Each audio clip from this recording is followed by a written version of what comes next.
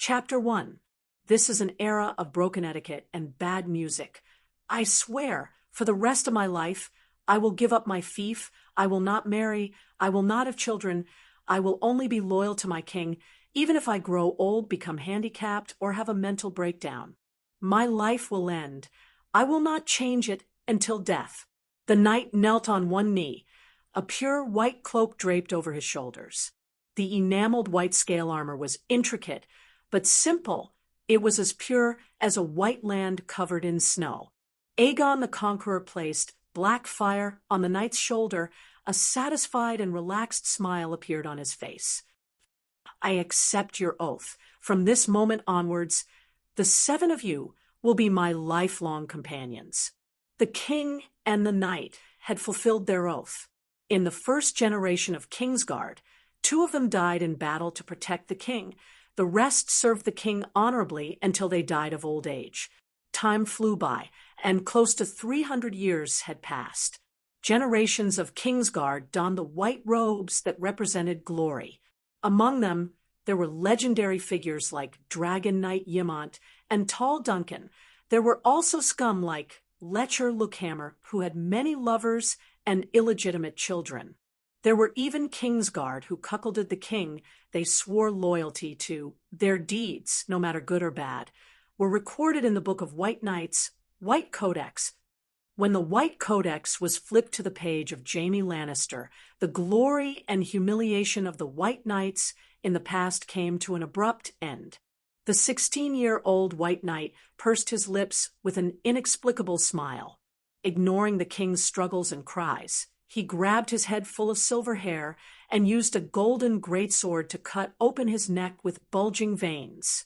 The blazing blood of the true dragon flowed under the Iron Throne like a venomous snake.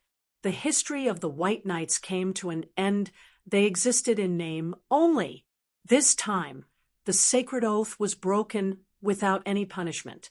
With this precedent, Pandora's box silently opened to the Westeros. Countless traditions that were regarded as absolute in the past seemed worthless in the crazy game of power. The loyalty of a vassal to his lord, the responsibility and obligation of a monarch to his subjects, the ancient rights of a guest, the sacred covenant. Luckily, in the Dothraki Sea, which was far away from the Sunset Continent, Westeros, the ancient rules were still worshipped as sacred. At least the widowed Khaleesi did not have to die. She could go to Horse King City and be a shut-in. Oh my God!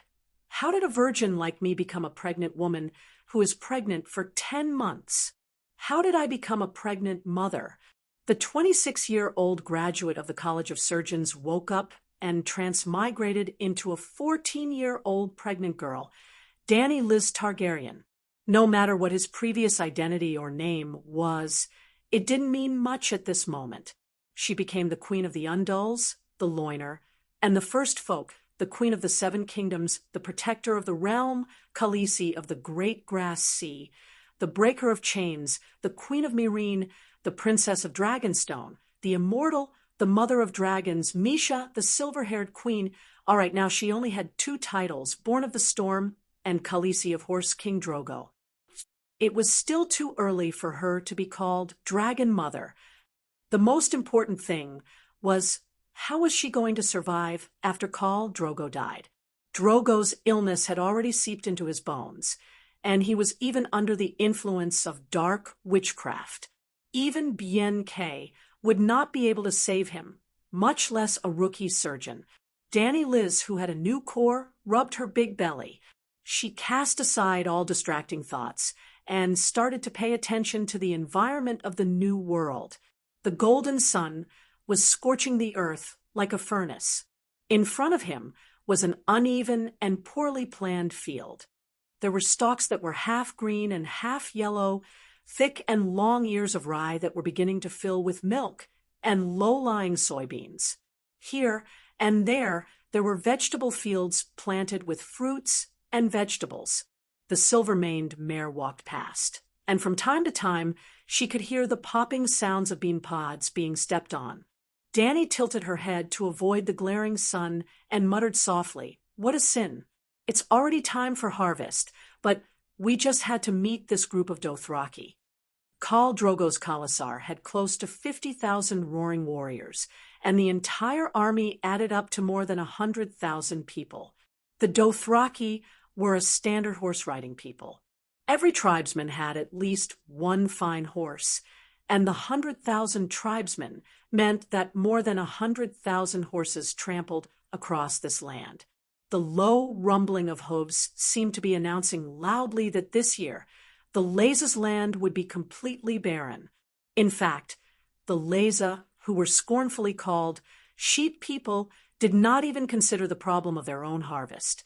In front of the Khalasar, the strongest horse king on the grasslands, their minds were already firmly gripped by the fear of death.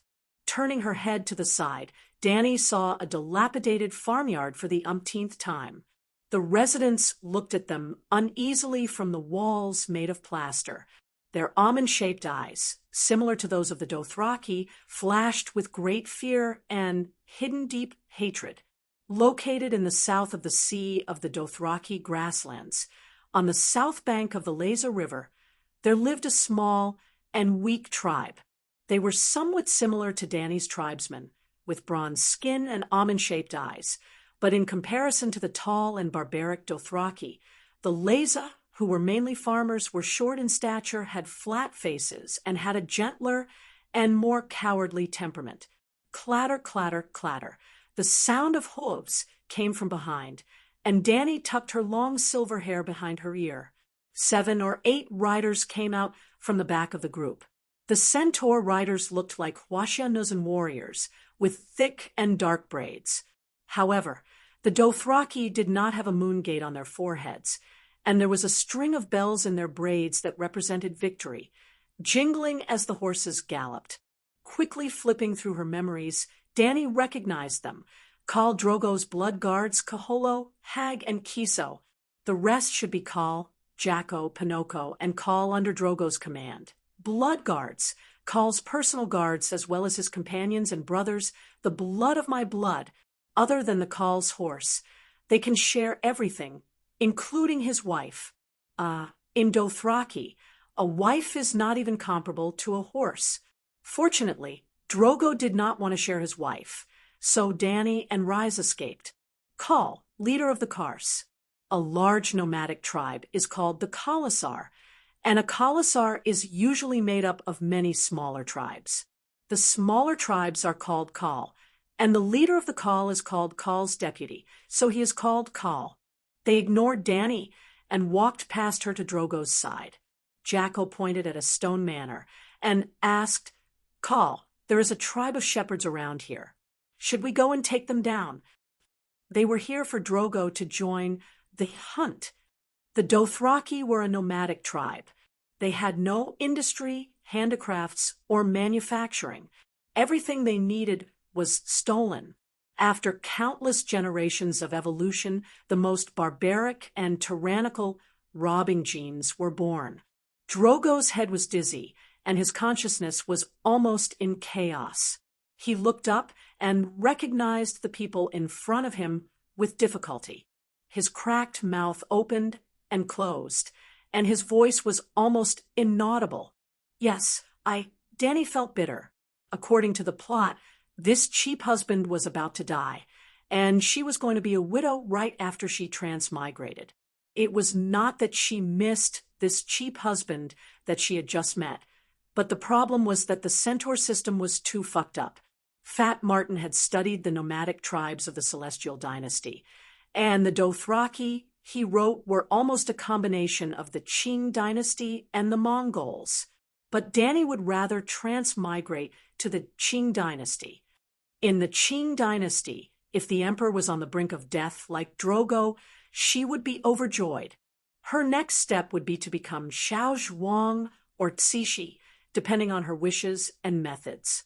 Unfortunately, the Dothraki did not like this. In this tribe, there was no concept of a queen or empress, and it was even more impossible to rule from behind a curtain. Khal is sick. Can't you see? Dany patted the horse's belly and walked a few steps forward, ignoring the blood brotherhood and Casco's cold eyes. She shouted, "The surrounding villages are all small, and there is no value in attacking them.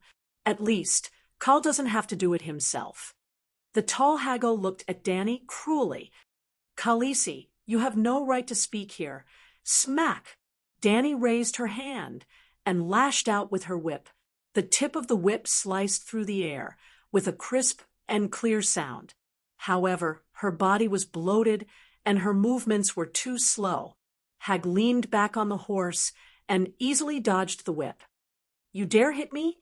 With a whoosh, Hago unsheathed the Iraq scimitar at his waist and stared at Danny with bloodshot eyes. Danny only sneered and looked back at him without a trace of fear.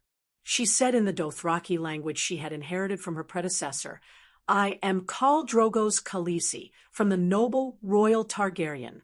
You dare to draw your sword on me?" She was not stupid and bold. After briefly reading the memories of her predecessor, Danny realized that the Dothraki were not cowed by soft tactics. The harder and more ruthless you were, the more the other party would treat you as a human.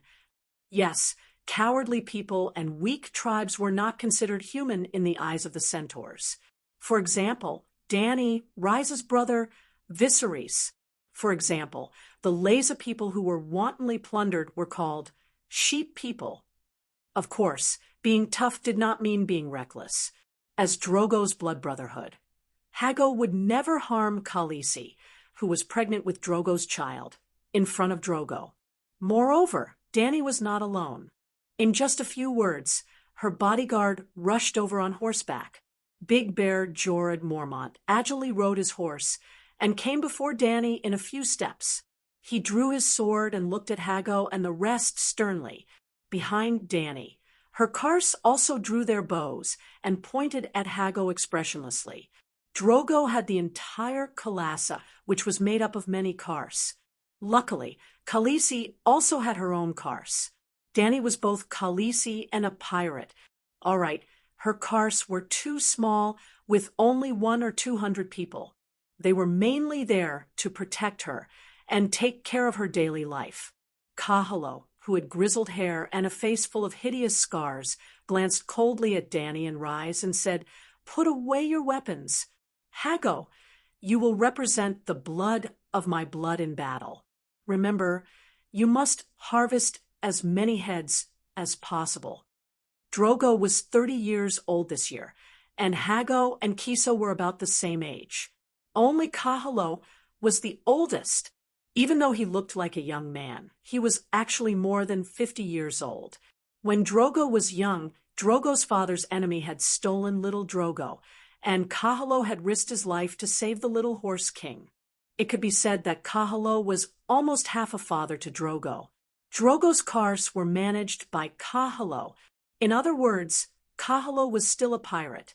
Therefore, he had the highest status and prestige among the Blood Alliance guards. Hearing Kahalo's words, Hago's face turned red.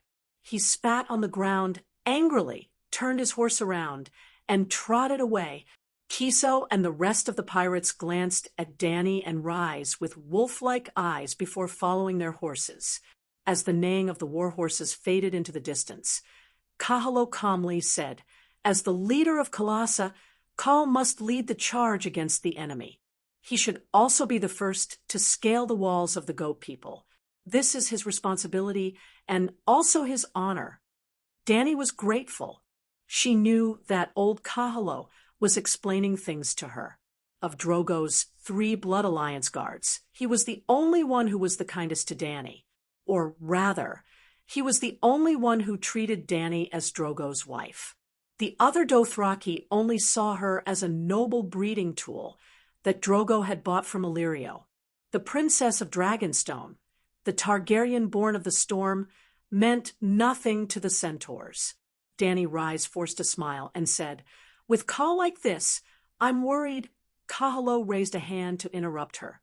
"You should be worried that the pirates will start raiding without Khal's permission. Although your worries are useless." Danny watched bitterly as he rode away. Soon, the screams of the warriors and the cries of the goat people mixed with the stench of blood and fire, reached Danny's ears. Standing on the hill, the lush grass crossed the bridle around her calves, tickling her soft skin like a baby's lick. Looking around, she could see pillars of smoke rising from the flames of war, like fingers reaching into the sky from the nearby Raza Manor. Danny Rise held her big belly and closed her eyes sadly, trying not to think about how many pregnant women like her would be slaughtered today and how many children and women would be taken as slaves by Drogo's Khalasar. This is a cruel world. Danny Rise's little Kars was busy. Some were leveling the soil on the hill to make it easier to set up stakes and set up tents. Others were standing on carriages, carrying down large chests that contained Drogo and Danny's blankets and belongings.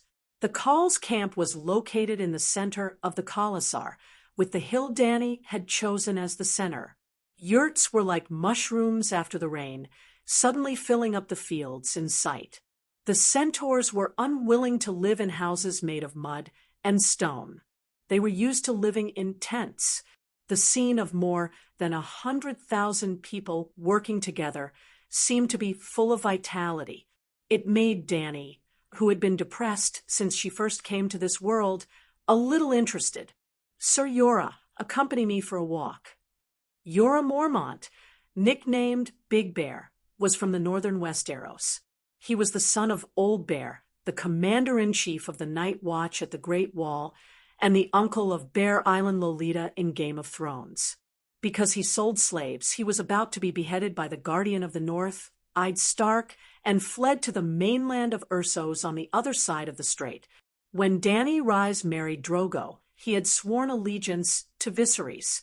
After Drogo put the gold crown on Viserys' head with melted gold, Big Bear became Danny Rise's sworn knight. When he first joined Drogo's team, Big Bear was dressed in the standard Westeros knight attire: sweater, wool trousers, inner shirt, leather armor, and plate armor. After living on the plains for nearly a year, he began to get used to the centaur's attire: leather sandals, main leggings, a Dothraki sleeveless leather vest, and a bronze medallion belt. "Khaleesi, aren't you going to check on Drogo's injuries?" Yora walked side by side with Danny Rise's little mare, followed by 4 young Dothraki knights. There are more than a dozen hairless people around him. "It's too crowded. After they leave, you and I will go check on him again." There were 2 kinds of people in the Khalasar who specialized in medicine: the infertile women and the slave eunuchs. The herbalist women healed with potions and charms, while the eunuchs used knives, needles, and fire. They were collectively known as the hairless people among the centaurs. Among the tents that almost covered the land, there were slaves and women hugging firewood. There were also the cries of livestock being slaughtered.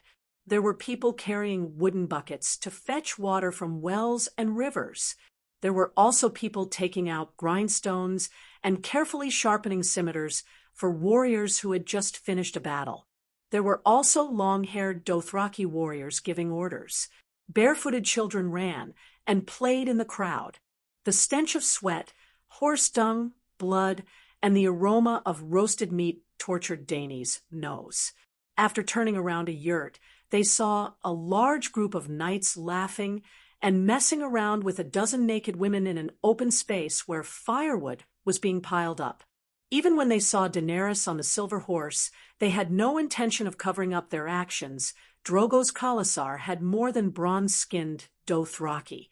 Aside from the warriors, there were more to serve their slaves. White people like Danny, fairer milk people, red-skinned eunuchs, black people from the Summer Isles, and the Ashashan of the Shadowlands were also dark-skinned. It was difficult for Danny to distinguish their race from the little memory in her mind. Even the Dothraki were not all the same. The centaurs ran amok on the continent of Ursos, taking slaves from many races. They did not have a concept of marriage, and liked to fool around based on their desires. Their racial lineage was already a mess. The only thing was that all Dothraki had almond-shaped eyes. "Khaleesi, you seem to have changed a little. Did something happen?" Cora had felt that something was wrong with Dany since the afternoon. Seeing that she did not stop the centaurs from pulling the women as she usually did, he felt even more strange. Well, Dany Rise was originally a kind little girl. The first time she saw the women being held captive by the Dothraki warriors, she went over to stop them, full of pity, and even suggested that the Dothraki warriors take them as their wives. This went against the traditions of the Dothraki. The Dothraki warriors had the right to deal with the slaves they had captured. It was their right to make them strong, kill them, and sell them. Even the Khal could not interfere. Besides, the normal Dothraki did not have a husband and wife system. The Horse King's wife was an exception. I understand what you mean, but even if I stop them, without Drogo's support, who will listen to me? Dany Rise looked down. This Cora was indeed the #1 bootlicker under the Dragon Mother's skirt. Such sharp senses. After all, since she transmigrated in the afternoon, she had been watching more and talking less, trying to imitate the behavior of the original owner. Khaleesi, as long as you give the order, I will kill them. The centaur youth Aggo raised his longbow and shouted. Drogo still doted on his wife.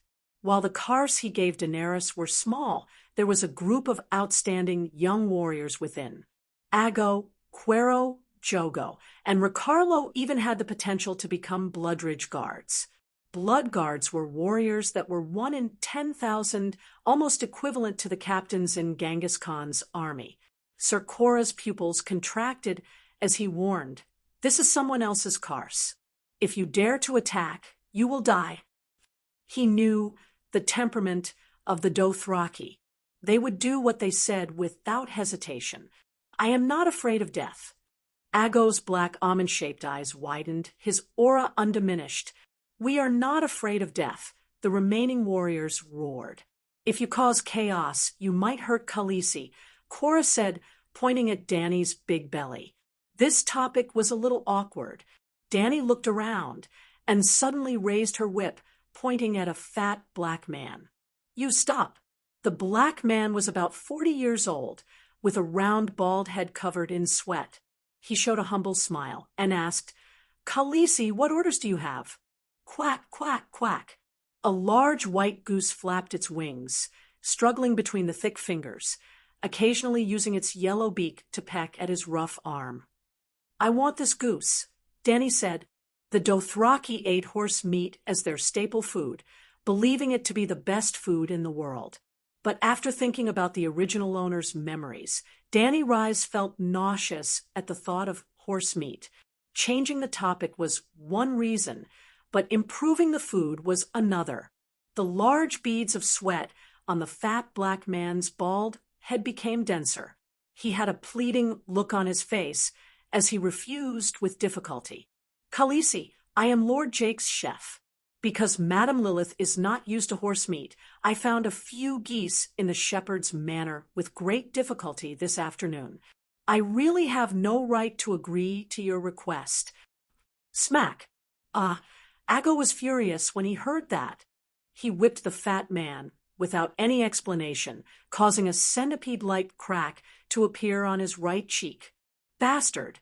Even Jake himself can't refuse Khaleesi's request. The fat chef covered his face and squatted on the ground, whimpering. Even the white goose in his hand had escaped with a quack, so how could he continue the conversation? The entire process happened quickly. Dany's mouth opened and closed, but the whip had already been lashed out. There was no time to stop it. Who wants to steal my goose? An angry shout came from the sky-blue tent beside them. Chapter 2. The brown leather curtain of the yurt opened, and a sweet smell of laurel perfume and urine wafted out. A woman with a big belly walked out with the help of 2 centaur girls. Dany was stunned at first glance. It was not a Dothraki vest, but a light lace dress from Myr. The yellow color made her skin look even fairer. She had long silver hair that reached her shoulders and hazy purple eyes. If not for the memories in her mind, she would have thought that she had met another member of the Targaryen family. John and Irene had cried out strong seed before they died, hinting at King Theon's tragic life as a cuckold. This was because people of the same bloodline often had the same physical characteristics. For example, the House Baratheon had black hair, the Tully family had red hair, the Lannister family had golden hair, and the Targaryen family had silver hair that was almost transparent. But in reality, silver hair and purple eyes were also the main characteristics of the Valeglia people. Ever since Valeglia was destroyed by a volcanic eruption 400 years ago, the ancient dragon civilization had collapsed, and the bloodline of silver hair and purple eyes began to spread across the continent of Essos. It was not surprising to meet a woman with silver hair and purple eyes in the Khalasar of the Horse King. So it's the Khaleesi.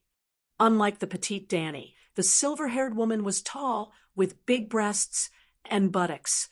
Her square face was also very big. She was a very typical Western woman. She was also older than Dany, close to 30 years old. The woman's gaze was strange. There was a strange mixture of mockery, pity, jealousy, smugness, and viciousness. Dany did not like it. She frowned and asked, "You are Lilith, Madam? Jocko's wife." "Ha, maybe I will become a Khaleesi soon." Lilith raised her eyebrows and smiled faintly. Khal Drogo was dead, and his Khalasar would choose a new Khal, and his wife would be a Khaleesi. Actually, in Dothraki, Khaleesi were not worth much. Not counting the Colossus on the grasslands, just Mong City alone had close to 100 Khaleesi, Dash Kalim, whose husbands had died. Just a few days ago, Drogo had arranged for a group of Ma Min warriors to escort the 2 Khaleesi to Vistos Lake. They were Ogo and his son, and the other was Khal of Kalasa, Dany's warrior. Kars wasn't very smart and didn't hear the malicious curse hidden in Lilith's words. Furthermore, she used Valeglia, so the centaurs didn't understand much. Otherwise, he would have lashed out with a whip or shot an arrow through the woman's belly. On the other hand, Sir Yora's gaze turned sharp as he said coldly, "I have never heard of Jake having a wife. Even Khal Drogo had many women. Unfortunately, only Princess Dany Rise became a Khaleesi." He emphasized the word princess, hinting at the importance of her identity. Lilith's expression changed. She seemed to have thought of something, and was so angry that her body trembled. Her plump lips were tightly pursed into a mean arc. After a while, she stuttered in Dothraki and said to Dany, "Khaleesi, do you want to violate the glorious tradition of the great Dothraki and wantonly steal the spoils of war of other warriors?" As mentioned before, the original Dany was very kind and brave. Because she couldn't bear to see the centaurs humiliate the captive women, she forcefully snatched them from the centaur warriors. The women who were saved weren't very grateful to her, but the Dothraki who had their belongings stolen hated her to the core. The act of stealing the spoils of war of warriors seriously violated the traditions of the Dothraki. "It's just a goose." Dany clumsily untied a silver medal from her waist and threw it on the ground. "You can't refuse the Khaleesi's gift." As a gift in return, the white goose that had just escaped from the fat chef had its neck pierced by Kue Luo's arrow. The arrow had penetrated its neck and sunk 10 centimeters into the ground. The goose let out a miserable and weak squawk, its blood-soaked, snow-white feathers fluttering weakly. Dany pointed at the white goose. "It's mine now." Not only did the Dothraki not have a marriage system, they didn't even have finance. No, forget finance. They didn't even have a currency. There was no equivalent currency, no trade. If they needed something, they would either rob it or give it as a gift from other tribes and cities. With 100,000 Khalasars at their gates, not a single city on Essos dared to refuse gifts. It wasn't as if the centaurs didn't have gold, silver, and other metals as currency. They forged gold, silver, and copper into metals and strung them together to form a belt around their waist.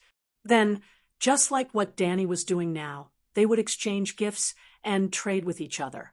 For example, Danny Rise herself was a gift from her brother, Viserys, to the strongest call of the Dothraki Sea, Drogo the Horse King, with the help of Governor Illyrio of Pentos. The Dothraki Sea. The grasslands to the east of Ursos across the sea from the Westeros. The grasslands are so vast that in summer, the grass billows like the waves of the sea. The powerful and primitive Dothraki people were born there. Strictly speaking, Danny Rise was sold to Khal Drogo like a slave. Viserys gave Drogo a gift. And according to Dothraki tradition, the Khal had to reciprocate with a gift of equal value, 10,000 howling Dothraki warriors. Or Drogo could lead the Khalasar to sweep across the Westeros and help House Targaryen restore their kingdom. In other words, he would help Viserys' crown. But the arrogant Dothraki had a bad habit. If you give me a gift, I should give you a gift in return. But when and how I give you the gift was up to me. Viserys was even more eager to restore his kingdom than Murong Fu in demigods and semi-devils. Seeing that his sister's belly was so big that she was about to give birth. Not only did Drogo not give him any soldiers, he also had no intention of helping him restore his kingdom. He began to harass Drogo in every way he could, as if he was a debt collector, splashing paint, robbing and selling off his family's property, harassing him with phone calls, threatening his family's safety, cursing in front of his house, beating him up. Of course, there was no paint or phone calls in the world of ice and fire, but Viserys used a similar method to mimic all of these actions. He beat up Drogo's wife, who was his own sister, and scolded Drogo in public for being a traitor. Well, he didn't know Dothraki, so he cursed in the common language of the Westeros. Drogo couldn't understand, and because of Danny Rise's status as the Khaleesi, the others didn't translate for Drogo. Stealing dragon eggs and selling them for money wasn't a big deal. When Danny Rise heard about it, she even planned to give him 3 of her dragon eggs. What was even more outrageous was that Viserys even brought weapons into a place like the White Tiger Hall of the Dothraki people. At that time, Drogo was having a meal with a few khals. In front of countless people, he pointed his sword at Danny's belly and threatened Drogo. "If you don't help me restore my kingdom, I'll stab your wife and son to death." Unfortunately, Viserys had the ruthlessness of a lone shark, but he didn't have the background or power of a gang. Drogo was also not an ordinary person who was obedient. In fact, Drogo didn't want to be a lone shark. It was just a custom of the Dothraki people. They roamed the Dothraki Sea as the seasons changed. Every year, they would make a trip back to Horse King City and ask the Dash Khaleesi, similar to priests and wise men, to predict their fate for the coming year. Viserys was in for a tragedy. Drogo's belt was strung with gold medals, which were thrown into a metal pot and melted into liquid gold. You want a crown, don't you? You poured the liquid gold on your head, and your brain was almost melted. What a miserable sight. The gift trade of the Dothraki people was just that fucked up and cruel. Therefore, Lilith couldn't refuse the Khaleesi's silver medal. The big white goose went to Danny. Before leaving Jake's tribe, Danny stopped the little mare under her and put her right hand on her waist. She turned to Lilith, who was gritting her teeth, and said, "You've been in Drogo's Khalasar for some time now, right? Since we're talking about tradition, you should know that there are no Khaleesi in Dothraki who can ride a horse, even if she's pregnant." After saying that, she rode away on the little silver horse. Everyone in Dothraki had a horse and had to know how to ride one. The first thing Danny Lilith did after becoming Drogo's Khaleesi was not to learn the Centaur language, but to get used to life on horseback. Of course, there were carriages in the huge Khalasar, but they weren't for normal people, nor were they reserved for nobles. In Dothraki, only eunuchs, crippled people, pregnant women, the old, the weak, and the young would ride in carriages. Danny Lilith was almost 10 months pregnant, but she still rode a horse. Khal Drogo's wounds were infected, and he was under the influence of dark witchcraft. Even though his consciousness was blurred, he still rode a horse by instinct. The more noble a person was, the more they couldn't leave the horse's back. When they first saw the Dothraki Sea, Dany was attracted by the wave-like grassland and ordered the Karths under her command to stop and rest. In the end, Viserys couldn't stand being ordered to do so. As a burden brought by Dany, his household register was on Dany's Karst tribe in name. So, he awakened the sleeping dragon's fury and planned to whip his sister to vent his anger, just like he had done many times in the past 10 years. P.S. Sleeping dragon's fury. Viserys thought of himself as a true dragon and often used this term when he was angry. Well, as a beggar prince of the last dynasty, he could only vent his anger on his young sister. Dany was always Viserys' punching bag to vent his anger. Even though Dany was sold to Drogo like a commodity, she had her own Karst tribe immediately after she got married. How could Ago and the others allow Khaleesi to be beaten? That time, Viserys was stripped of his right to ride a horse by Dany. The Dothraki who saw him walk back to the Khalasar gave him a sarcastic nickname, Khal Rhaemar, the King of Sore Legs. The next day, Khal Drogo suggested that Viserys ride in the carriage. Viserys happily agreed, thinking that Drogo was apologizing to him for Dany's rudeness. Viserys then received a second insulting nickname, Khal Rajat, which meant King of Carriages. It was clear that not being able to ride a horse in the Khalasar meant that one was greatly discriminated against. Looking at the silver medal lying in the mud, and then at the smug Dany riding away, Lilith bit her fat lips so hard that they almost bled. Before the Khalasar leaves camp tomorrow, prepare a horse for me, a silver mare like that bitch, she yelled at the female slave beside her. Chapter 3. Dany led the 5 knights of Yorago to the outskirts of the Khalasar beyond Jakoka's camp. A group of women in painted Dothraki waistcoats were weaving straw curtains. Their rough, cracked fingers were deft as they plucked the upper heads of whole wheat sprouts, tossed them into a dustpan, and wove the half-green, half-yellow stalks into the long curtains as if they were knitting a sweater. The yurts of the Dothraki were mostly made of straw curtains. Even the fabric used to make clothes was pitiful. They wore leather waistcoats and jackets. Most centaurs did not have cloth to make tents. When they saw Khaleesi arrive, the women and children beside her were expressionless.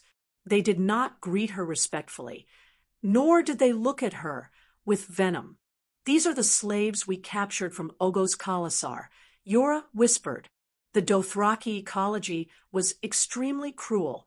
About a month ago, when the old Dash Kalin prophesied that Daenerys would give birth to the steed that rides the world in Vistos Lake, Khal Ogo and Drogo were drinking and having fun in a tent, as if they were a pair of dearest brothers.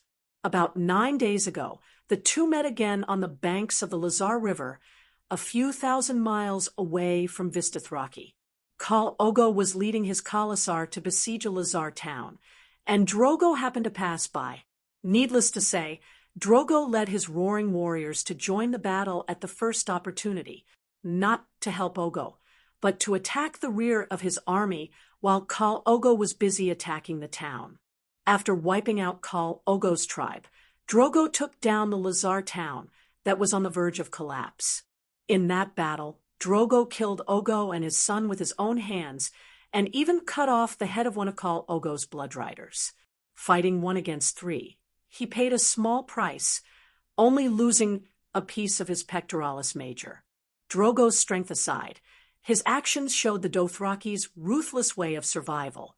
There was a scene at the beginning of Kung Fu where the leader of crocodiles said to the leader of Axe, who was about to cut him down, "Wait, did you forget? I treated you to a meal." Drogo and Ogo had more than just a meal together. Unfortunately, all friendliness and peace only existed in Horse King City. Under the shadow of the Mother Goddess, every grassland centaur in Vistothrak were brothers. All disputes were set aside, and after leaving the sacred grounds, there was only the most blatant survival of the strong and elimination of the weak on the Dothrak seas. Drogo not only killed Ogo and his son, but also reduced all the women and children of Colassa to slaves. At this moment, he was going west along the Lazar River to sell them to the Gith slave owners in Slave Bay. A burst of noise and the sound of whips whipping brought Dany back to reality. Unknowingly, they had already walked out of the outermost perimeter of Colassa, under the yellow evening sky. A few manors of the Raza people were struggling in the rolling black smoke. The fire was crackling and roaring. Under the collapsed, dry mud walls, warriors in painted vests were galloping back and forth, waving the long whips in their hands as they shouted and urged the survivors to leave the smoking ruins. Dany saw many mothers with numb and lifeless faces. They staggered with their crying children, and under the whips, they walked towards Drogo Colassa's slave camp. There were only a few men among them, and most of them were crippled and elderly. Almost all the adult men were dead. The Dothrak warriors consciously made way for Dany and her party.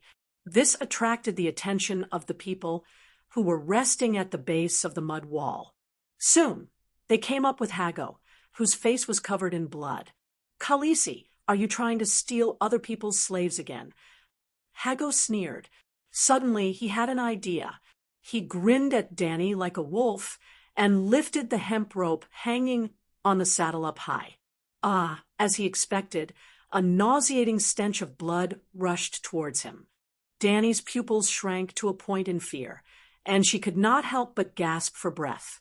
It was a series of human heads, some young, some old, some with fear on their faces, some with anger even in death. Sticky dark red blood dripped slowly along the hemp rope that tied the hair, soaking Hago's thigh that was hanging on one side of the saddle. Some of the heads were cut in half neatly. Some of the necks were jagged, as if they had been cut several times before they were cut. Dany also saw a head with a white spine hanging from the neck that was covered in black blood. Could it be that Hago had cut the edge of the blade and pulled the head that was cut in half from his shoulder? Their eyes were wide open, and their mouths were wide open. Dany's ears seemed to be filled with shouts of accusation and curses. Dany, who had seen such a cruel scene for the first time, was unsurprisingly frightened to the point that she was almost possessed. God had mercy on her. This morning, she was still in the bright and sunny medical college square, receiving her Master of Surgery degree.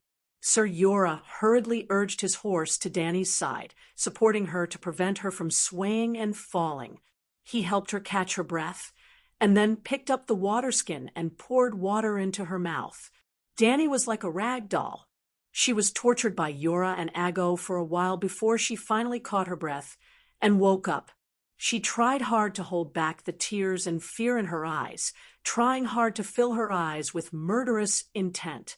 Then she tried hard to raise her head and forced herself to look at Hago, who was still holding the string of human heads high. Gradually, the cruel smile on Hago's face faded away. He lowered his head, as if he was bored, and hung the heads back on the saddle. But just as he lowered his head, Hago seemed to be annoyed by the quiet and gloomy atmosphere around him. "Khaleesi, what are you looking at?" He could not help but raise his head and roar at Dany. Dany's eyes were now completely devoid of fear and confusion. Her violet eyes were clear and cold, like a cold spring. "I'm counting to see if you have cut the most heads. Unfortunately, Pinocchio has 2 more than you." The veins on Hago's neck bulged. He was just about to flare up at Dany, but he immediately shut his mouth. He nimbly dismounted from his horse and walked quickly to Pinocchio's side. He faced him and started counting the heads in a low voice. After counting for a while, he started counting with his fingers with a confused expression. Dany could not maintain her cold expression anymore. The Blood Brotherhood was indeed very strong, but the Song of Ice and Fire was a world of low magic and low martial arts. The strongest individual martial arts could only fight against 10 people. A strong warrior would start to feel exhausted after killing 7 or 8 people in a row. Whether it was Hago or the 10 or so caskets, none of them had obtained more than 20 heads. But Hago actually counted with his fingers that were as thick as a carrot for almost a minute. In the end, he returned to his saddle and held his own string of human heads to compare with Pinocchio's. The top student, Danny Rise, was right. Hago had indeed lost 2 heads. Bam! The bloody human heads rolled on the ground, covered in a thin layer of dust, like the chaff on a fried chicken drumstick. Hago threw his string of human heads away angrily. He pulled out a woman in her 30s from the group of shepherd slaves beside him. He ignored her cries and struggles, and did not care that Calixi was right in front of him. He immediately took off his sheepskin shorts and rode her. The woman's cries seemed to be his glory. He even raised his head and smiled proudly at Danny Rise. His smile was ferocious, cruel, and full of provocation. Everyone knew that Calixi had once violated Dothraki tradition and forcefully saved a woman who was being humiliated in public. Danny Rise knew that this was a war between her and Hago. She should leave as if nothing had happened. This was the best choice for her and the poor woman. Hiya! She kicked the horse's belly lightly, and the little silver horse left with light steps. Hago cursed a few times in Dothraki dialect to vent entering the battlefield. The dying horses were startled by Danny Rise. They raised their heads and neighed at her. There were also moaning wounded. They licked their dry lips and called out, "Calixi, please give me some water." However, before Danny could do anything, a jackarang trotted over. "I'm sorry, Calixi, for disturbing you." He smiled apologetically at Danny Rise. With a flash of his blade, the young man slit the neck of the wounded soldier, who was begging for water. Accompanied by the sound of arrows of blood spurting out, the wounded man's eyes dimmed as he screamed. There was no pain or fear on his face, only faint regret and doubt. It was as if in the last moment of his life, he was only wondering, "Why don't you let me drink a mouthful of water before I die?" Jackarang and Dothraki were people who specialized in relieving the wounded. They shuttled back and forth on the battlefield, harvesting a series of heads from the dead and the dying. There was also a group of little girls carrying baskets, running happily behind Jackarang. They looked curiously at Danny Rise for a while, then giggled as they walked towards the corpses. They extended their blood-stained little hands to pull out the arrows from the corpses and threw them into the baskets. The arrows that were in good condition would be kept for next use. The arrows with broken tails would be inserted with feathers. The broken arrows would also be retrieved with metal arrowheads. When they returned, the slaves or women would put them back on the wooden poles. Lastly, there was a group of skinny and hungry wild dogs with ferocious eyes. They first tried to sniff the corpses in front of Danny Rise. When they raised their heads and saw that she did not stop them, they bared their fangs and tore into the corpses. There was always a group of wild dogs following the Kalesa, as if forming a unique ecological chain in the sea of grass. Similar things had happened many times. The dogs were used to it and thought that Danny Rise was used to it. Danny Rise threw up on the horse's back, scaring the wild dogs into retreating. They did not even bother to chew on the warm, white muscle meat in their mouths. "Calixi, it's late. Shall we leave?" Sir Jorah held her shoulders and advised her with a worried expression. "All right, let's go back." This cruel world had unraveled its veil on Danny Rise without any scruples. In the shortest amount of time, she had a sufficient understanding of her current environment. Chapter 4. When Danny and Rise returned to their tents, the hairless men who had treated Drogo were still there. A few horrifying women with wrinkled faces spread their legs that were as dry as tree roots, their messy white hair swaying with the ritual dance. Their mouths, which were missing teeth, were wide open as they sang an ancient Dothraki song. Their voices were sharp and piercing. They sang and danced around the naked man on the bed. The flames on the bonfire beside them followed the rhythm of the song. Sometimes a 2-meter-high orange flame would jump up abruptly, and at other times it would almost be extinguished, leaving only the flickering of the charcoal. Dany felt her scalp tingle. She stood at the door, with her legs frozen, like concrete pillars, unable to move a single step. This is just the Dothraki witch doctor's dance. It's no big deal. You're still the dragon mother. It's just a flame wave. Maybe it's the wind. She told herself. Roar, on the bed of fur, Drogo suddenly let out an inhuman howl. There was only one emotion in his voice: extreme pain.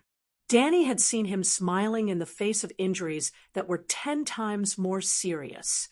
Even for a burly man like Zhang Fei, having a layer of skin cut off from his chest was only a superficial wound. Even if the wound was inflamed and infected, even if the germs had penetrated deep into the organs, she should still be groggy and unconscious. Although she had just graduated, she had dozens of internships and knew that inflammation would not stimulate the pain nerves like this. She thought back to the time when Millie Mazta had treated Drogo's wounds. Every night, Drogo would be in so much pain that he would kick and punch the air, tearing the sheepskin blanket apart several times. Dany was completely sure that the witch doctor was doing this on purpose. She wanted to use the cruelest means to take revenge on the Dothraki. There was no doubt that nothing would satisfy her more than letting the Khal die in extreme pain and endless suffering. No, she was not satisfied. Dany Rise rubbed her belly. The witch doctor wanted to sacrifice Drogo's son to the devil and make his Khaleesi suffer for the rest of her life. Drogo, who was groggy during the day and struggling in pain at night, was quickly forced to drink 2 large bowls of poppy wine by a few centaur women. Poppy milk, a milky white liquid extracted from poppy flowers, has the miraculous effect of relieving pain and anesthetizing. It was the most commonly used anesthetic in Westeros and the 9 free trade cities. The witch doctor did not know how to make poppy milk, but he did know how to make poppy wine, and the effect was about the same. These hairless people were definitely worthy of the title of Mongolian doctors. They had not received any formal training, and it was only because they could not have children that they became part-time doctors as a side job. They also did things like cooking and herding horses and sheep. Their medical skills were extremely poor, and they had almost no witchcraft. They could not treat slightly more serious injuries, nor could they get rid of the witch doctor's black witchcraft. Dany was sure that they did not realize that Drogo was under witchcraft. After the hairless man bowed to her and left, Dany Rise came to the bed with the help of a maid. "Chi-Chi, find me a dagger, a sharp one," she said to the maid. When Dany Rise married Drogo, she received a lot of gifts, including 3 maids from Viserys, the Dothraki girls Chi-Chi and Irri, and the blonde, blue-eyed Rhys Doria. Chi-Chi and Irri were about the same age as Dany, 14 years old. Both of them were captured as slaves when their father's Khalasar was destroyed by Drogo. Doria was older, only 20 years old, and was the head of a famous brothel in Rhys. They were not ordinary maids. Irri was good at horsemanship and was responsible for teaching Dany Rise how to ride. Chi-Chi was proficient in the common language, Dothraki, and Hyvaleglia, and taught Dany Dothraki. As for Doria, she trained the ignorant little Dany Rise into a master of horsemanship, commonly known as Old Driver. Chi-Chi moved quickly and found a 30 centimeters long dagger from a large purple wood box with a red copper frame that was half the height of a person. The brown bone hilt, the dagger wrapped in a brown leather scabbard, curved into an arc like an Iraq scimitar. "This is Drogo's dragon bone dagger, Calixi," Chi-Chi said. "Shing." The dagger was unsheathed and brought out a snow-white waterfall under the light of the dark red torch. The blade, as thin as a cicada's wing, did not have a single gap. Danny Rise's smoky purple eyes flashed with satisfaction. "Good dagger." Seeing her bending over the butter candlestick raised by Doria, seemingly ready to cut open the gauze on Drogo's chest, Sir Yura hurried over and said softly, "Calixi, your hands and feet are inconvenient. Let me do it." "My hands and feet are inconvenient? Do you think my master's degree is fake?" Danny glanced at the big bear from the corner of her eyes and waved her blade over the candle flame. She skillfully cut open the filthy silk cloth that stuck to her skin. Underneath was a layer of wet blue mud and hard patches of fig leaves. Layer after layer, over the past 7 or 8 days, the hairless men had repeatedly smeared more than 10 layers of Dothraki's holy medicine mud paste on her skin. Saying that they were Mongolian doctors was an insult to Mongolian doctors. Yura turned his head and looked at Danny with surprise and doubt in his eyes. The dressing was cut open easily and flexibly, and it was hard to imagine that it was done by a pregnant girl who did not know how to use a sword. The top layer of dressing was still wet, but the bottom layer was as dry as a sheep's mud wall. Under Danny's rhythmic tapping, it easily broke into pieces like a mud wall. Removing the pieces stuck to the flesh and peeling off the purple-black fig leaves, gradually a rotten smell mixed with a sweet smell filled the spacious yurt. The smell was so strong that it made it hard for them to breathe. Doria covered her mouth with one hand, her face swollen, and the thick butter candle in her other hand kept shaking. Yura hurriedly reached out to take the candle, and Doria immediately took a few steps back, trotted to open the leather curtain, and went outside to vomit. The wooden tray in Erie's hands was full of peeled mud and leaves stained with pus and blood, and small pieces of rotten flesh. At this time, Drogo's injury was fully displayed in front of Danny. The left side of his chest was pitch black, and the rotten wound shone under the candlelight. As Zhuge breathed rapidly and laboriously, his chest heaved up and down. Purplish black pus and blood flowed out into 3 forked streams, drenching the pure white lamb wool blanket beneath him. The sweet stench became even stronger, and it made even the tough Cora feel nauseous. Calixi. Sir Yura looked at Danny, who was standing on the spot with a pale face, and then looked at Erie and Chi-Chi, who were covering their noses and turning their heads. His mouth opened and closed, and he shouted a few times, but he couldn't say a complete sentence. When Danny came back to her senses, she asked Erie and Chi-Chi to prepare hot water, strong alcohol, and other things. Yura immediately grabbed her arm and said anxiously, "Calixi, did you see it? Your husband is about to die." "I know. I can guess that his chest must be filled with dirty pus and blood, and Drogo's heart is soaked in the purple-black poisonous blood. Even if the black witchcraft was expelled, this kind of injury would definitely kill him in the modern era where medical science is advanced." Danny and Rise thought silently. It could even be said that he is already dead. The witch hoped that he would suffer more pain and torture, which was why she used the strange black witchcraft to keep him alive. "What are you trying to say, sir?" "Child, let's leave before he breathes his last," Yura advised. "Leave? Where to?" Danny stared straight at Drogo's chest and asked blankly. "To Asha in the Shadowlands. That place is located far to the south, at the end of the known world. It is said that it is also a prosperous port. There, we should be able to take a ship back to Pentos." Sir Yura hesitated for a moment and asked, "Is your Karst tribe trustworthy? With just the 2 of us, I'm afraid." He. Danny Rise's pale smile turned into a bitter smile. She shook her head and said, "Sir, you are thinking too much. We can't leave. It is difficult to protect our own safety with fewer people. If we bring the Kars tribe, it will be too conspicuous. Do you think the 40,000 howling warriors are blind? Go to Asha? Even a grown man would not be able to withstand the pain of a journey of 10,000 miles. Danny, a pregnant 14-year-old girl, might as well just stab herself." Sir Yora looked at Danny's big belly and frowned. "Your Highness, even if it is for the child, you should try to escape from this place.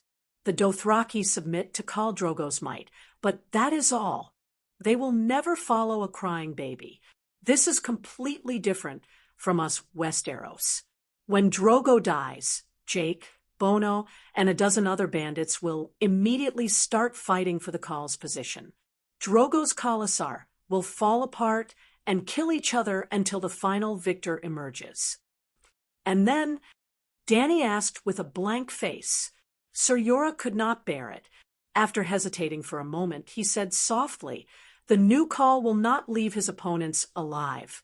Your child will be taken away the moment it is born and fed to the dogs, just like what Drogo did to Ogo and his son." This Danny was stronger than Yora had imagined. Other than her face being even paler, she did not fall into hysterical despair. I still have about a week. I still have about 7 days to give birth. If Drogo dies before then, and my child is not born, will they let me go?" Danny asked hesitantly. "I am Khaleesi.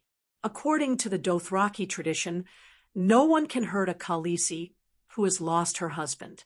At most, Danny gritted her teeth and said the last sentence with difficulty. "At most, they will send me back to Vistarasco and become a member of the Dash Khaleesi." Sir Yora was shocked and said in disbelief, "Are you willing to die of old age in Mong City?" Then he shook his head in pain. "It is useless. Didn't you notice that the Dash Khaleesi in Mong City do not have children? After so many years, has there not been a Khaleesi who lost their Khal while pregnant like you? It is just a baby, and a baby who has lost his tribe." Danny's purple eyes flashed with fear as she said in disbelief. Sir Yora smiled bitterly and asked, "Do you still remember your brother, Rhaegar?"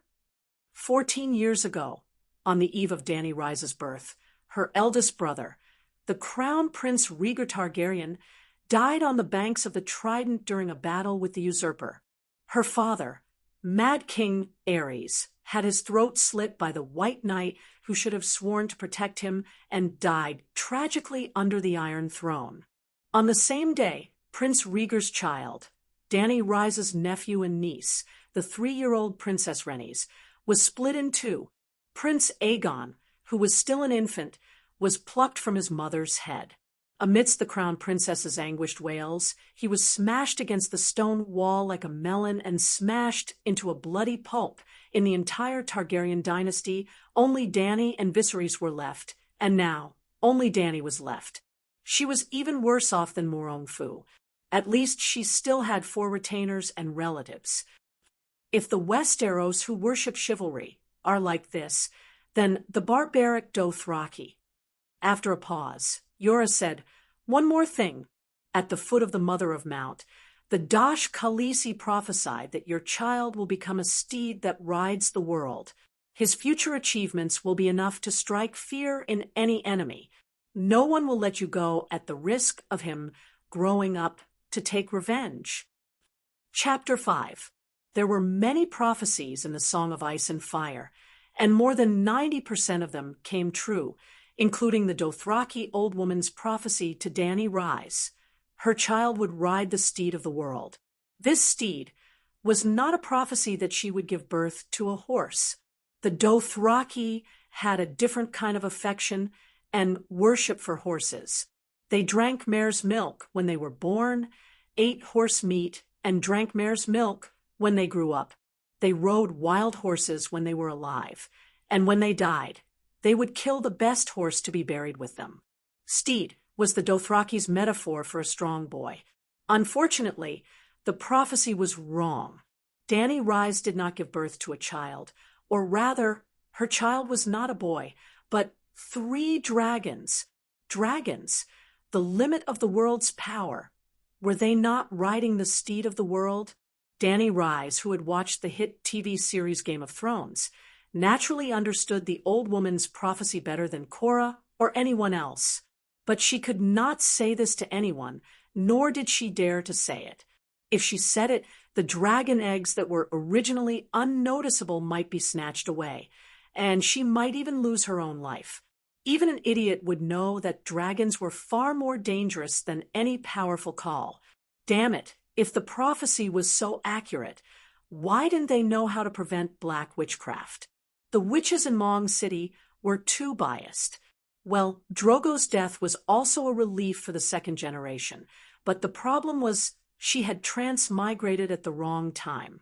If Danny Rise quickly erased the dark thoughts in her mind.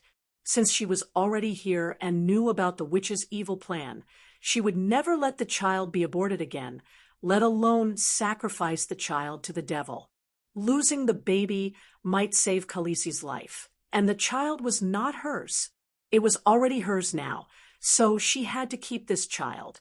Danny made a decision in her heart, and once again rejected Cora's plan to elope with her. Going with him was a dead end, and there was an 80% chance that they would not be able to leave the grasslands. When Eljiki brought hot water, red wine, and other things, Danny used the red wine to wipe Drogo's wound, but it was almost useless. Purplish black pus and blood kept flowing as she wiped. After half an hour, Danny had no choice but to soak the silk in poppy milk and boil it, and then firmly wrap it around Drogo's chest a few times. It couldn't cure him, but it could numb his wounds and reduce his pain. Instructing Eljiki to clean Drogo's body with a cotton cloth, she also instructed Doria to move out a chest. It was a 30 centimeters wide, tall, and 1 meter long box decorated with bronze cedar wood. "Doria, put my bed here."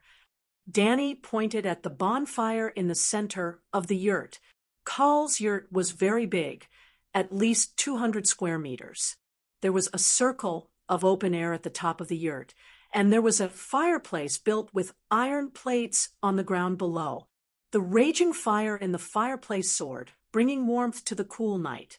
"Won't it be too hot if we're so close?" Dolia asked hesitantly. "I'm not afraid of the heat." This was the truth. The moment she arrived, she realized that the Targaryen family's true dragon body was real. At least, Danny Rise did not feel the scorching heat of the sun. While Doria was making the bed, Danny Liz opened the cedar box. It was filled with soft velvet, and 3 large stone eggs lay on top. They were about the size of a bird's egg, but compared to the monochromatic bird's egg, the stone eggs that Danny's fingers caressed were much, much more beautiful. In her previous life, she was born into a normal family and had never seen top-grade jewelry with her own eyes.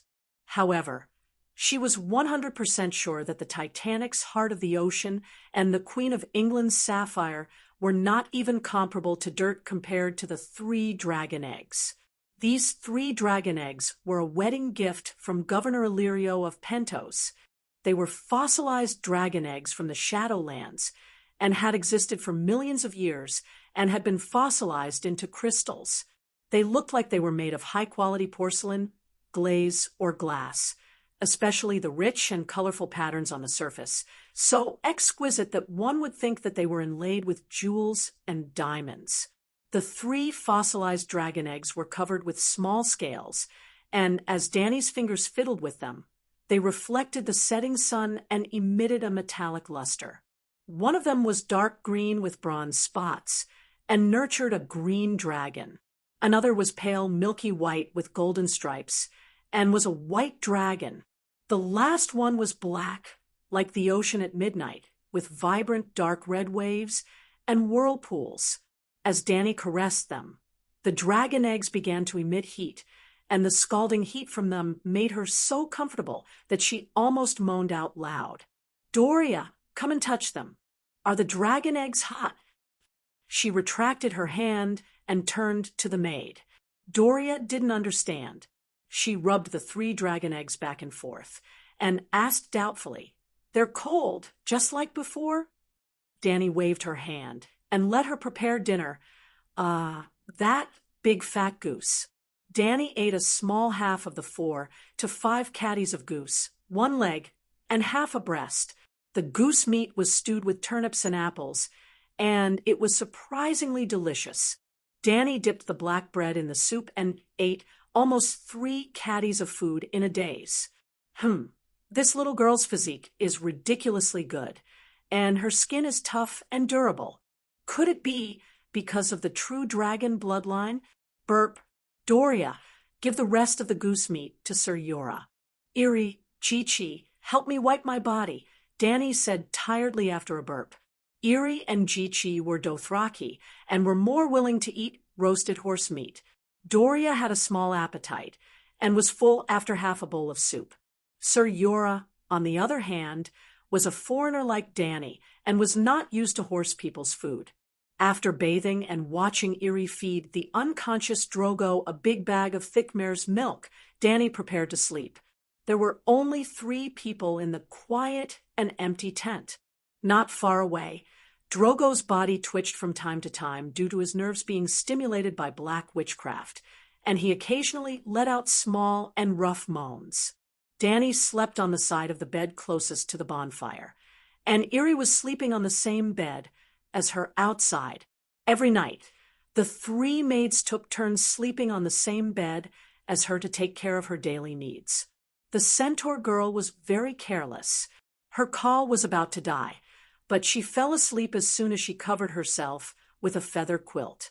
Danny's naked body was pressed tightly against the 3 dragon eggs, as if she was absorbing the energy that represented life and origin power. This wasn't an illusion. The dragon egg really did have the effect of helping with the healing of injuries. Danny Rise was a princess of a fallen kingdom. A few months before she was born, her father and brother's thrones were stolen by the usurper Robert Theon. If not for a loyal old knight who took her and Viserys to Braavos, she would most likely have followed in her nephew's footsteps, smashed against the wall and broken into a red and white pulp. Before the age of 5, with the old knight's care, she lived a comfortable life as a commoner for a few years. After the old knight died of illness, her younger brother took the young Danny Rise and began to wander through the 9 alliances. From the age of 5 to 13, they fled tens of thousands of miles, no exaggeration, tens of thousands of miles to avoid the usurper's assassins. The silhouettes of 2 silver-haired Targaryens appeared in the narrow streets and dark alleys of several cities on the western continent of Ursus. At first, the governors, lords, and business tycoons who ruled the free trade cities were happy to welcome the descendants of the Targaryens. But as Robert Theon sat on the Iron Throne more and more firmly, the doors that had been opened for them closed one by one, and the siblings' lives became increasingly difficult. In the past few years, they had pawned off all their jewelry, even their mother's crown. The money they had earned was quickly spent, and they became the laughingstock of those who knew them. In the taverns and alleys of Pentos, people gave Viserys the nickname Beggar King.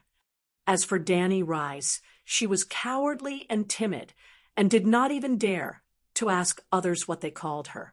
As a result, Danny Rise, who lacked food and clothing, was stunted from a young age. She was like a bean sprout, with no breasts and no buttocks. She lived in fear of Viserys' wrath of the sleeping dragon for a long time, and even appeared submissive and hunched like a little old woman.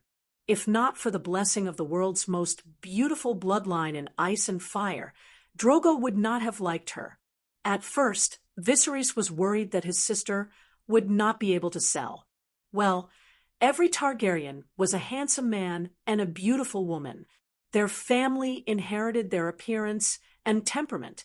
Her menarche came at the age of 13, and she had never ridden a horse before. In the beginning, the difficult life of a nomad was almost unbearable. Danny Rise seriously considered suicide in order to escape.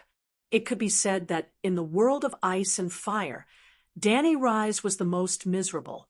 Compared to her, the people of the wolf family paled in comparison. Dead father, dead mother, dead brother. Was losing the country, the Northern Territory, bad enough? Dani Rise had already experienced it. Putting aside the hatred of the country and family, in her personal experience, she grew up without food. It was not easy to meet Drogo, who was genuinely good to her, but in a few days, she lost her lover, her backer, and her son. The future would continue to be miserable. The people of the wolf family still had a chance to turn things around, but she kept falling into a bottomless abyss and never stopped. Who dares to be more miserable than me? All right, I digressed. Back then, Dani Rise was injured physically and mentally. She was on the verge of death and almost committed suicide. And the thing that changed her physical and mental state was the dragon egg.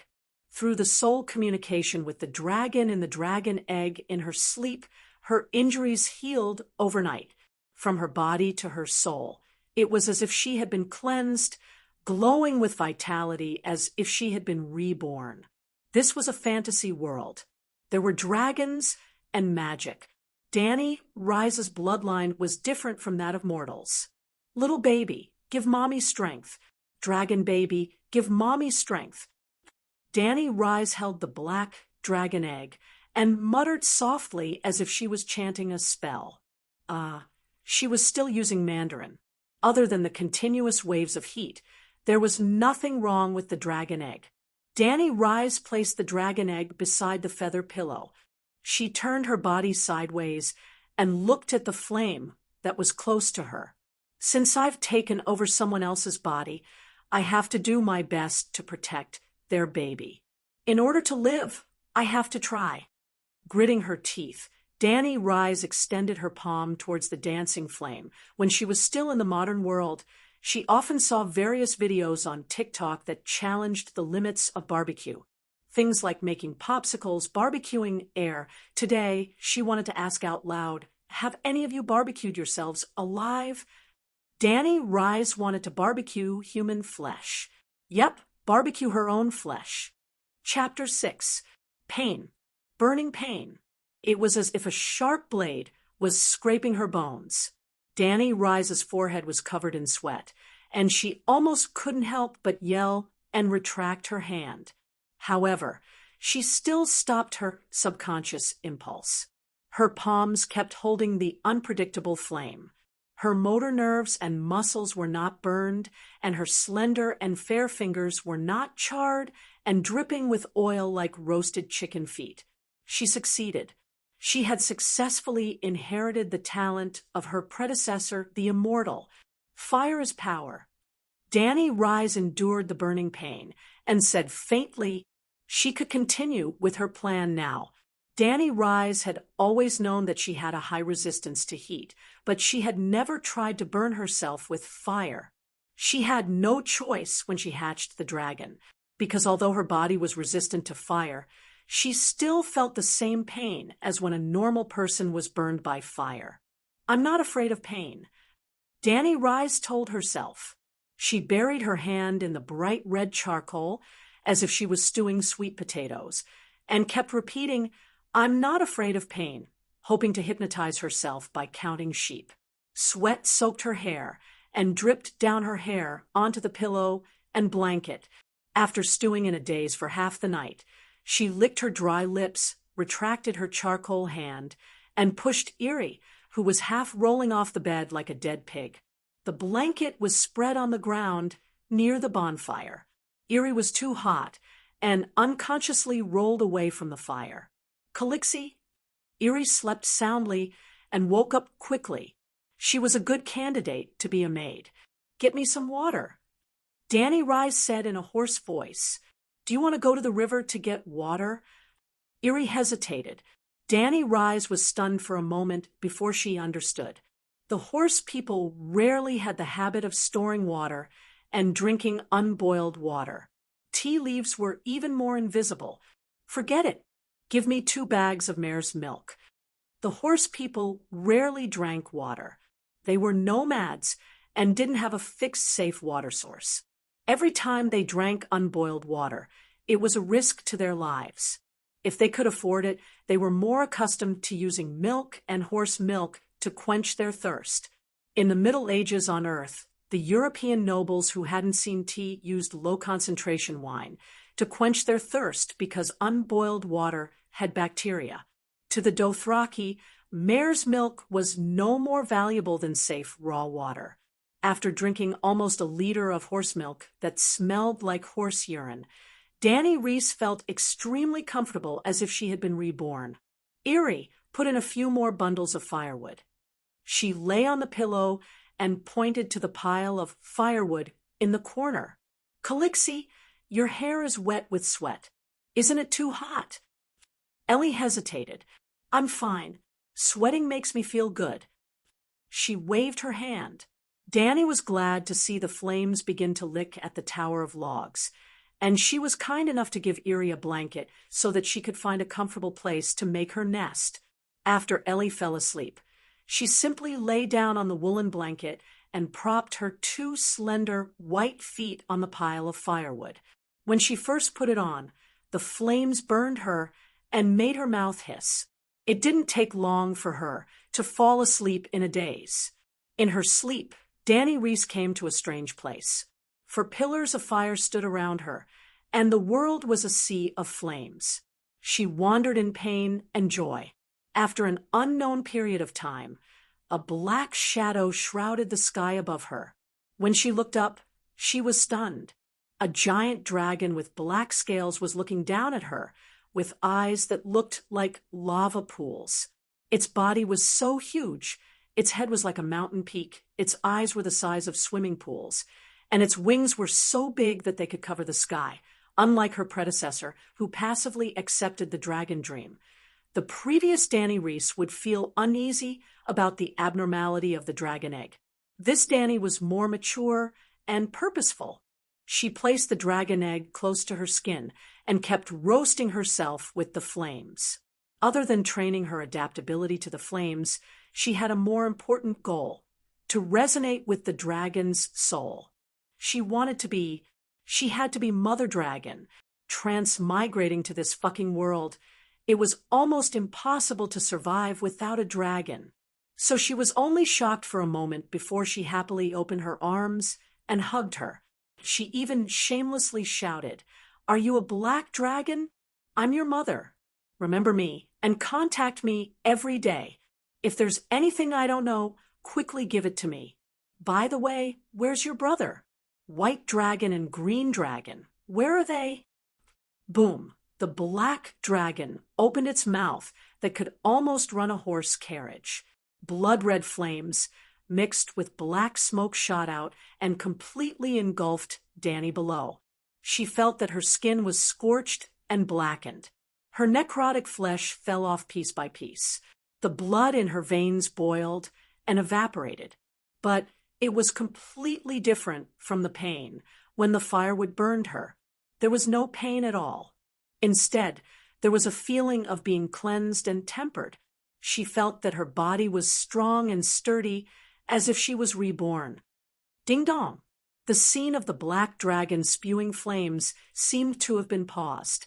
In the sea of flames in front of Dany, a golden frame that looked like a movie screen suddenly appeared. There were Chinese characters on it. Character: Dany Reese Targaryen, 14 years old, body, very weak skill, extremely weak bloodline talent. Mother of Dragons, awakened, transmigration mission. Liberate the slave's mission reward. According to the completion of the mission, the character will be rewarded with a learned skill or awakened talent. Character card? This was a character attribute card. Everyone who had played the game knew that. Dany Reese was no exception. System? She asked tentatively. Immediately, a message flowed into her mind. This was an innate treasure that was born in the chaos before the creation of the world. It can help the owner of the divine artifact to travel through time and space and collect the origin of the worlds to achieve the ultimate transcendence. Then, another message came. Do you need this treasure to have a high level of intelligence to simulate the system that the owner mentioned? Treasure intelligence. Forget it. I'll be more at ease if you're just a divine artifact without an independent consciousness. Danny immediately rejected it. Then, she began to study her character card with the help of the chaos treasure in her mind. First, her original name was abandoned, and she was now Danny Reese, a legal identity that was recognized by the heavenly axiom of this world. Secondly, her character attributes were very weak. Her physique was weak, and her skills were weak. After thinking for a while, she realized that the so-called skills were just the ability to hunt rabbits that she inherited from her previous life. Shooting rabbits with a bow and arrow, the kind that misses 9 times out of 10. This is so fucking awkward. Did my master's surgical skills get eaten by a dog? On the other hand, that bloodline talent is very powerful and useful. Mother of Dragons, Awakened, Beginner 1. Immortal. Normal flames may cause varying degrees of burning pain, depending on your adaptability to flames. However, flames are the partners of the Mother of Dragons. They will not harm your body. 2. Dragon hatching. Bestow flames and spirituality to the dragon egg. Thus, the dragon egg that retains the origin of the soul will be fossilized the dead dragon egg, and the healthy dragon egg will hatch into a young dragon. 3. Dragon dream. You and the dragon are 2 parts of the same body. Your soul can fuse seamlessly with the dragon. When you're unconscious in your sleep, you can resonate with the dragon's soul. P.S. Lastly, she still had a transmigration mission. It was not to restore her country, protect her unborn son, or have a happy ending love story with Joshua. It was only to break the slave chains of the continent of Ursos. At this moment, I have finally become the complete Danny Rise Targaryen. After lamenting, Danny fell asleep in a daze. The next morning, she was woken up by Erie's screams. Khaleesi, Khaleesi, are you all right? It's all my fault for sleeping so soundly last night. I didn't even hear your cries for help. Looking at Danny Rise, whose legs were buried in the soot, the centaur girl was scared to tears. After a moment of confusion, Danny woke up from her sleep. She quickly lifted her legs in front of the little girl. Other than the soot stains on her fair and tender skin, it was still soft and chubby. What's going on? Irie asked in shock. I am the Targaryen of the Born of the Storm. I have the bloodline of the true dragon, Danny said with a straight face. But your brother. Irie pouted and brought up the true dragon, Viserys, who was burned to death by the golden liquid. You will understand in the future. Help me change. Chapter 7. Unlike modern people who usually stayed up past midnight, Mom Min went to sleep at dusk and woke up before dawn. When Danny Reese got up, dressed, and walked out of the tent, Drogo's Khalasar was already boiling. Women were shouting to children. Soldiers were giving orders to pull out the tent. Horses were neighing. The grayish-black smoke and the steam from the iron pot blurred Danny's vision. The horse meat boiling in the hot water, the fresh and warm horse dung outside the tent, and the broken grass under the horse's hooves mixed together to create a strange and lively atmosphere.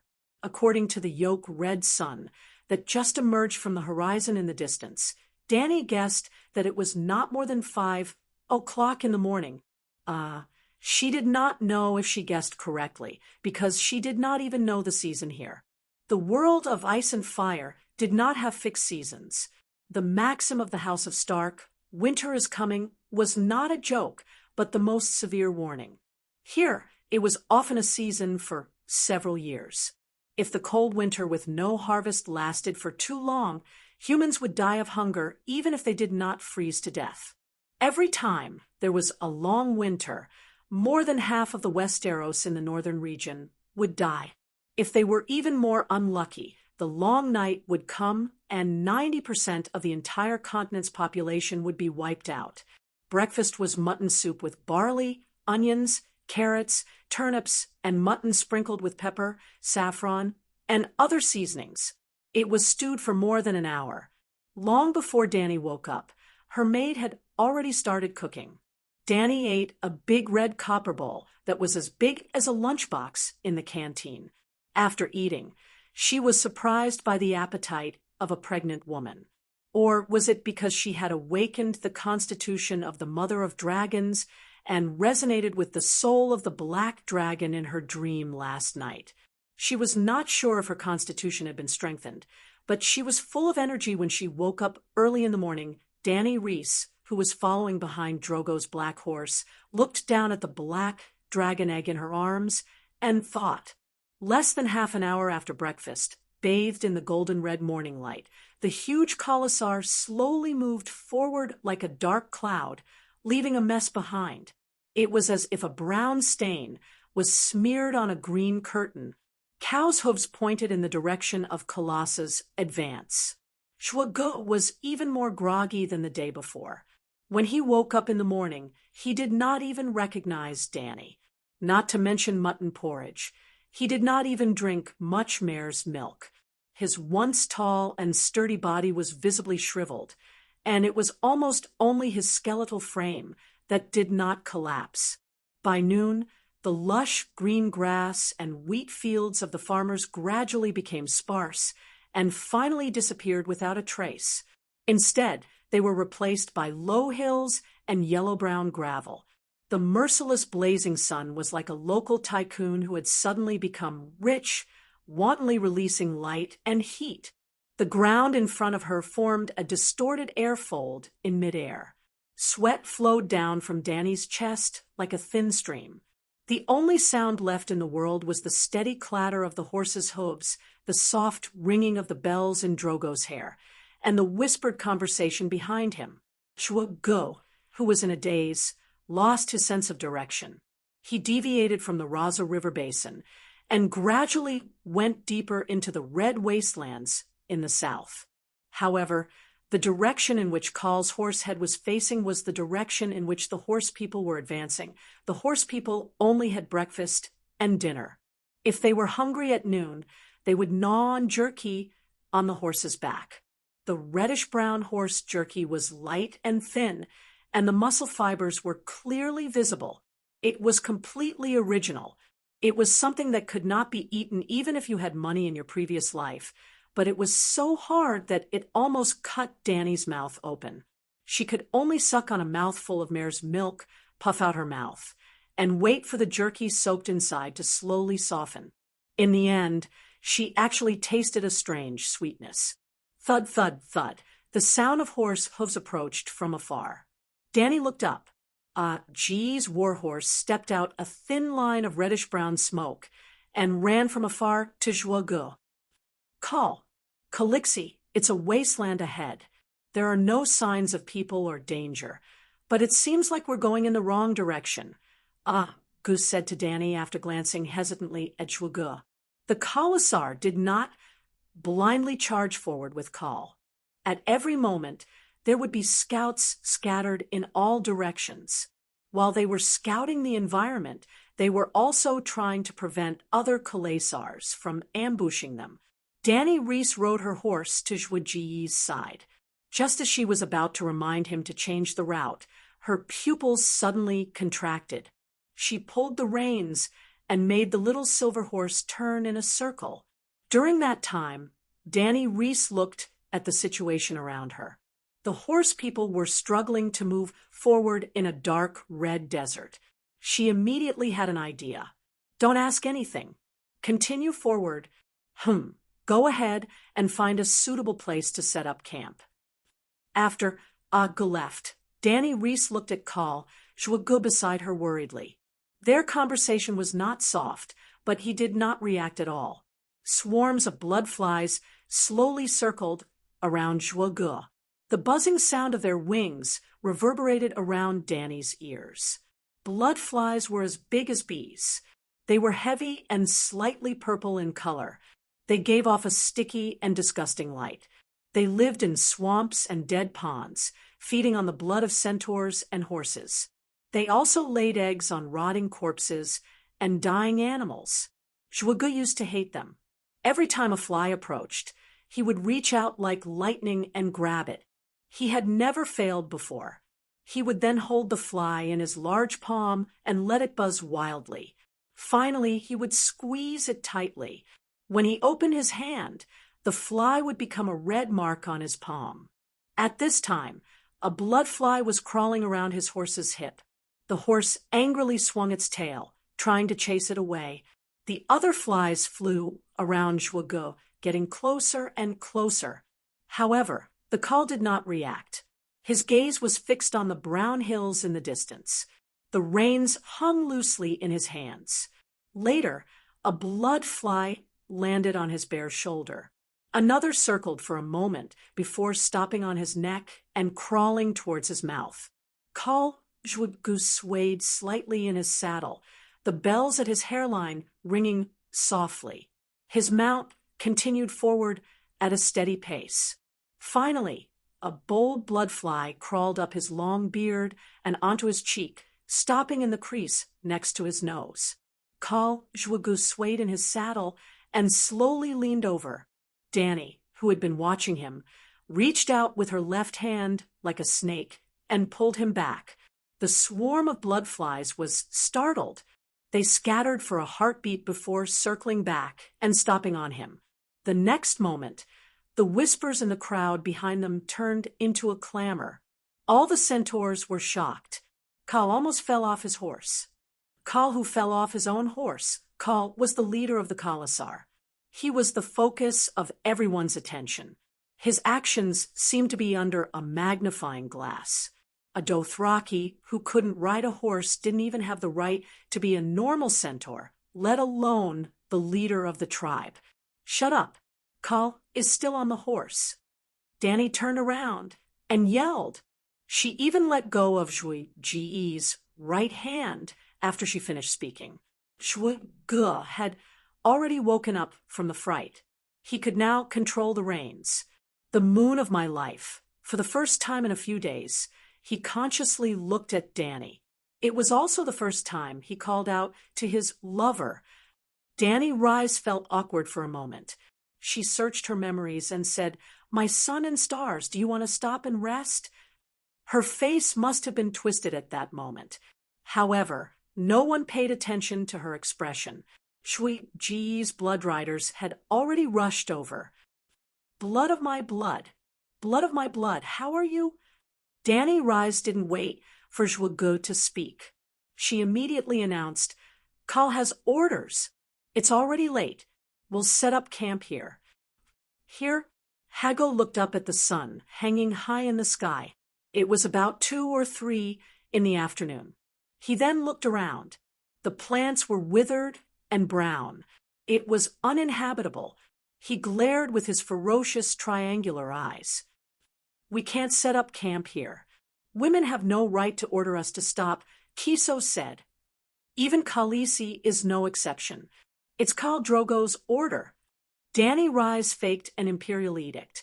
Old Bloodrider Kahalo looked at her deeply and said to his 2 companions, "Find the nearest water source and set up an oval-shaped camp between the Khal's palace and the lake." Kiso was stunned. He then left with Hago. Then Kahalo began to order people to build Zhuge's grass-curtained palace in the shadow of a hill. Soon, news of a stream being found came from the front. The large group of people passed by Danny Rise and continued to move toward the water source. "Save me, water. I want to drink water. Save me." A faint cry for help came from a wooden carriage passing by. The voice was weak, but it gave Danny a sense of familiarity. Silver-haired Rise. After returning last night, she had heard about Rise from Doriana. Like Doriana, she was a prostitute that Illyrio had bought from Rhys. She was a gift from Drogo to Jacko when he got married. However, Doriana was the current top prostitute. Rise was almost 30 years old and could only be considered the former top prostitute. Now, she was lying alone on the rattling wooden carriage. Blood dripped from her lower body and soaked her dress. One of her golden sandals had fallen off. Her pale calf swayed unconsciously with the shaking carriage. Wait! Danny Rise stopped the woman driving the carriage. Covering her nose to cover the pungent smell of blood, she asked, "What's wrong with her? Why aren't you treating her? Where's her maid? She keeps asking for water. Didn't you hear her?" "Khaleesi, Madame Rise fell off the horse." The black woman looked hesitant. She did not know how to continue. Danny Rise was stunned.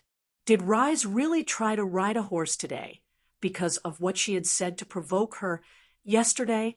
In fact, even the bravest Dothraki woman could not continue to travel long distances on a horse when she was close to giving birth. Therefore, in the tradition of the horse people, pregnant women would not be discriminated against in carriages. Danny Rise was a special case. She had always had long mangs help to heal her body. Her skin was a mess. Seeing that Danny Rise was still looking at her, the woman continued in an ambiguous tone because of her inappropriate words. Jacko stripped her of her status as his wife. Now, she is just like me, a slave. Naturally, she has no maid. The hairless people also do not know how to treat slaves. What did she say? Danny Rise asked. In fact, she had some guesses in her heart. Before the skinny black woman could reply, Rise on the wooden carriage groaned in a daze. "My child," called Jacko's son. "Save him. He is the future call of the Jacko tribe. I am Khaleesi. Save me. Is this woman really from a brothel? Why is she so unsophisticated?" The black slave immediately fell to the ground in fear. His numb face was filled with fear. "Spare me, Khaleesi. I will drag her out and feed her to the dogs." "Feed the dogs?" Danny Rise asked in disbelief. "Jacko asked me to drag her to the outskirts of Khaleesi and feed her to the wild dogs." The woman said, "Is Jacko crazy? She is pregnant with his child. She can't give birth." The black slave pointed at Rise's slightly deformed belly and explained, "She fell off the horse in the morning.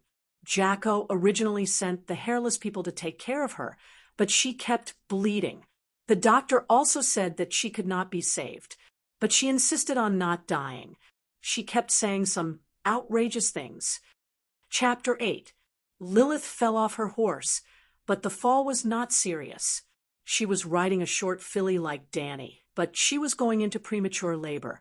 Premature labor was not a big deal, and the due date was only a few days away. The key was that the fall had caused the fetus to be in the wrong position, and the fetus would be stuck in the womb. The Dothraki, hairless men, were blessed by the horse god for the most common knife wounds, and they had given Lilith a death sentence. "Send her to my palace." Danny's violet eyes flashed with a dark light, and she turned to the maid behind her. "Eerie, get someone to isolate a corner of the palace, and do not disturb the call." Drogo's grass curtain palace had to accommodate the daily meetings of the Khalasar leader. It was 200 square meters wide, and there was enough space for a pregnant woman. The black slave woman and the centaurs were not surprised by Khaleesi's actions. Danny Lilith had offended a group of Dothraki warriors in order to save a shepherd woman who had been raped. Lilith was one of the centaurs after all. Well, if you marry a chicken, follow the chicken. If you marry a horse, follow the horse. She made a mistake and said something she should not have said, and she should be punished, but she has also bred a new seed for the Khalasar. Tell Jake that if this woman gives birth to a strong boy, her crime will be forgiven, but if it is a girl, I will give her 20 lashes and demote her to a slave. The slave woman received Khaleesi's orders and hurriedly went to report to Jake.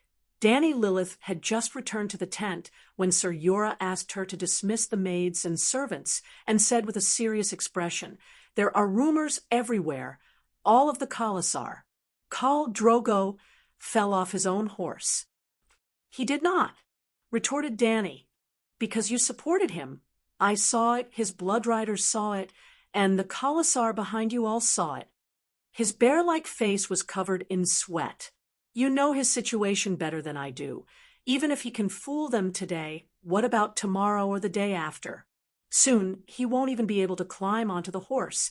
And then, a Khal who could not ride a horse would not have the ability to rule, and Calixi, who was alive and kicking, as wise as Juga, was also useless. I've already made my decision. Don't bring up the idea of escaping again. Leaving will only lead to death. Pausing for a moment, she looked straight into Cora's eyes. Sir, you are my knight of oaths. I hope you can keep me safe in the upcoming turmoil. There is no doubt about that. Before I lose my life, no one will harm you. Jorah Mormont nodded solemnly and made a promise. But if we lose Drogo, his Khalasar will immediately fall into chaos. If I'm alone, I'm afraid. Don't worry, my Khas tribe will cooperate with you. Dany looked him up and down. He was wearing a bleached Dothraki vest, and his bare skin was red from the sun. He was wearing loose striped sand silk trousers and riding sandals that were tied to his knees and exposed his toes. His sword was hanging from a zigzag horsehair belt. Other than the braids without bells, he was completely dressed like a centaur. From now on, you must wear the knight's armor, she said. Yes, I understand. The big bear nodded in agreement. Lilith's scattered cries for help came from the innermost corner of the straw curtain palace. Dany Lilith sent the big bear to change his equipment. She lifted the cowhide curtain and went outside the house. On the hill next to the straw curtain palace, Kahalo stood high above. He shouted with a serious expression and commanded the tribe to set up camp. It was obvious that he was worried about Drogo's injury and was in a bad mood. Dany waved him down and said, Kahalo, go and find Millimaster, which he spat. I won't do it. Khaleesi, you have no right to order me. Although Dany Lilith had saved Millimaster, her status as a slave did not change. She should be with the other sheep people in the long line of slaves. For Lilith, our hairless people can't heal her. Why don't we let Millimaster try? She told him. Kahalo stared at her from his horse. His eyes were as hard as flint. Witches are women who sleep with demons. They are evil, cruel, and soulless. They perform the darkest and most terrible witchcraft. At night, they will look for men and drain their energy until they die. Trusting them is the stupidest thing in the world. Fear the ghosts and avoid them. The Dothraki were not proficient in black magic, but they had developed a smart and applicable tradition over thousands of years of life evolution. If it was not for Dany Lilith, an outsider, who intervened, Drogo might not have died of inflammation in his wound. Dany touched her belly and advised, I don't trust her, but if she can save Lilith from a difficult birth, won't the safety of the child in my belly be more assured? The all blood's mouth opened and closed. He looked at her with pity and left without saying anything. He thought she did not know about the Dothraki tradition. Dany Lilith's eyes were deep as she watched the old man's figure disappear into the yurts. She turned to call for Eloy, the first woman Dany rescued outside the mud wall of the town of sheep people, a shy sheep girl. After bathing and changing clothes, Dany sat quietly beside the bonfire in the center of the camp. The flames were blazing, and the heat was overwhelming. The maids could not stand it, and were all sent away by her. It was afternoon, the sun was high in the sky, and the weather was unbearably hot. After a while, Kahalo carried the short sheep witch in his hand and strode in. Millimaster's clothes were tattered, her face was swollen, blood dripped from the corner of her mouth, and one of her front teeth was missing. It was obvious that she had been beaten up before she came. After instructing Sir Jorah not to let anyone in, she handed Millimaster a cup of mare's milk and asked, You said before that you are proficient in the art of childbirth. Millimaster wiped the blood from the corner of her mouth and took the cowhorn cup. She gulped it down before she panted and said, "Mistress Silver, my mother was a former priestess. She taught me songs and spells to please the High Shepherd God, as well as how to make holy smoke and holy ointment with leaves, roots, and berries. When I was young and beautiful, I followed a caravan to Asha by the shadow and asked for advice from their magicians. Ships from countless countries gathered in Asha, so I stayed there for a long time to learn the medical skills of the foreign people. A moon singer from Jajesnai taught me her song of childbirth, and a woman from your riding people taught me the magic of grass, corn, and horses. There was also a scholar Marwin from the Sunset Land, Westeros. He cut open corpses and told me all the secrets buried under the skin. He was a sea turtle who had studied abroad and had obtained several doctorates in medicine. Millie looked at Gu on the bed 20 feet away and explained helplessly, "I am proficient in many medical skills, but Gu gave up on my ointment 7 days ago." Danny Lilith interrupted her and pointed to the screen in the corner of the room. "There is a pregnant woman who fell off a horse.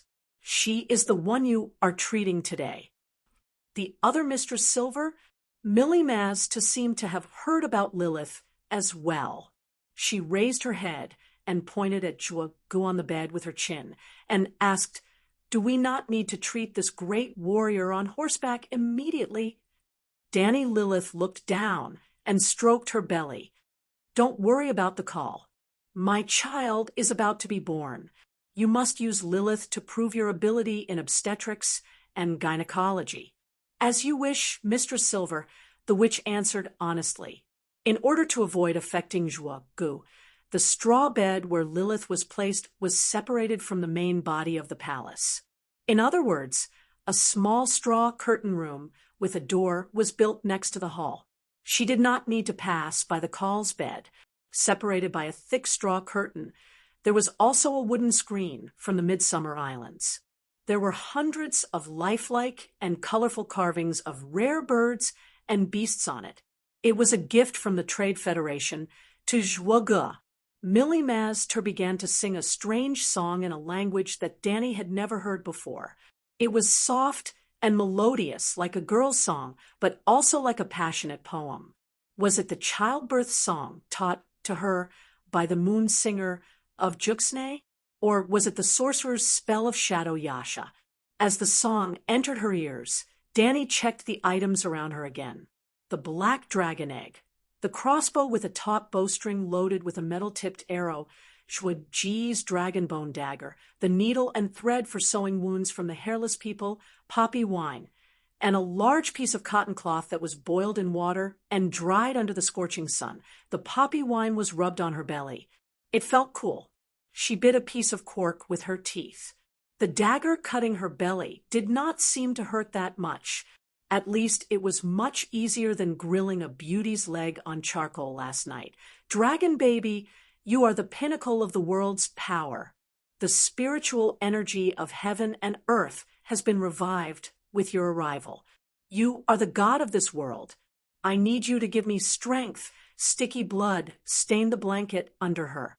Danny's face was pale. Her forehead was covered with bean-sized beads of sweat. She seemed to be in a daze. The piece of cork in her mouth fell from her open mouth. Suddenly, the warm, fossilized dragon egg between her knees became as hot as charcoal. The stimulation of the heat cleared her mind like never before. Under normal circumstances in modern hospitals, a cesarean section would take about half an hour. This included the anesthetic process in the early stage. Danny was in a daze for about 20 minutes. Then, a bloody baby boy appeared in her arms. Covering his bloody mouth, Danny steeled her heart and poured a small glass of poppy wine into his mouth. "Riding the horse of the world, a little anesthetic won't hurt you," Danny whispered to him. The little guy fell asleep. He hugged the white dragon egg with both hands. The dragon egg was boiling hot. Another 15 minutes passed. The witch next door was still singing. Danny held the black dragon egg in her left hand and wiped the blood on her body with her free right hand. Then she threw all the blood-stained cotton cloth and blanket into the burning firewood beside her. "Thank you, dragon baby." Dani caressed the fine scales on the dragon egg lovingly. Her heart was filled with gratitude and love.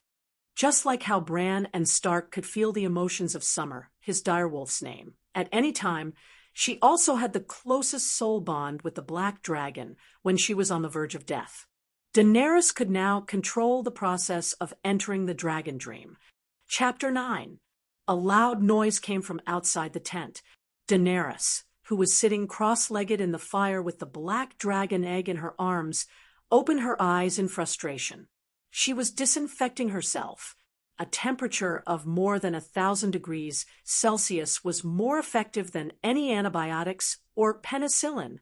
Well, it was cleaner and had no side effects. Clenching her fist, Dani Rise felt lighter and stronger than before. She stepped out of the fire and washed the stains on her body with boiling water. She picked up the down bundle that she had prepared earlier, which was made of duck feather pillows. Soon, Dani Rise, who looked exactly the same as before, lifted the cowhide curtain with difficulty and walked out with her big belly. The scorching sun was setting in the west, dragging a long shadow behind the hills. The weather was hot and windless, and a group of Dothraki warriors were hiding in the shadows of the hills. Outside Drogo's straw palace, a circle of guards stood like javelins. Sir Jorah was like a tin can placed 3 meters outside the camp gate. He was arguing with a Dothraki.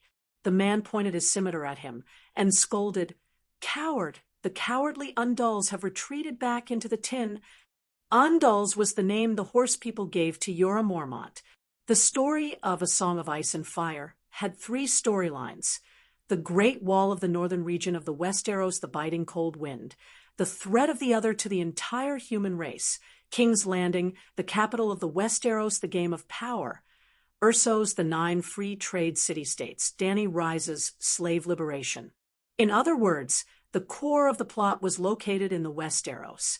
The continent of Westeros was made up of 4 races. 1. The Aboriginals, the children of the forest, giants, and other fantasy races. They had a history of millions of years, knew magic, and used stone tools, and were completely primitive. Now, they mostly lived north of the Great Wall. 2. The ancestors, the Aboriginals who migrated from Ursos 12,000 years ago. They were the first generation of invaders, the descendants of the ancestors in the northern region and north of the Great Wall. 3. The Undulls were invaders from the continent of Ursos 8,000 years ago. They brought the Iron Civilization and the faith of the 7 gods. 4. The Loinans, who came to Valeglia 1,000 years ago to hide from the dragon and magic civilization, super civilization, similar to Atlantis. They did not have a civilization of a higher level, so they could not invade the Westeros, who had developed a civilization of knights. They could only choose to integrate with the relatively desolate Dorne, the southernmost Westeros, the desert and the Gobi. Therefore, the title of the king of the Westeros is King of the Undulls, the Loiner, and the First Men. Jorah Mormont was the Count of Bear Island in the northern region. He should belong to the ancestors and not the Undulls. However, the Night civilization was started by the Undulls, and knights were almost the main impression the other races had of the warriors from the Sunset Continent. Korra was even dressed as a knight. All right, Korra might not even be a knight. Knights originated from a type of belief the 7 gods had anointed them with holy oil, and they had been sworn by another regular knight. Jorah Mormont, the Count of the Northern Region, the First Men, believed in the old gods and not the 7 gods. He had received complete knight training, a set of knight armor, and a war horse, but he might not be a knight.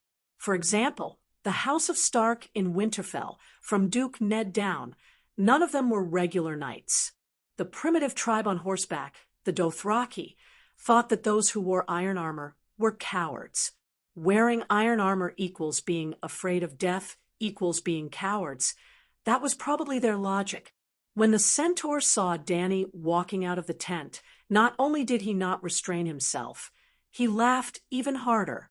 Cora pressed his sword with his left hand and pointed at the Dothraki warrior with his right hand. He scolded back unceremoniously, "You primitive trash, horse bastard, you don't know anything. My plate armor can be exchanged for 100 of your dog heads." Sometimes he cursed in Dothraki, directed at the centaur himself, and sometimes he cursed in the common tongue of Westeros, with a northern accent, venting his anger at the Dothraki race as a whole. He spat out all sorts of profanities, none of which the others could understand. Because he had been wary of the centaur warrior, he immediately noticed the change in the centaur warrior's gaze. He turned back to glance at Danny and Rise, and guessed that he had completed his guard duty for the day. He pulled out his two-handed sword and rushed towards the centaur warrior. The centaur warrior had been waiting for him. He did not attack earlier because this was Cow's tent, and if he dared to barge in, he would be shot by the guards like a porcupine. The centaur warrior that Danny thought was a small fry was so fast that her eyes could not keep up with him. His Iraq scimitar danced in the air, forming a curtain of silver blades. Cora was wearing a full body armor made of dark gray fine steel. The huge helmet was pulled down, revealing only the two slits of his face. Below that was a throat guard, knee guard, gauntlets, and long boots. They were all shining with a metallic luster.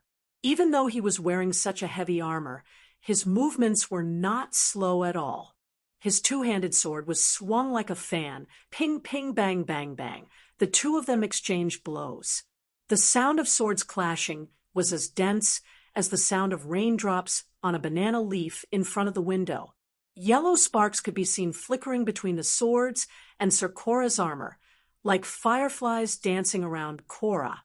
The entire process seemed long, but in reality, Cora took 3 steps back in an instant. He held onto his sword with both hands, and the sound of heavy panting traveled into Danny's ears from below the helmet. The centaur warrior fell onto the red sandy ground, his forelimbs struggling as he groaned in pain. Dark red blood flowed out from his chest, but it was quickly swallowed by the cracked earth like a gluttonous demon. Danny estimated that Cora had been stabbed at least 3 times in the 4 to 5 seconds of battle, but he was completely fine.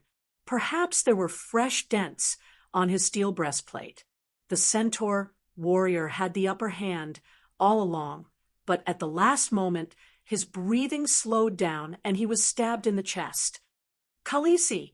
Cora and his Karst bodyguards greeted her one by one. The centaurs in the shadows pointed at Danny with a relaxed expression. They had also mocked the cowardice of the Undulls just now. Now, their comrade was struggling on the ground, about to bleed to death, but they seemed to think that he deserved it. They did not care or sympathize with him at all.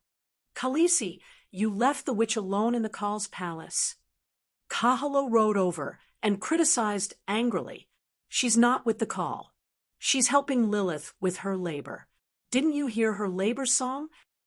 As she said that, she instructed Aggo to lift the grass curtain outside the labor room. The scene inside was immediately revealed to everyone. Millie Master was singing a mellow ballad of the land of moon shadow, while caressing Lilith's swollen and glistening belly. It seemed that she was helping Lilith to adjust the position of the fetus. On the simple bed made of rushes, the pregnant woman's square face was as white as wax. The hair on both sides of her temples was wet, and her teeth were clenched tightly. The veins on her cheeks were bulging. She was moaning in pain, and the faint smell of blood passed through the curtain and hit the onlookers in the face. Half an hour was more than enough for a cesarean section, and 4 to 5 hours was not considered long for a normal labor, especially if it was a difficult labor. The witch had been singing for more than an hour, and her voice was a little hoarse. When she saw the grass curtain lifted and everyone looked over, she shook her head at Danny, who was 30 feet away. She did not stop singing the labor song, and hurriedly reached out to close the curtain again. Seeing that the witch did not use black magic, everyone quickly turned their attention away and continued with their own business. Water, water! The Dothraki warrior, who was lying on the ground and waiting for death, begged for water. Dany walked over and threw a bag of mare's milk on the ground. She then instructed the maid Eyre to remove his painted vest. She remembered that she was a pregnant woman with limited mobility and could not lower her head to feed him water, let alone squat down to check his injuries. His sternum blocked the sword and did not hurt his organs.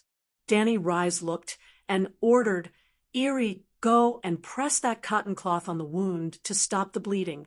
Chwei Luo, call the hairless man over and stitch his wound up. Khaleesi, he has failed in his challenge against the Undals. He should accept his fate. Do not move him and do not treat him. Whether he lives or dies will be decided by the horse god in heaven. Everyone knows this. Everyone knows this, the maid Eyre replied. Everyone knows this, Jogo agreed. Dany glared at Chwei Luo and said unhappily, do you want everyone to know that you disobeyed Khaleesi's orders?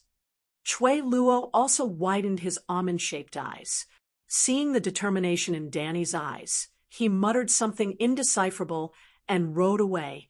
The sun was like an injured animal, spilling blood on the barren land and falling below the horizon. Millie Maz-Tur, who had studied in many countries and received many medical diplomas, really impressed Dany Rhys. Before nightfall, the first child was born. It was a silver-haired boy with the bronze skin of the Dothraki, almond-shaped eyes, and light purple pupils. Dany Rhys crossed the wooden screen of beasts and used a dagger to cut open the thick grass curtain. She took the naked baby from the witch's hands through the gap. Khaleesi, it's a twin. There's another one, Millie Maz-Tur said in a hoarse voice. Continue. Dany dawdled for almost 2 minutes before turning around the screen. Wash him with hot water. When they reached the hall, she wrapped the baby in a woolen blanket and handed it to Jiki. When the second child was born, Jacko also came to Drogo's grass curtain palace. Ha ha ha, a boy and a girl. The boy is big and the girl is petite, symbolizing the sun and the stars. This is an auspicious sign given to me by the horse god in heaven. Jacko was in high spirits, holding a baby in each hand. The boy in his left hand was facing the sun that was about to disappear from the horizon, while the girl in his right hand was facing the star of the horse god in the dark purple sky in the east. The string of bells tied to his beard jingled with ambition. Watching Jacko and the others leave happily with the children, and Lilith, the witch, who had just finished washing herself in a small tent, muttered in confusion, "How can he tell that the boy is bigger? Aren't they about the same size? These stupid centaurs are so strange." Shaking her head, Millie turned and walked toward Drogo's grass curtain palace. Having proved her ability perfectly, she had obtained the right to become Khaleesi's valet. Before Khaleesi's child was born, she had to follow Khaleesi's little Cass and could not leave without permission. Chapter 10. Drogo's Khalasar had stayed in this desolate desert for 2 days. The news of Khal's death was constantly spreading in the tribe. It was not a rumor because everyone knew that Khal Drogo was so sick that he could not even get on the horse. Therefore, without Khal Drogo's leadership, the Khalasar could not move. That night, Millie Maz-Tur announced with an ashen face, "Khal's wounds are festering, and no healer can save him. The only thing left is to guide him on the dark path, and let him ride painlessly into the kingdom of the night." Dany Rhys pretended to be heartbroken and begged her to save her sun and stars. Millie Maz-Tur looked at Dany and her bulging belly with her dark eyes. Her voice was strangely quiet, almost like she was talking in her sleep. There is indeed another way, a type of magic, but this magic is not only difficult to cast, it is also very dark. For some people, death is easier. I learned this magic in Asha and paid a terrible price for it. My teacher came from the Shadowlands. Blood Witch. She softly spat out a word, and for the first time, openly revealed her identity witch. She had always denied her identity as a witch and only said that she was a doctor and a priestess. Her voice seemed to have some kind of dark magic. Danny, who was being roasted by the fire, suddenly felt that her neck was being strangled by a cold and sticky tentacle. She could not breathe, her brain was lacking oxygen, and her thoughts were blurry. She heard herself say in a daze, "Do it! Save!" Scalding lava suddenly gushed out from her lower abdomen. The intense heat stimulated her nerves and woke her up instantly. The dragon egg was hidden in her belly. She suppressed the shock in her heart and showed a hesitant expression. Call's blood guards will not agree. Is there no other way? The witch was startled and shook her head. No. Danny pursed her lips and looked straight into her eyes. She said coldly, "You admit that you are a witch?" "Is that so?" Millie Maz to seem to be fearless. She smiled and said, "Silver Lady, only a witch can save your warrior now. And you have to pay a price." Danny looked at the unconscious Shwagu and asked, "What do you want?" "Gold. Horses." The witch interrupted her bluntly. "This is not about gold or horses, madam. This is blood magic. Only death can be exchanged for life." "Death? You want my life?" The witch assured her, "It's not your death, Calixi." Her gaze swept towards Danny's lower abdomen from time to time, her eyes dark and vicious. Danny Lissa decided not to waste any more time with her, and asked directly, "Whose death can awaken my son and stars? It can't be his steed, right?"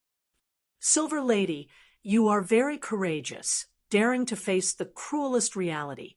You should have guessed it already. The equivalent exchange of blood magic, using the life of a noble call in exchange for the new life of another great king of horse from the god of night." Millie Mazda smiled and pointed at Danny's lower abdomen, like an evil spirit from hell eyeing the food that was sacrificed by the unclean. "Kal Zhuge is not only your son and stars, he is also the guarantee of your safety. As long as your husband survives, there will be a large group of children waiting for you to raise in the future. Perhaps, like the Silver Lady, you will give birth to twins that represent the sun and stars." Danny's expression changed. She picked up the teapot in front of her and smashed it. Bang! The witch did not expect such a reaction. Her forehead was hit, and blood mixed with milky white horse milk flowed down her cheeks. Adger, Ricardo, drag the witch away, gag her and tie her up. She ordered the guards on duty outside the house loudly. 2 days and 1 night passed. Shwu Ji's Kalasar was on the verge of collapse. Every night, Danny could hear the cries of Irachiki and the other maids. This morning, she saw bruises on Doria's chest, abdomen, and thighs. It was Kiso and Hago who did it. The Call's blood riders could share everything other than his mount. Shwu did not allow them to touch Danny, but they had been taking all of Danny's maids. They had not been so overboard before, but now everyone knows that the Call is about to die. According to Dothraki customs, his blood riders will live and die with him. Kiso and the others saw that their lives were coming to an end, which is why they became so deranged. "The dead have nothing to worry about," Sir Yura told her with a tired expression. He had been the one who had suffered the most in the past 2 days. He had not taken off his heavy armor from the moment he put it on. During the day, he stood guard outside the door, and at night, he propped up a chair at the door, a gleaming sword across his knees. "And this place is barren. The stream 3 miles away has almost been drained dry by the horses. Most importantly, there is no pasture. The livestock can't hold on any longer." Yura rubbed his dim eyes and said with some despair, The Dothraki will definitely not watch their horses starve or die of thirst. Soon, they will make a move. If not tonight, it will be tomorrow. I did it on purpose. I deliberately watched Shwuga go in the wrong direction. I deliberately chose this barren land that could not sustain the existence of the huge Khalasar for long, because I hoped that when the Khalasars could not hold on any longer, they would lead their respective Khalasars and disperse on their own. I must not let an ambitious person fight for the Khal's position near my little Khalasar. Otherwise, her Khalasar tribe would not be able to survive in the chaos. As a Khaleesi, her life might not be guaranteed.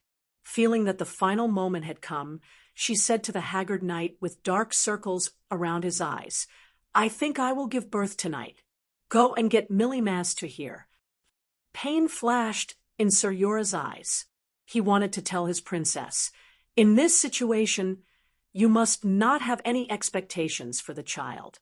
Otherwise, you will not be able to withstand the huge blow that will inevitably come. Khaleesi, didn't you say that she wanted to sacrifice your child?" He said with a hoarse voice. "Don't worry. She only needs to sing the birthing song. I won't let her get close to my body." Dany comforted him. The witch had been locked in a small tent nearby for the past 2 days. Other than her hair and clothes being a little messy, she was in good spirits. I heard the whispers of the warriors on horseback. "Your husband's tribe is about to crumble. Only his return from the darkness can change all of this. Your fate, and the fate of your future children." She tried to persuade Dany calmly. "My stomach hurts. I'm about to give birth. Help me give birth to the child first." Dany lay on the blanket. She was drenched in sweat, as if she had just taken a hot bath with her clothes on. "I'll help you." Millie Maz paused and was about to walk to Dany's bed. "Wait." Dany gestured for Eerie to stop her. "I'm having a natural birth. Just sing the birthing song through the screen." Then she said sternly to the handmaiden, "Eerie, you stand guard outside. If she acts strangely, shoot her dead with a crossbow." "You don't trust me?" The witch's face darkened. "Yes, at least until my son is safely born. I won't trust you again. You should know why." Dany glared at her. Millie Maz's face was wooden as she thought to herself, "Should I let her give birth to the child? No matter what, her son, who was prophesied to ride the steed of the world, was dead meat. He would die at the hands of the new centaur Khal, or be sacrificed to the devil in the shadows. Why didn't this silver-haired woman break down, as expected? The seductive black witchcraft she had mixed into her words last time didn't work either. She couldn't accept it if she couldn't personally grant her the cruelest revenge. No matter what she thought, Millie Maz could only obediently sing the birthing song in the face of the Dothraki handmaiden, who was glaring at her with a crossbow raised. The birth was unexpectedly smooth this time.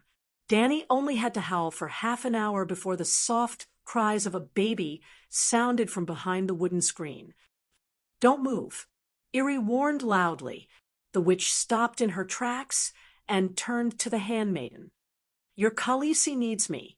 There will be more complicated work to do after the child is born." In fact, she didn't have any other thoughts at the moment. She only felt that today's birthing process was very strange and wanted to see it with her own eyes. "Stop, don't move."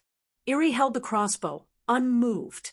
Dany said weakly from inside, "Eerie, let Chi-Chi and Doria in. Millie Maz has proven her loyalty. Take her back to the tent, and don't tie her up again. Give her some wine and meat." Very strange. That silver-haired woman is up to something. The witch was completely sure, but she just couldn't figure out what she had done or what she was going to do. Eerie, Chi-Chi, and Doria had never given birth before, nor had they learned the art of childbirth. They only thought that everything was the effect of Millie Maz's miraculous birthing song. Even Ser Yora and the others outside thought so. After all, a few days ago, Everyone saw with their own eyes that the witch had helped the dying Lilith give birth to a pair of auspicious children. Before that, all the hairless people were 100% sure that Lilith, who had fallen off the horse, was beyond saving. From this, it could be seen that Millie Mazter was no ordinary witch doctor who helped with childbirth. With her help, it was perfectly normal for the Khaleesi to successfully give birth to a son.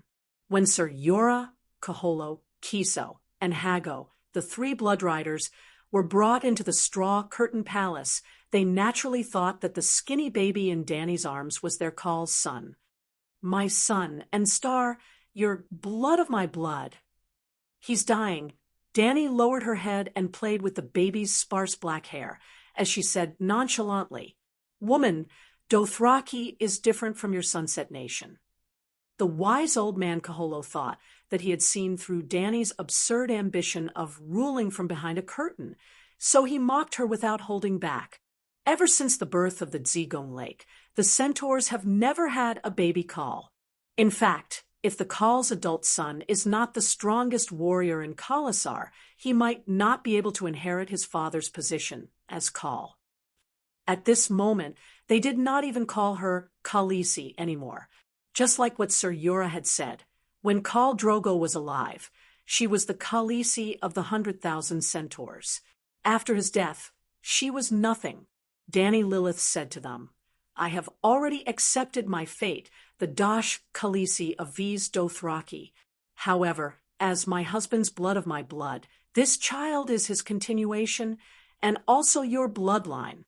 I hope that one or several of you brave warriors can run through the night and bring my leg, Dany Lilith's son's name, decided on the day she was pregnant, to the north. Viz Dothraki, under the Mother of God mountain, is a holy land for the centaurs who do not show their weapons, do not stain their hands with blood, set aside their disputes, and give up their hatred. Find the old Dash Khaleesi, who predicted that I would give birth to the steed of the world, and ask her to take back her prophecy about Leg. Also, ask her to take Leg as her servant for life. If the above request is fulfilled, I will swear on behalf of Leg as the Princess of Dragonstone Island, Stormborn, that I will forever give up my pursuit of the inheritance of his father, Khal Drogo." Chapter 11. The night Dany gave birth to Leg, there was a riot in Drogo's Khalasar that affected the entire camp, but it was not caused by Kahalo.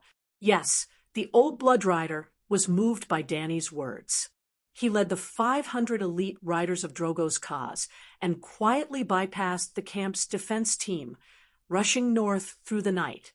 They took advantage of the chaos last night, but they were not the cause of the chaos. During the chaos last night, the entire camp was filled with shouting and horses neighing. Torches were like stars in the sky, covering the land as far as the eye could see. Sir Jorah strictly prohibited anyone from entering or leaving, and even led a team to kill 17 centaurs who tried to break into Drogo's straw curtain palace. It was not until the next morning that Aggo heard the definite news from the smoky ruins of the camp. Pinocchio had left Drogo's Khalasar with 20,000 Dothraki roaring warriors. The chaos came from the conflict between those who tried to stop them. Pinocchio seemed to be well-behaved these days, but he had been secretly contacting the leaders of the small Khas. While the other bandits were still staring at Drogo's straw curtain palace, he had already thought, no matter when Drogo died, the strongest army would always be king. Drogo's Khalasar was the strongest in the Sea of Grass, with more than 40,000 roaring warriors. Including the young knights, there were more than 50,000 soldiers who could fight. Pinocchio took 20,000 roaring warriors with him, but the remaining 20,000 had to be divided among a dozen other bandits. In just one night, Khal Pinocchio became one of the strongest Khals in the Dothraki Sea. The chaos caused by Pinocchio's departure was just the beginning. The collapse of Drogo's Khalasar had begun.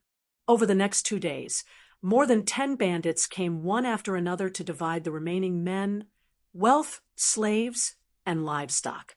On the 4th day, Dany stood on the hill and looked around. The Khalasar that had once been like a brown carpet covering the red land was now folding in half until only a small part of the Khaz was left like a stain on the red floor.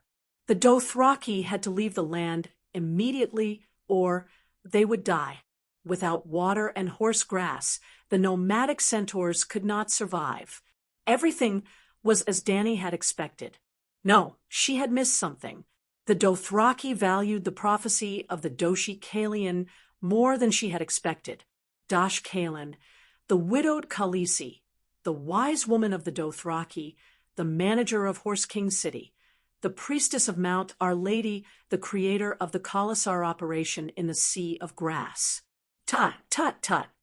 On the evening of the fourth day, with the huge red setting sun as the background, 1,000 elite cavalrymen galloped over from afar. It was Giacomo, outside the wooden fence outside the grass-curtained palace. Sir Jorah led more than 100 Slake knights. Their sharp blades were unsheathed, and they were ready for battle.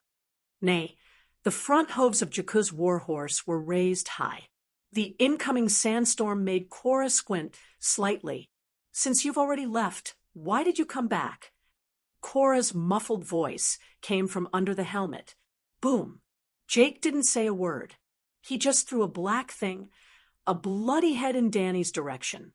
It rolled a few times under Dany's feet. She saw an old scarred face. His eyes were wide open, and his mouth was wide open. He seemed to be complaining about the unfairness of fate. No, the Dothraki warriors wouldn't complain. Even in the face of the most tragic fate, they would still let out battle cries. That was why Kaholo was still shouting unyieldingly before he died. Boom, boom, boom. One by one, the horses and the riders turned in an arc and left bloody heads in front of the tents expressionlessly. Soon, the heads piled up into a small hill. 4 days ago, Kaholo took away 500 elite cavalrymen. 4 days later, under the blood-red setting sun, Khal Jakku brought back 500 bloody heads. "Where's my son?" Dany Rise lowered her gaze and asked in a hoarse voice. Khal Jakku waved at a knight behind him. The Dothraki passed him a 4-meter-long wooden pole. He raised the pole high so that everyone could see it. Ah! Eerie, Doria, and a few other maids cried out in despair. The pole was thin, and a small human head was strung on top of it. It was the size of a cantaloupe. It had bronze skin like the Dothraki's, black hair like Drogo's, and light purple pupils in its almond-shaped eyes. Why? Dany's face was pale. She was on the verge of collapsing. She looked at Jake coldly. "Didn't Kaholo tell you about my vow? I only want this child to live a peaceful life. The old Dothraki Kareen will bear witness to my vow. He's no threat to you." Jake grinned. His smile was ferocious. Killing the son of the previous Kael is a Horse people's tradition. Everyone knows that. Everyone knows, his subordinates replied in unison. "Your vow, the agreement you'll make with the Dosh Kaling. Kahalo told us all about it. But that's not our tradition. The great horsemen don't like that." "Everyone knows that," Jake said with a laugh. "Everyone knows," his subordinates replied in unison again. "Us." Dany thought for a moment and asked, "You're almost a day's ride behind Kaholo. That's at least 300 kilometers. There's no way you can catch up to him. Did Bono attack?" From the beginning to the end, Kaholo's team couldn't escape that cunning bastard Bono's pursuit. Later on, we all joined in. But I was even luckier. I just happened to meet Kaholo's remaining troops. Ha ha ha. Jake raised his head and laughed proudly. The pole in his hand was like a banner of victory. He waved it proudly. As expected of Drogo's strongest guards, 500 of them charged left and right and killed about 3,000 of us. In the end, only 13 riders were left. I personally beheaded a Blood Brotherhood guard and a young Khal. He pulled his braids from the back of his head to his chest and pointed at the bells on them. Frowning, he said, Although I'm old, young, and weak, I still added 2 bells for myself. After all, I'm now a call. A call should have a long bell that represents a series of victories. Like the Manchurians in China, the Dothraki wore braids at the back of their heads since they were young. Every time they lost a battle, they would cut off their braids as a sign of dishonor. This way, the whole world would know of their humiliation. When attending a Dothraki banquet, the number of seats would be determined by the length of the braids. Warriors with long braids would receive more respect and would sit closer to the call and higher. Those with short braids could only lean against the wall and sit on the tattered seats on the floor. Long braids represented the Dothraki's honor. The number of bells tied to the braids marked the number of victories they had won. Khal Drogo had never lost a battle in his life. His khalasar was the largest. His braids were thick and long, reaching below his hips. His black braids were full of jingling bells. In the end, there wasn't enough space. His beard was also braided and tied to a string of bells. At this moment, Khal Jocko regarded Kaholo and the baby he was protecting as 2 victories. You'll regret what you did today. Dany was furious. She sentenced Jocko to death in her heart. Jocko, I hope you'll be alive for at least the next 5 years. What are you going to do now? Kill me? Or the Khal you were? She asked coldly. She's not crying? Jocko turned to Margot and muttered, What a cold woman. We've all lost. 4 days ago, when Khalasar fell apart, Margot took advantage of the chaos to kidnap Dany's shepherd maid, Eloy. He raped her a second time and rewarded her to the new Khalasar led by Jocko. He let people take turns riding her. In the end, he cut off the poor maid's head and threw it near Dany's tent. Eloy was stolen from Margot by Dany. He wanted revenge. Half a month ago, during Drogo's attack on the shepherd town, the girl Eloy was captured by Margot and raped in public by the Dothraki. Dany Liz Targaryen happened to be passing by at that time. She had stopped the Dothraki warrior who had tainted Eloy and made him her slave. This was not in line with the traditions of the horse folk. Even the Khal could not casually take the spoils of war from his subordinates. It was all thanks to Zhuji's prestige and power that Dany suppressed the matter. Margot was a powerful warrior. He was now Khal Jocko's bloodrider. He was the one who came up with the idea of hanging the baby's small head on a wooden pole. He even made a bet with Jocko that Dany would faint from fright. Dany did not cry. She just stared at them with her big purple eyes. They did not expect this at all. They all lost. Woman, I swore at the Mother of the Mountains that I would never hurt my Khal. Everyone knows that. Jocko urged his horse forward and shouted at Dany's Karse. Everyone knows that. Margot said, Everyone knows that. Jocko's men answered in unison. Jocko continued, Khaleesi, who has lost her Khal, will never be touched by any Dothraki horse again. She will be sent to Vistothraki and become a Dothraki Khaleesi. Everyone knows that. Everyone knows that. Margot shouted from the side. From Dany's Karse, Aggo shouted, When the Khal is buried, we will escort Khaleesi back to Vistothraki. Humph, my Khalasar will wait for you on the north bank of the Raza River. Don't even think about escaping. Jocko said coldly. This place was at the border of the Red Wastes. If they went north, they would return to the shepherds' scattered settlement. After crossing the Raza River, they would arrive at the boundless Dothraki Sea. As for the south, it was more than 1,000 kilometers of barren Gobi Desert. He looked around at the small camp, the whip in his right hand making a horrifying crack in the air. Now, hand over the belongings that belong to the Khal, but no longer belong to you. Slaves, warriors, and livestock have all been taken by them, Ser Jorah said with a frown. Armored man, I want this palace. Jocko pointed at the palace behind Dany with his whip. Only the Khal can live in the Khal's palace. The Dothraki Khaleesi do not need it. Yora turned back to look at Dany. His right hand was on the hilt of his sword, and his left hand quietly pulled down the visor of his flat iron helmet. Dany shook her head at him. She turned to Kue Luo and ordered, "Have the woman tear down the tent." Chapter 12. Drogo's grass curtain palace had a few walls made of thick rushes, but the roof and front were made of multiple layers of silk and coarse cotton cloth. When taken apart and folded together, it was enough to fill 10 carts. It was almost worthless in modern society. Well, it was still very valuable. There were also dozens of animal skins hanging on it. Golden mink skins, thick bison skins, white lion skins unique to fantasy worlds. It could probably be exchanged for several houses in the third ring of Beijing, Shanghai, and Guangzhou. Well, back to the world of ice and fire. The greatest Khal lived in the best palace, and Drogo's grass curtain palace was undoubtedly the best in the Dothraki Sea. "Khal, it's getting late. I'm afraid we'll have to set up camp here today," Mago said to Jocko. Jocko thought for a moment, then shouted for Crow and the others to stop. "Leave the palace to me.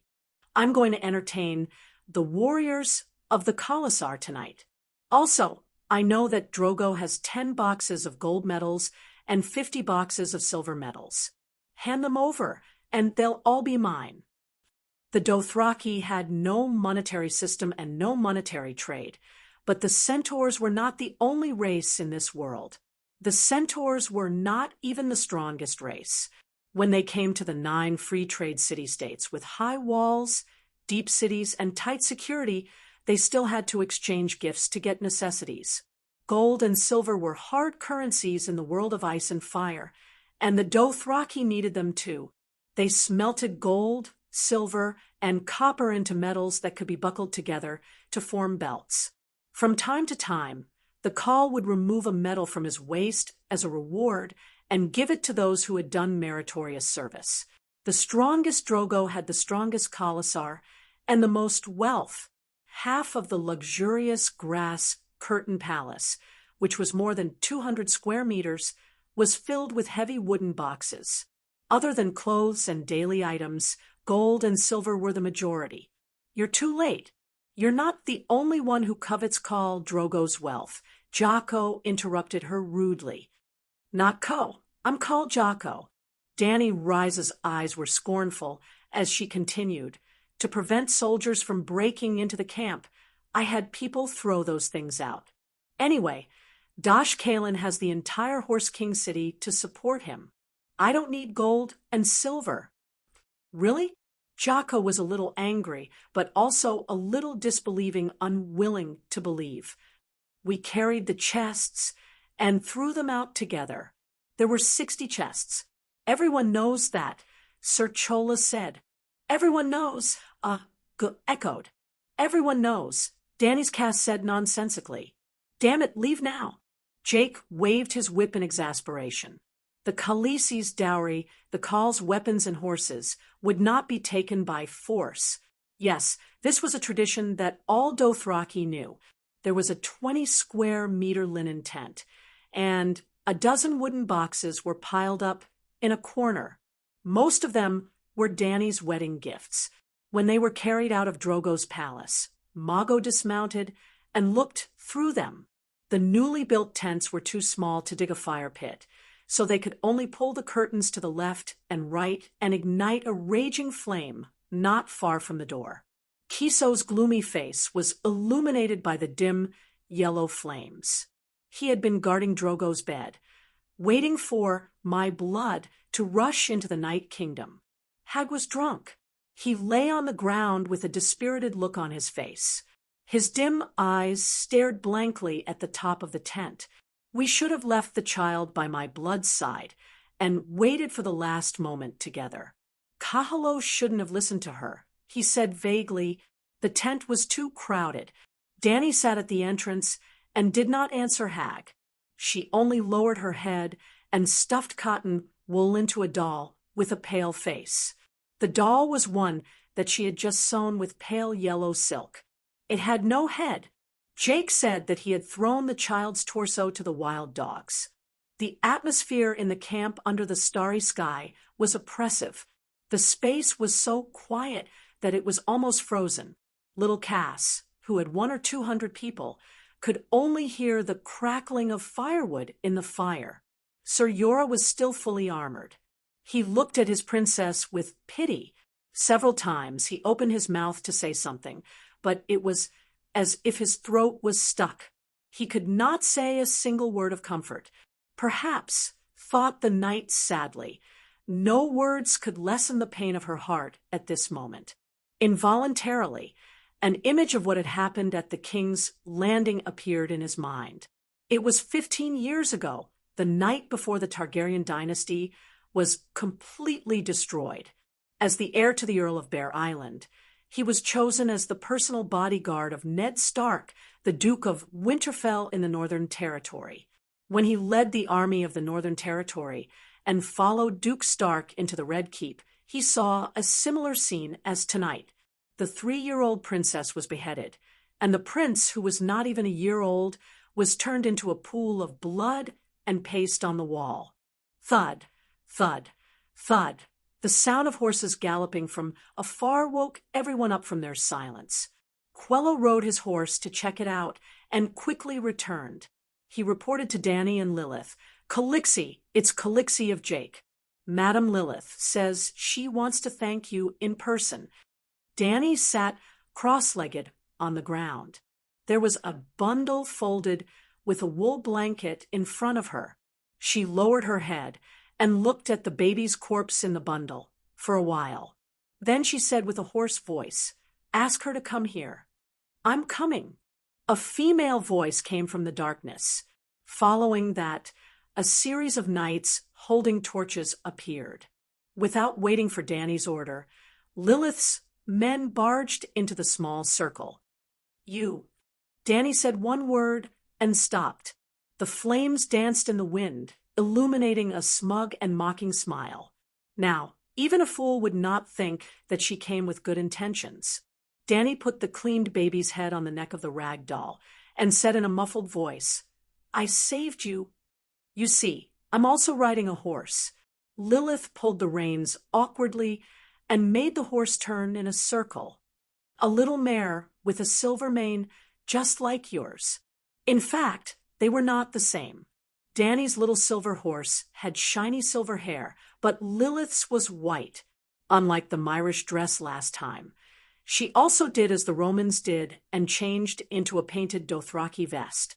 Dany covered the bundle and looked up into Lilith's eyes. She said again, "I saved your life." Lilith pursed her lips and waved behind her.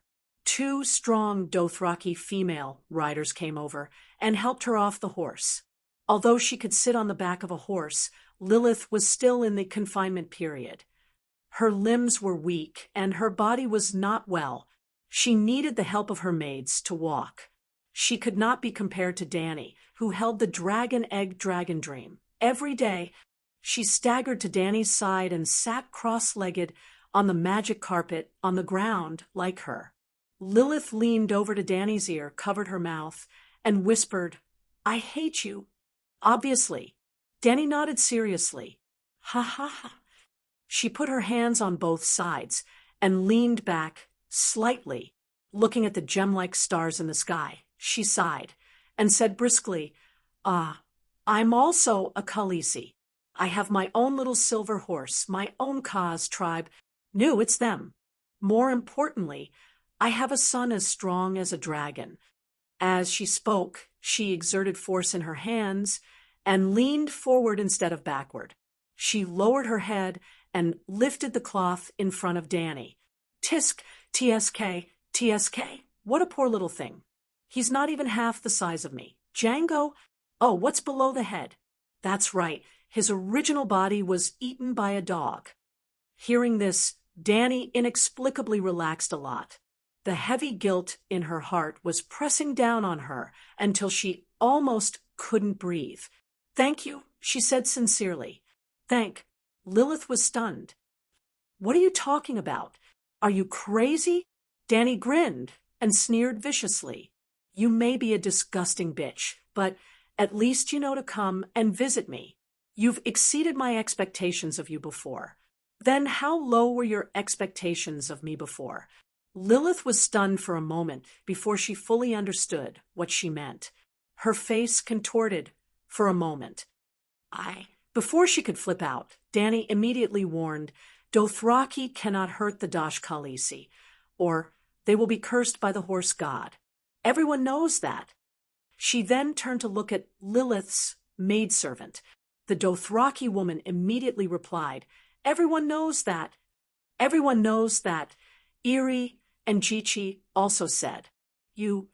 Lilith glared at Danny. After a while, she suddenly laughed. It's okay. I'm a bitch, and you're no better. I saved your life. Danny reminded her for the third time. I'm grateful, but that's all. Lilith scanned the crowd for a moment and found the witch who was looking over. She pointed at her and sneered. You saved her too, but she still killed your call and child. I didn't. The witch waved her hands and denied loudly. Mistress Silver, have you forgotten that I used the Song of Moon to help you give birth? Lilith didn't want to talk to her at all. She only looked back at Danny with a smile. Drogo is your man. You know better than anyone how many scars he has. Many of them are more serious than the broken skin on his chest, but he is still the strongest call in the sea of grass. Even Rhys's brothel has his bloody and deathly reputation. I believe her, Danny said flatly. She then asked, Why do you hate me so much? Just because you're jealous. But Khaleesi isn't something to be envied for, is she? Lilith stroked the silver hair hanging in front of her chest and glared with her lilac eyes. She gritted her teeth and said, Because I hate being someone else's replacement. What do you mean? Danny was confused. There were many silver-haired, purple-eyed women in Ursos. Even Drogo's Khalasar had dozens of them. I was originally Illyrio's woman. He wanted to fuck you, but couldn't break the membrane that belonged to Khal Drogo, so he bought me from Rhys's brothel. Lilith leaned over to Danny's ear and whispered in a venomous voice, That fat pig, he kept calling out your name when he fucked me. That's it. Danny's eyebrows twitched. She didn't seem to care at all. In modern society, which beautiful woman hasn't been lusted after? Do men always look at themselves in the mirror when they get blisters on their hands? The Targaryen family was blessed with beauty genes. Every member of the family was handsome and beautiful. Danny's dead brother, for example, was extremely despicable. His appearance and personality were two extremes. Danny Lilith's appearance was naturally top-notch. More importantly, she was probably blessed with the identity of the last princess of the ancient Valeglia royal family. Just thinking about it made one excited. Seeing that she didn't provoke Danny, Lilith was a little unhappy. She gritted her teeth and continued, My status was lowly. Illyrio didn't take me seriously and often used me to entertain others. The night before you married Drogo, your beggar king brother Viserys was about to sneak into your bedroom. It was Illyrio who stopped him and told him that if he angered Drogo, not only would he not be able to use the Khal's roaring warriors to restore his kingdom, he wouldn't even be able to save the lives of you and your sister. Then the beggar king fucked me and called out your name again. Chapter 13. Was inbreeding a good or bad thing? From the point of view of the general public, inbreeding couples were more likely to give birth to children with genetic defects, which was not conducive to good reproduction. This was a scientific fact. Since the beginning of the primitive era, the cruel natural environment had already helped humans eliminate most of the genes of dominant diseases. After millions of years, when humans developed a relatively advanced civilization, genetic diseases were recessive. Only when both parents carried the recessive gene of the same disease, their children had about a quarter of the chance of suffering from genetic diseases. Note that it must be the recessive gene of the same disease. Relatives with similar bloodlines, because the genes came from the same ancestor, were more likely to carry the same recessive gene. Their children were more likely to have dementia or abnormalities. However, if close relatives were to reproduce for tens, hundreds, or even thousands of generations, all the recessive defective genes in the bloodline would be completely exposed. Then, the children who carried the pairs of recessive defective genes would be abandoned. The remaining children would definitely have fewer recessive defective genes than the previous generation.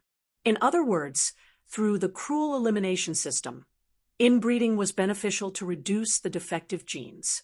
It was a disguised genetic optimization. Of course, genetic optimization was two aspects. In addition to reducing inferior genes, it also increased good genes. It was more practical hybridization. Here, only the problem of inbreeding to reduce inferior genes was discussed. To achieve inbreeding genetic optimization, at least the efforts of dozens of generations were needed. If a new bloodline was added halfway, it would bring new defective genes. All the previous efforts would be wasted, and they would have to start all over again. Without 1,000 years of direct blood marriage, the plan of noble bloodline could not be thought of, and the great celestial empire did not have 1,000 years of absolute aristocratic families, the kind that could reject the marriage of the royal family. Therefore, for the Huasha people, inbreeding marriage was always a taboo that should be avoided. Even in the history of Earth, only the pharaoh family of ancient Egypt could do this.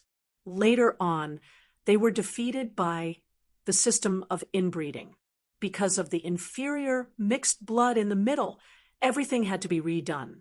But if they kept giving birth to freaks and retarded heirs, they could not maintain the rule of the dynasty that was collapsing day by day. If the ruling power did not decline, would the noble pharaoh marry other families? In the end, the ancient pharaoh family was almost extinct. The people may not have died, but the dynasty and the system it established were all eliminated. The ancient European aristocrats had similar ideas as the pharaoh, but they were worse than the pharaoh. For example, the hemophilia that caused the collapse of the European royal family. The main reason was that they could not carry out direct reproduction. From time to time, new blood would be added halfway. However, many families in the ice and fire continent had done what the people on Earth could not do. They had the true royal bloodline. House Targaryen, for example. In fact, the Targaryens were only a small branch of a great race that once reproduced in the continent of Ursos, the ancient Valeglia's free bastion. How strong were Valeglia's bloodlines? Just look at Daenerys Targaryen now, and you'll understand. Apart from the Valyrian descendants, the Duke's family of Westeros, formerly the royal family, but due to Aegon Targaryen's invasion and unification of the 8 kingdoms, the royal family was demoted to dukes, were more or less, well, they could only be considered as secondary descendants, and they even married into other families. This world was able to achieve inbred genes optimization, mainly because their history was too long. For example, the main character's family, the Wolf Stark family, had at least 8,000 years of family history. Fry of the Twin Towers, who had organized the bloody wedding, had always been discriminated against by the upper-class nobles due to their shallow background. Then, how nouveau riche was the Fry family? Well, they were just a marquis family with a mere 600 years of history. They had nothing but money. Well, if a 600-year-old family was placed in the Celestial Empire, then all of the above meant one thing.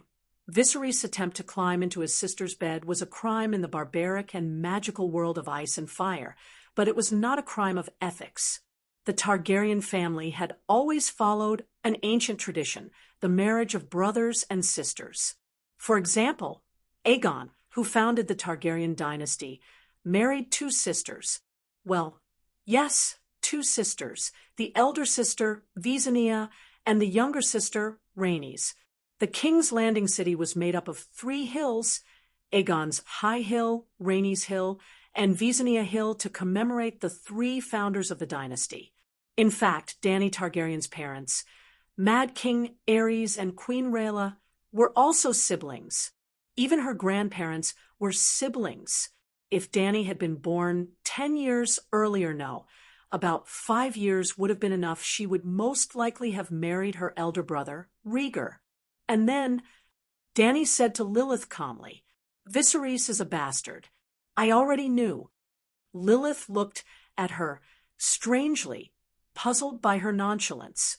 At the same time, seeing that she could not hurt Dany with words, the anger in her heart grew. She turned her head abruptly and pointed at Sir Jorah, who was looking at her warily. "He did me too. Although he did not call out your name, the way he looked at me seemed to be fucking your soul through my skin." No, Sir Jorah had been guarding against Lilith from hurting the pitiful and weak Dany, but he did not want to be dragged into it. His face flushed red, and his hands in iron gloves waved. "You are slandering me. I did not think that way. I have read countless people. You can't fool me." Lilith smiled contemptuously. "Ahem, you are Khaleesi now. You are no longer the red card of Rhys's brothel." Dany was embarrassed and immediately warned her sternly, "I don't think Khal Jocko wants to hear what you said before." She had long known that Jorah Mormont had feelings for Dany Lilith. Well, before she transmigrated, she had learned from Game of Thrones that when Big Bear and Tyrion met in the brothel, he was hugging a silver-haired, purple-eyed Volantis prostitute. That prostitute was cosplaying as the famous queen of Meereen Dany Lilith 2, or 3 years later.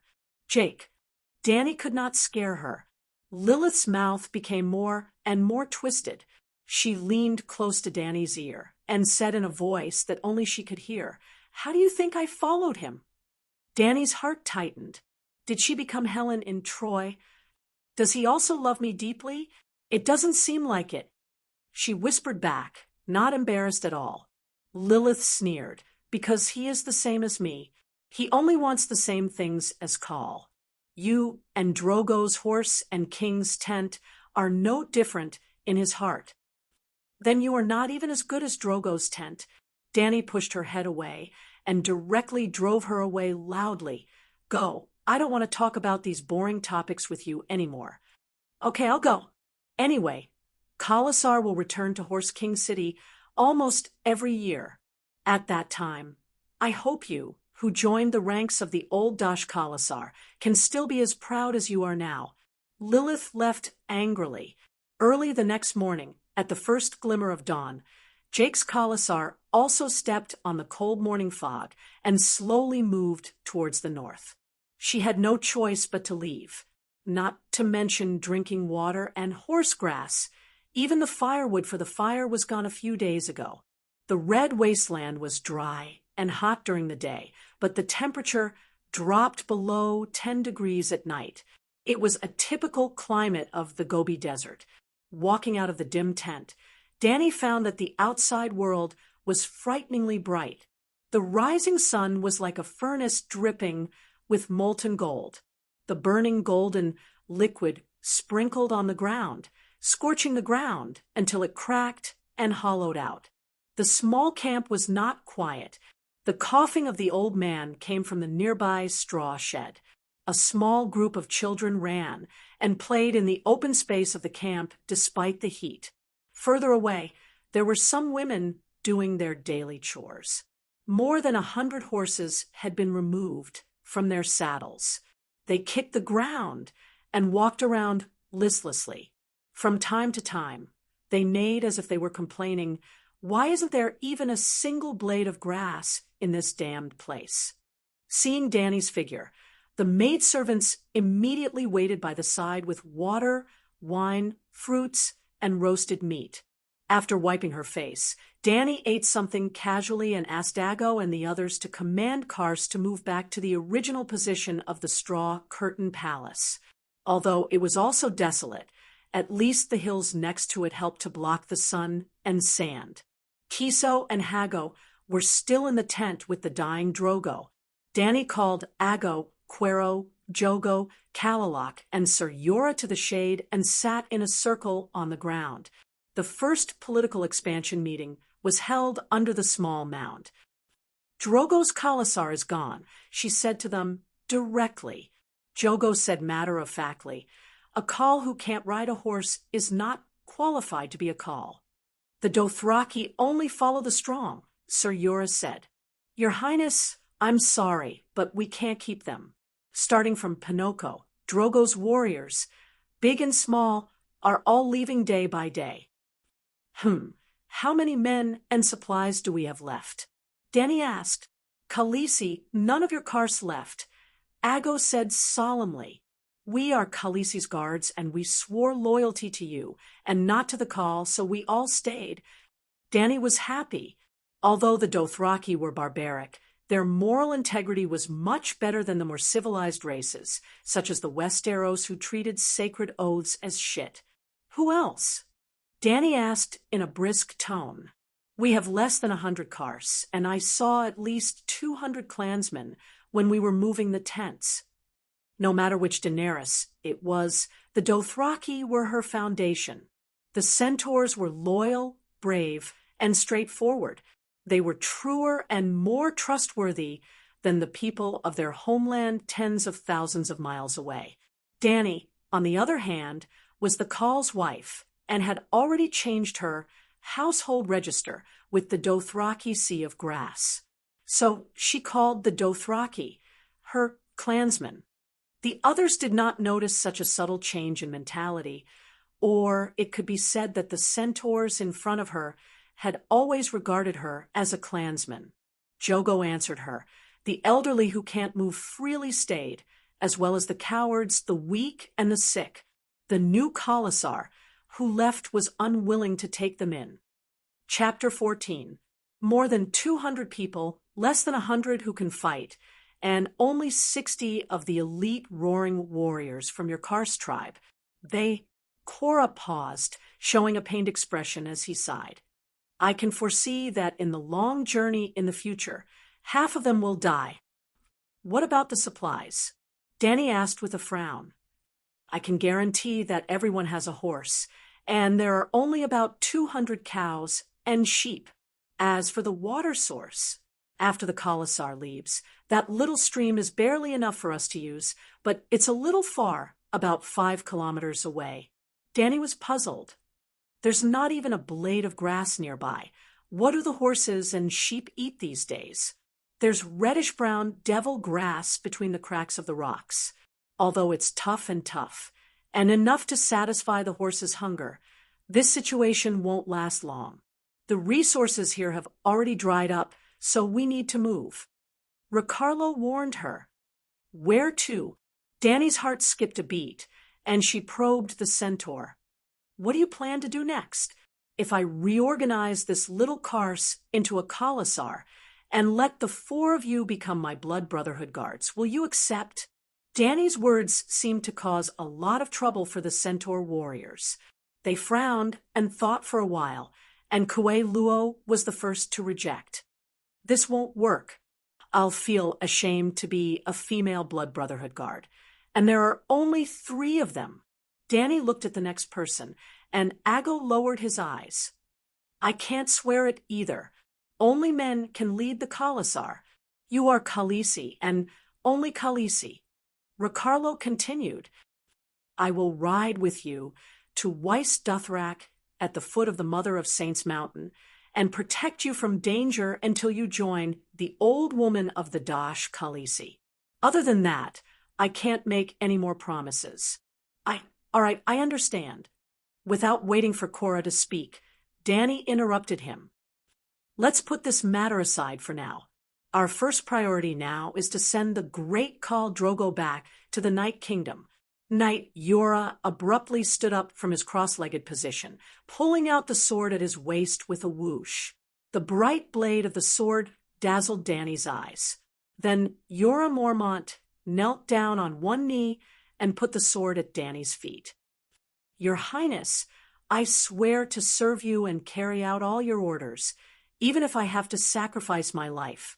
He glanced at the 4 centaurs beside him and declared firmly, "I swear on the sword in my hand and the emblem of my family, unless you're willing, no one will take you back to Viz Dothraki.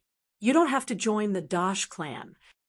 The Forma people looked at each other, their almond-shaped black eyes flashing with confusion and unease. It seems that even the Westeros who are corrupt in etiquette also have great loyal ministers of noble character.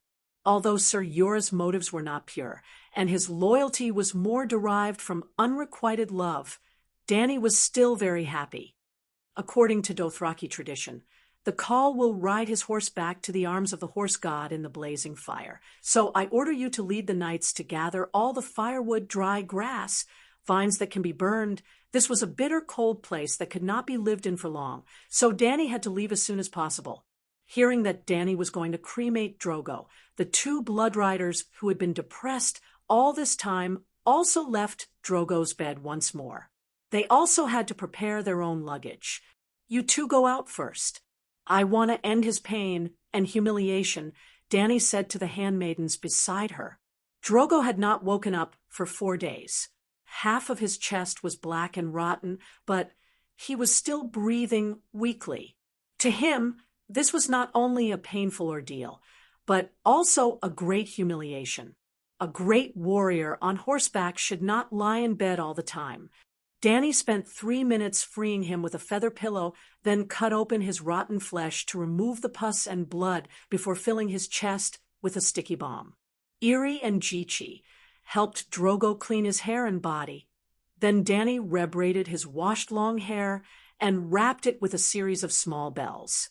There were more bells, gold, silver, and bronze. These bells would announce his arrival to his enemies and make them cower in fear, even in the kingdom of the dead.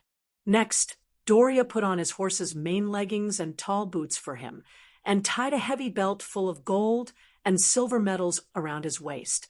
Irri and Jichi worked together to lift Drogo's broad but bony body, and helped him put on a painted vest to cover the scar on his chest.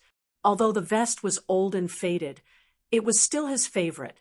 Danny had planned to hold the cremation that night, but even after the sun had set in the west, they still hadn't gathered enough firewood.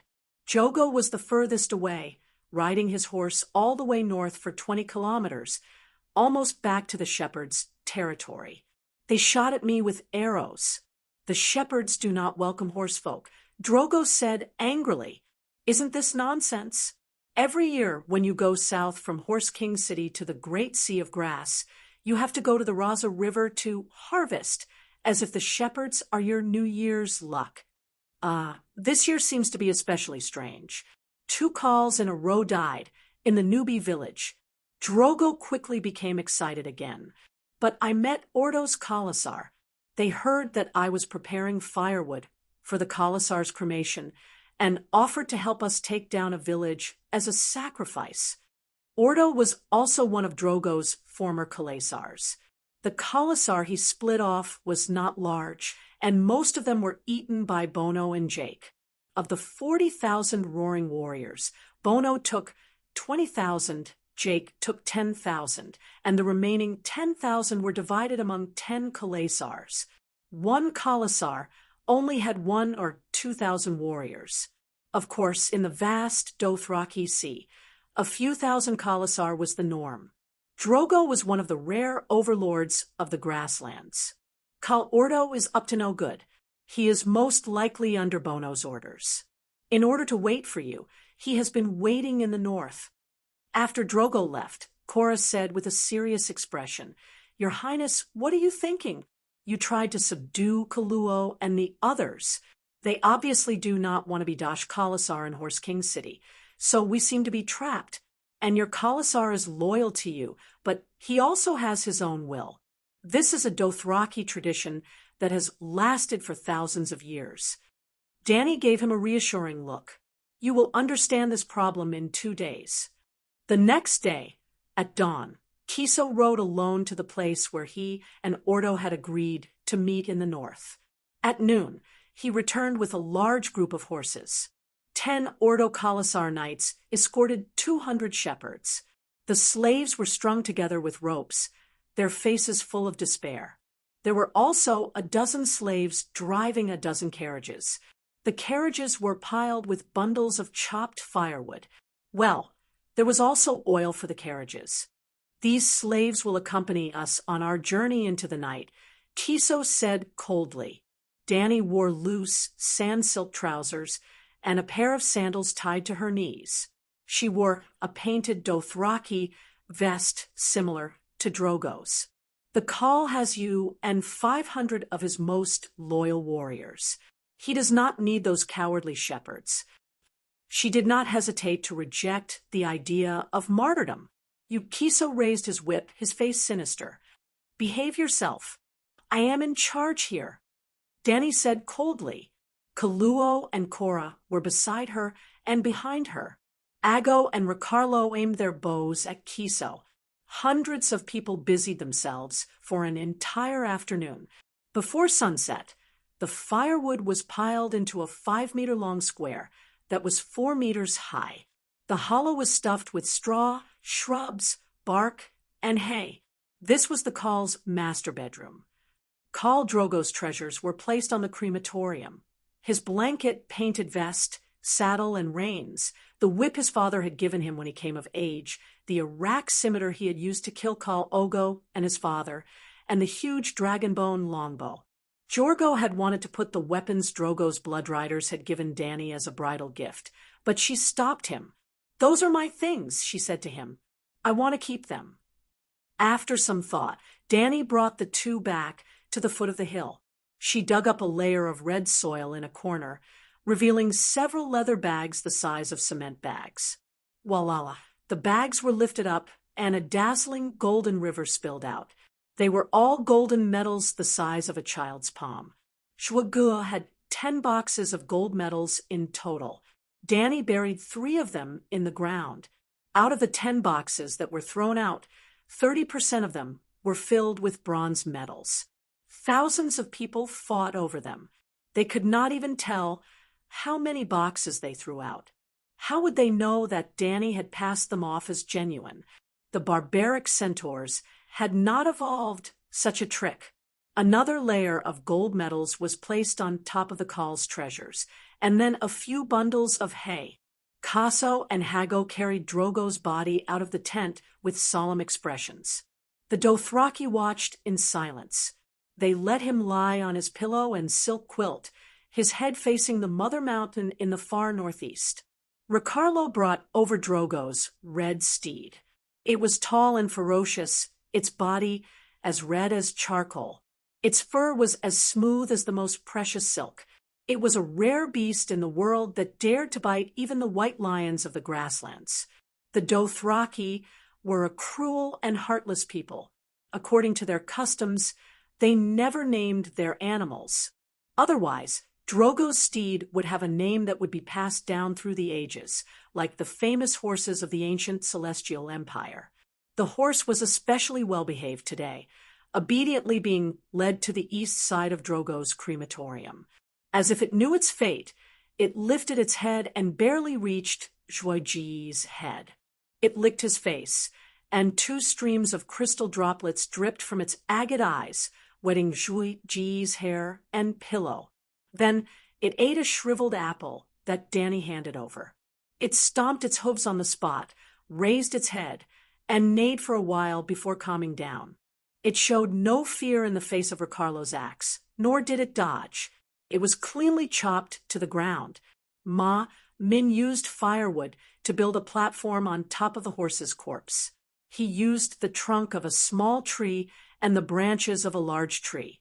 The firewood was placed from east to west, symbolizing the rise and fall of the sun. Kaso and Hago built a slightly lower platform to the north and south of Drogo. It was also covered with treasures and weapons. They also brought over their own steeds. Like Drogo's red horse, they fed it an apple and cut off its head with an axe. That crematorium belonged to the two blood riders. They cleaned themselves up and laid down on it with their Iraq scimitars. Extending outwards along the blood riders' platform, Ma Min used tree branches to build a long third platform. Drogo's was 4 meters tall, the blood riders was 3 meters, and this was 2 meters tall. It was covered with dried leaves and branches from north to south, symbolizing black ice and raging fire. 500 heads were placed on the third level of the crematorium, the heads of the warriors who had died in battle with Kaholo. Finally, soft pillows and a silk quilt were piled on top, piling up high. Yes, Kaholo's own head was placed beside Drogo. Chapter 15. As the sky darkened, Dany said to Ago, "Detain Otto's people, give the shepherds some food, and let them leave on their own." Ago vigilantly glanced at the shepherds who were cowering at the side and said, "Calixi, the shepherds hate us. Now that they know our location, they may bring the shepherds to encircle and annihilate us. The shepherds are cowardly but not stupid. They know our situation and won't give up this once-in-a-lifetime opportunity." This Adger was young, but his thoughts were unexpectedly meticulous. Dany looked at him in surprise and explained, "Walking at night, how far can they walk? It will be considered fast if they can return to the Raza River by tomorrow afternoon, but we will definitely leave tomorrow morning." "Might as well just kill them," Gu muttered as he left. The bloody sun sank into the horizon. The shepherds were surprised to receive the notice that they were free to leave. After timidly probing for a while, they ran away like a swarm of bees. But the cremation didn't start immediately. A group of centaurs opened their almond-shaped eyes and looked for a good omen in the night sky. Every time a centaur died, his mount would also be killed and buried with him. It implied that he would ride a fine horse and run into the kingdom of the night. When their bodies were cremated under the sky, the Khal would ride a blazing flame horse and soar out, turning into the stars in the sky. The more the body burned, the more his constellation would shine in the darkness. Therefore, before the fire was lit, they had to find the constellation that represented their Khal. It couldn't be a star that could be seen every day. It had to be an abnormal star that had just appeared today, because the Khal was being buried today. This was a bit troublesome. How could an abnormal star be found so easily? The centaurs sat on the ground and searched in the sky. Dany felt embarrassed. If she had lived in this world for more than 10 years, she could have found an inconspicuous star to fool them. But she had just arrived, and her predecessor didn't understand the stars. At least, she was inferior to the nomads who had nothing to do and looked up at the stars every day. Well, she couldn't fool the centaurs. "Can every Khal find their own star?" she asked an old centaur. "Of course, the great Drogo is the 12th Khal that I serve. I saw it with my own eyes. The previous 11 Khals all turned into shining stars on their fiery war horses. One of them was Khal's father. When the old man saw that Calixi was talking to him personally, he was so excited that his dark old face turned red like he was drunk. 12. How many generations have you been a senior official? While Dany was complaining in her heart, she also sighed inwardly. There were many heroes in the Sea of Grass, but they also fell like shooting stars. How long do they usually wait? She asked again. Calixi, it's still early. You have to wait until the second half of the night. The old man smiled. His lips, which looked like dried orange peel, cracked, revealing a mouthful of broken, rotten teeth. There was a kind of kindness in his ugly old face. Once, when we just found some stars to light the firewood, the sun came out. We waited all night. Dany finally understood that this was a competition of endurance. When everyone was tired and dizzy from hunger, their vision would be blurry, and their minds would be in a daze. Even if they saw the moon, They might think that it was an alien star from Call. Found it. It's over there. An excited voice sounded. It was Ricardo. Danny looked in the direction he was pointing. She actually found a red comet in the low eastern sky. The red of blood, the red of fire, as if a dragon was spitting fire. This was definitely an alien star. There was no better sign than this. Hee, the 12th one. The old man chuckled. Pour oil, Danny ordered loudly. Pots of sesame oil, castor oil, and vegetable oil were poured on Drogo's corpse. Hag and Kiso were also splashed. The oil water soaked the silk quilt, branches, and bales of hay. It seeped into the firewood below, filling the air with a sweet fragrance. Tie up the witch and throw her into the firewood pile, Danny ordered again. Millie Mazter had been hiding in the crowd, silently watching the cremation platform being built. She had thought that the matter would completely end when Jake brought the baby boy's head back. Although she was a bit regretful that she couldn't take revenge personally, she was basically satisfied when she saw that young head. But she didn't expect that the silver-haired woman would suddenly order for her to be burned. No, Madam Silver, Calixi, please listen to me. The witch dodged Ag, who was trying to capture her. She struggled madly and shouted, I saved Madam Lilith. You said you would reward me. I even sang the childbirth song for you and helped you give birth to a healthy little prince. You can't do this to me. This doesn't make sense. This is too crazy. Woo-woo, the witch was no match for Ag. In just a few sentences, she was pressed to the sand and couldn't move. Bring my dragon eggs over to, Danny ordered the maids. There was a certain meaning in her words that made them run. Cora's face was pale. He stepped forward and grabbed her arm. Your Highness, Drogo has no use for dragon eggs in the Night Kingdom. Why don't we sell them in Yashia? We only need to sell one to buy a big ship and return to the free trade city-state. The wealth we can get from selling 3 is enough for you to enjoy for the rest of your life. Am I short of money? Danny found it funny. Cora couldn't laugh. He choked and grabbed her hand even harder, as if he wanted to snatch his princess back from the Grim Reaper. Princess, I know that Prince Reg's death is a big blow to you. Even if you don't show any sadness in front of others, I know that your heart is about to be drowned by tears.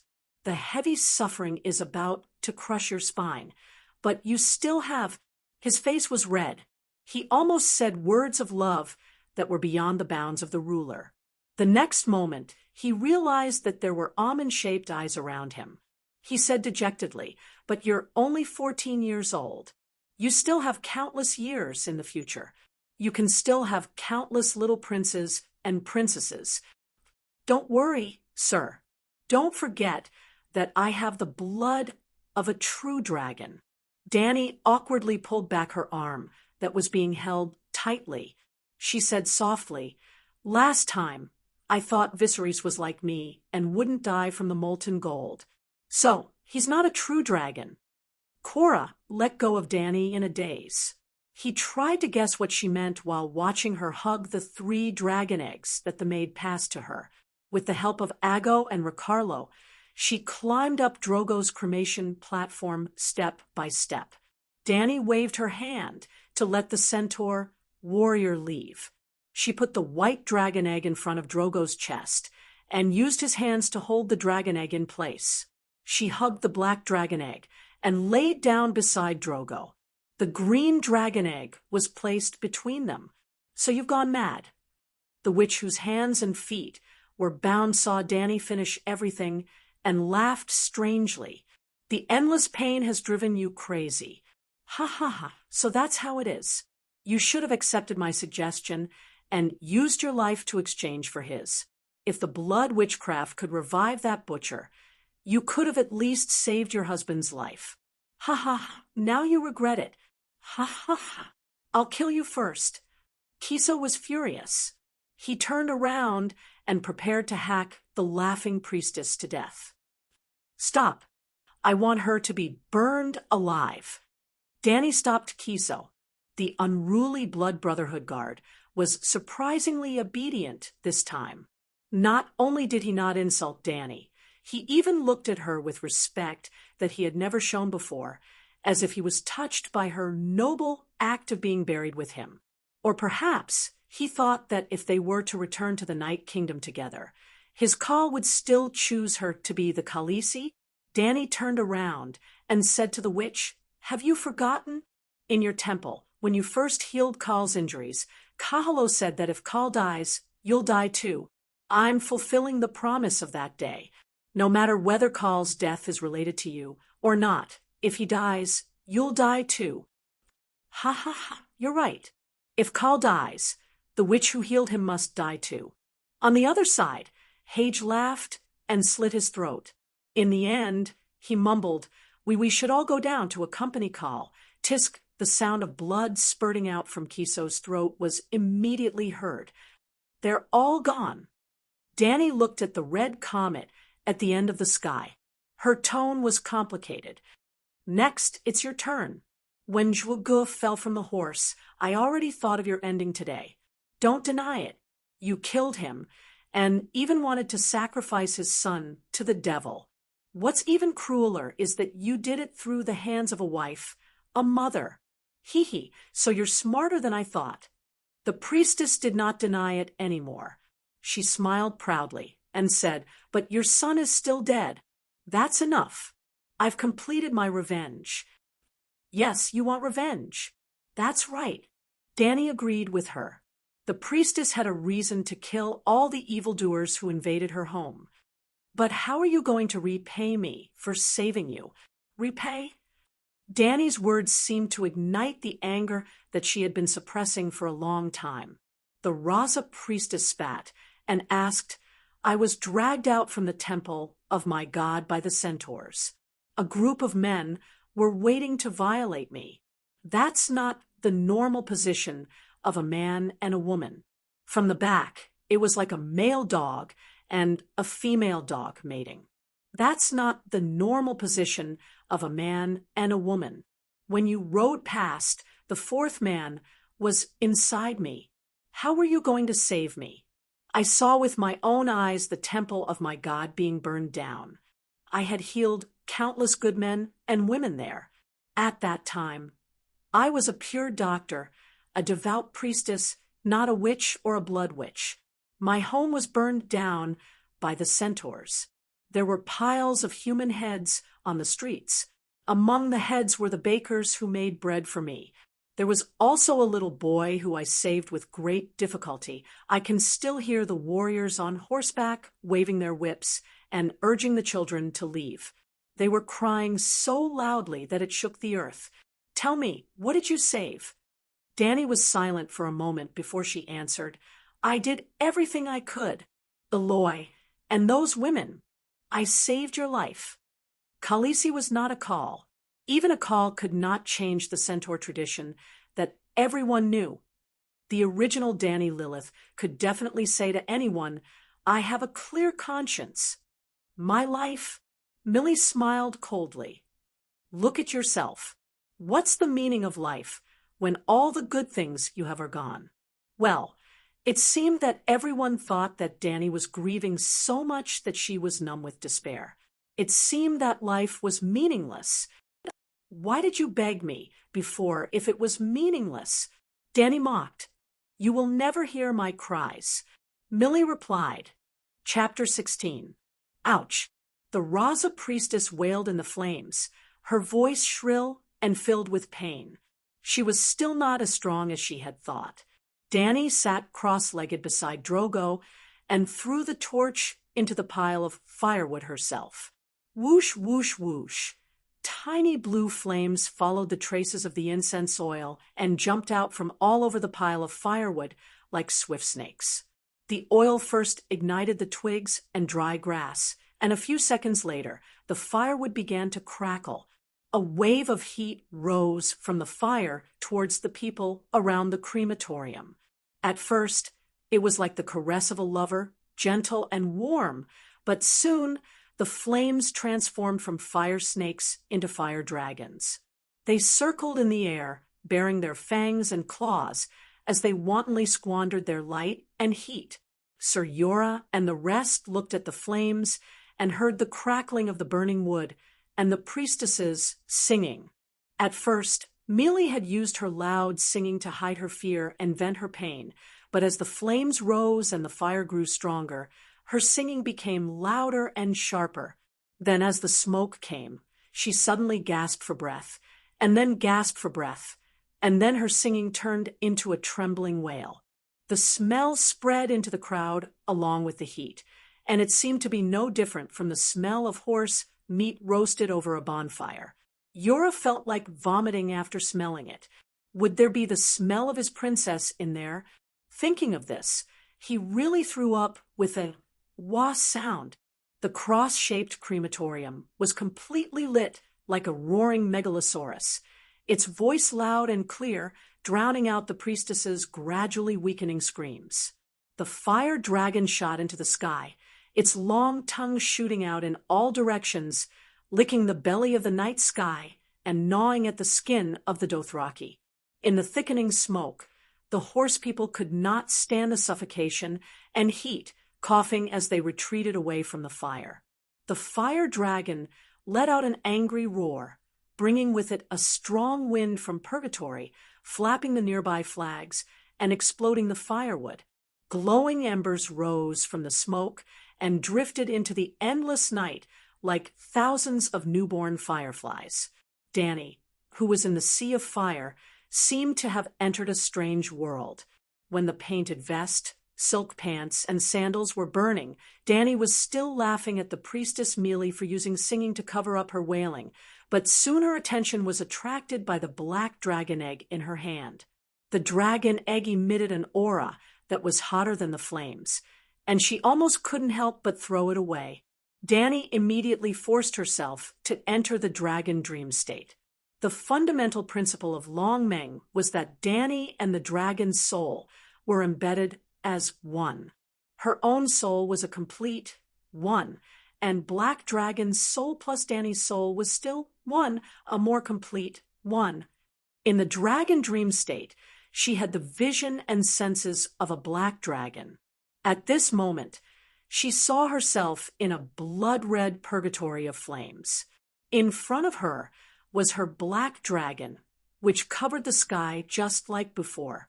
The black dragon opened its mouth wide and raised its head to roar. Countless tiny specks of colorful light that were like fireflies converged into a river and flowed into its throat. Gold, silver, green, purple, bright red. Dany couldn't count the colorful specks of light. Dany suddenly had an epiphany. Dragon hatching. She immediately connected to her treasure and found the character Panel. Other than the immortal and Long Meng, the mother of dragon's bloodline talent also had the unique ability of dragon hatching. Dragon hatching bestow flames and spirituality to the dragon egg, thereby allowing the dragon egg that retains its soul to fossilize the dead dragon egg and the healthy dragon egg to hatch into a young dragon. What spirituality? Just as the thought came to her mind, a piece of information flowed into her sea of consciousness. Dany inexplicably had a more fundamental understanding of the mother of dragons' dragon hatching talent. Spirituality was the essence of a soul with life. It existed in the world where life existed, and it existed in the souls of life. In the world without reincarnation, it was the gathering of spirituality that allowed organic matter to give birth to a miracle of life. For example, a newborn baby was made up of a soul and a body. The body was inherited from the parents, and the soul came from the accumulation of spirituality in the body. The 3 dragon eggs that Governor Illyrio of Pentos gave Dany had turned into fossils due to the passage of thousands of years. In theory, they were the same as diamonds and gems, beautiful dead objects. Unfortunately, the fossilized dragon eggs met Dany, Liz Targaryen. Her bloodline was too rare, and it was almost the ultimate achievement of Valeglia's dragon magic civilization. Not to mention the Targaryen family. Perhaps in the thousands of years of history in Valeglia, there had never been a mother of dragons like her. Perhaps Dany was a mutant. Her mother of dragons talent could bestow the spirituality of the world to the dragon egg without her consciousness. It was indeed a miracle that the fossilized dragon egg had obtained new life, but the dragon itself was a magical life that represented miracles. It couldn't be judged by common sense. Originally, Dany had only subconsciously hoped that her dragon egg would give birth to a dragon baby. She had almost never actively developed the talent of dragon dreams and dragon hatching. But this newcomer Dany understood that at this critical moment, she had to do something. "Big Black, I'll help you," she shouted at the black dragon above her head. The next moment, her position changed from the burning ground to the black jade dragon's head. She rode on the dragon's neck, as if she had come to the position that was destined to belong to her. Dany had a different experience at this moment. She and the dragon had merged into one, and the dragon had obtained new life in the fire with her. In a split second, the spirituality on top of the black dragon's head became more and more concentrated. Gradually, a colorful vortex appeared above its open mouth. Those who didn't know would think that it was activating a Bijadama. After an unknown period of time, Dany sensed dragons other than the black dragon for the first time. White and green dragons. Previously, even when she was hugging the dragon egg, she couldn't form a dragon dream connection with the white and green dragons like she could with the black dragon. At this moment, she could clearly see the white and green dragons flying towards her. She rode the black dragon, and the white and green dragons circled around her like wingmen. The four of them wandered freely in the colorful sea. They were so happy, so proud, as if the sky was under their feet. She was the mother of dragons, born from the mother of the Megalosaurus. Perhaps fate had arranged her birth, but her talent had nothing to do with any other gods or anything else. "Only death can exchange for life," came from the mouth of the witch. She said this as a servant of the devil in the shadows. The Shadow Lord was an evil god, a demon, and at the same time, another identity of Lalo. Together with the Lord of Light, they formed the complete god, Lalo. The Targaryens belonged to the ancient Valeglia. The Valeglia had their own gods, Balerion, Miracis, and Vargal. There was no Lalo, the Lord of Light. In the era of Valeglia, the civilization of dragons and magic was at its peak, and Lalo had nothing to do with it. The Lord of Light might have coveted the dragons, but he had no connection with them. Dany's birth of a dragon had nothing to do with the Lord of Light. Her mother of dragons constitution came from Valeglia's superb blood magic. The fire had weakened to the point where it couldn't be seen by the naked flames in the middle of the night, but the red charcoal under the ashes still scorched the earth and air. When the cold fog of the night was dispelled by the morning light, Jorah Mormont, who had suffered through the night, could finally endure the scalding ground. He found Dany in the center of the cross-shaped ashes. She was half squatting on the ground, surrounded by charred charcoal and glowing embers, as well as the charred bones of people and horses. She was naked, and her lower body was covered with nearly half a meter thick of soot. He could see her bare arms and back. If it wasn't for the conspicuous silver hair, he almost couldn't tell that this body was the same color as charcoal. "Bless the seven gods," he exclaimed in ecstasy, bending down to hold her shoulders. Hiska, the black snake's head, snaked out from Dany's hair, hissing and spitting out a few wisps of white smoke from its mouth and nose. The surprise on Jorah's face immediately turned into horror. He retracted his right hand as if he had been electrocuted and looked at the red eyes on the snake's head for a moment. "Dragon," he said bitterly. Although he didn't want to believe it, behind the long neck of the snake's head, there was a pair of wings that flapped with soot. It was not a snake, but a dragon that was miraculously born from fire. The knight didn't say a word. He took a few steps back and knelt down on one knee with a respectful expression that he had never shown before. Dany woke up from her strange state and slowly raised her head. She first glanced at Mormont, and then swept her gaze over the Karst behind him. The Dothraki, regardless of gender, age, or even the 10 Ordo warriors who were detained, all put down their weapons, put their faces close to the smoking ground, and knelt on the sandy ground in awe. Dany knew that from this moment on, they were completely submissive to her. Today, tomorrow, and forever. It wasn't submissive out of fear of Drogo's power, but from the bottom of their hearts. She directly bathed in soot and stood up naked. At this time, all of them had their heads bowed. Irri, go and get my clothes. Doria, Chichi, prepare hot water for me to bathe. She ordered her maidservants. The black dragon lay on her shoulder, its snake-like neck almost coiled around Dany's neck. The other two were hanging in front of her chest, and she hugged them with both hands. Ellie jogged to fetch a silk robe and carefully draped it over Dany's shoulders. She looked at the two young dragons sucking, and her expression changed drastically. She muttered, "They are riding the steeds of the world. They are riding the steeds of the world. Khaleesi, you really gave birth to the steed of the world. The old woman's prophecy has come true." "You talk too much," Dany said lightly. Hiss, hiss, the black dragon immediately turned its head and roared at Irri. Its two brothers also let go of Dany at the same time and joined in its roar. Ugh! The poor centaur girl covered her mouth and was about to cry. Chapter 17. After washing up, Dany gathered her troops at the foot of the hill. She rode her little silver horse with a young dragon in her arms and another on her shoulders. The silver horse trotted past them on the dry red sand. She shouted, "From this moment onwards, my Karst will be reorganized into Khalasar. I will not go to Horse King City to join the Dosh Khalasar. Are you willing to follow me into a future that no one knows?" "I am willing. I am willing.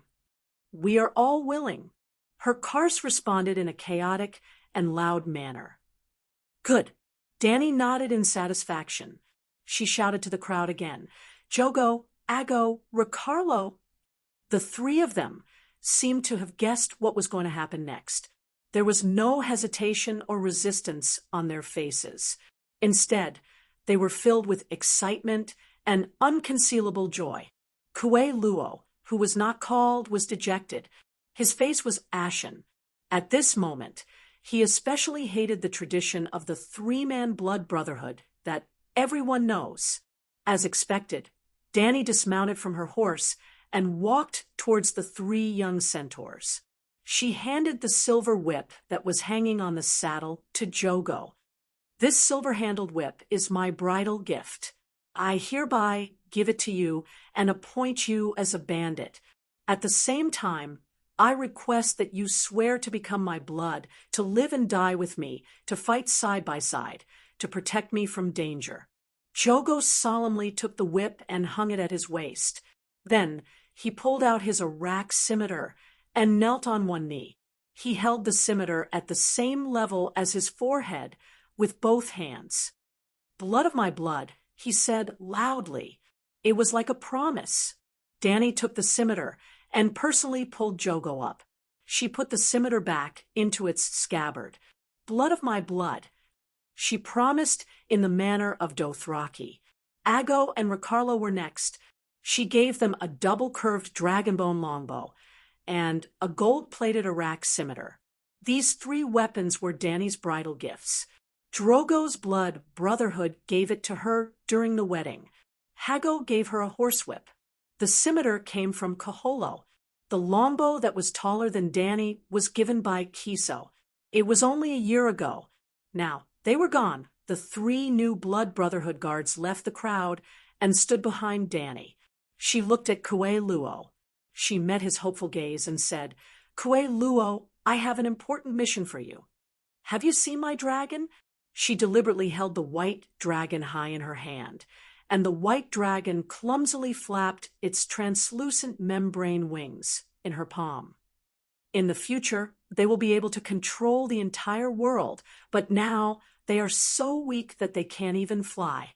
I need a loyal and brave megalosaurus guard to protect them. Are you willing? This is my honor, Calixi.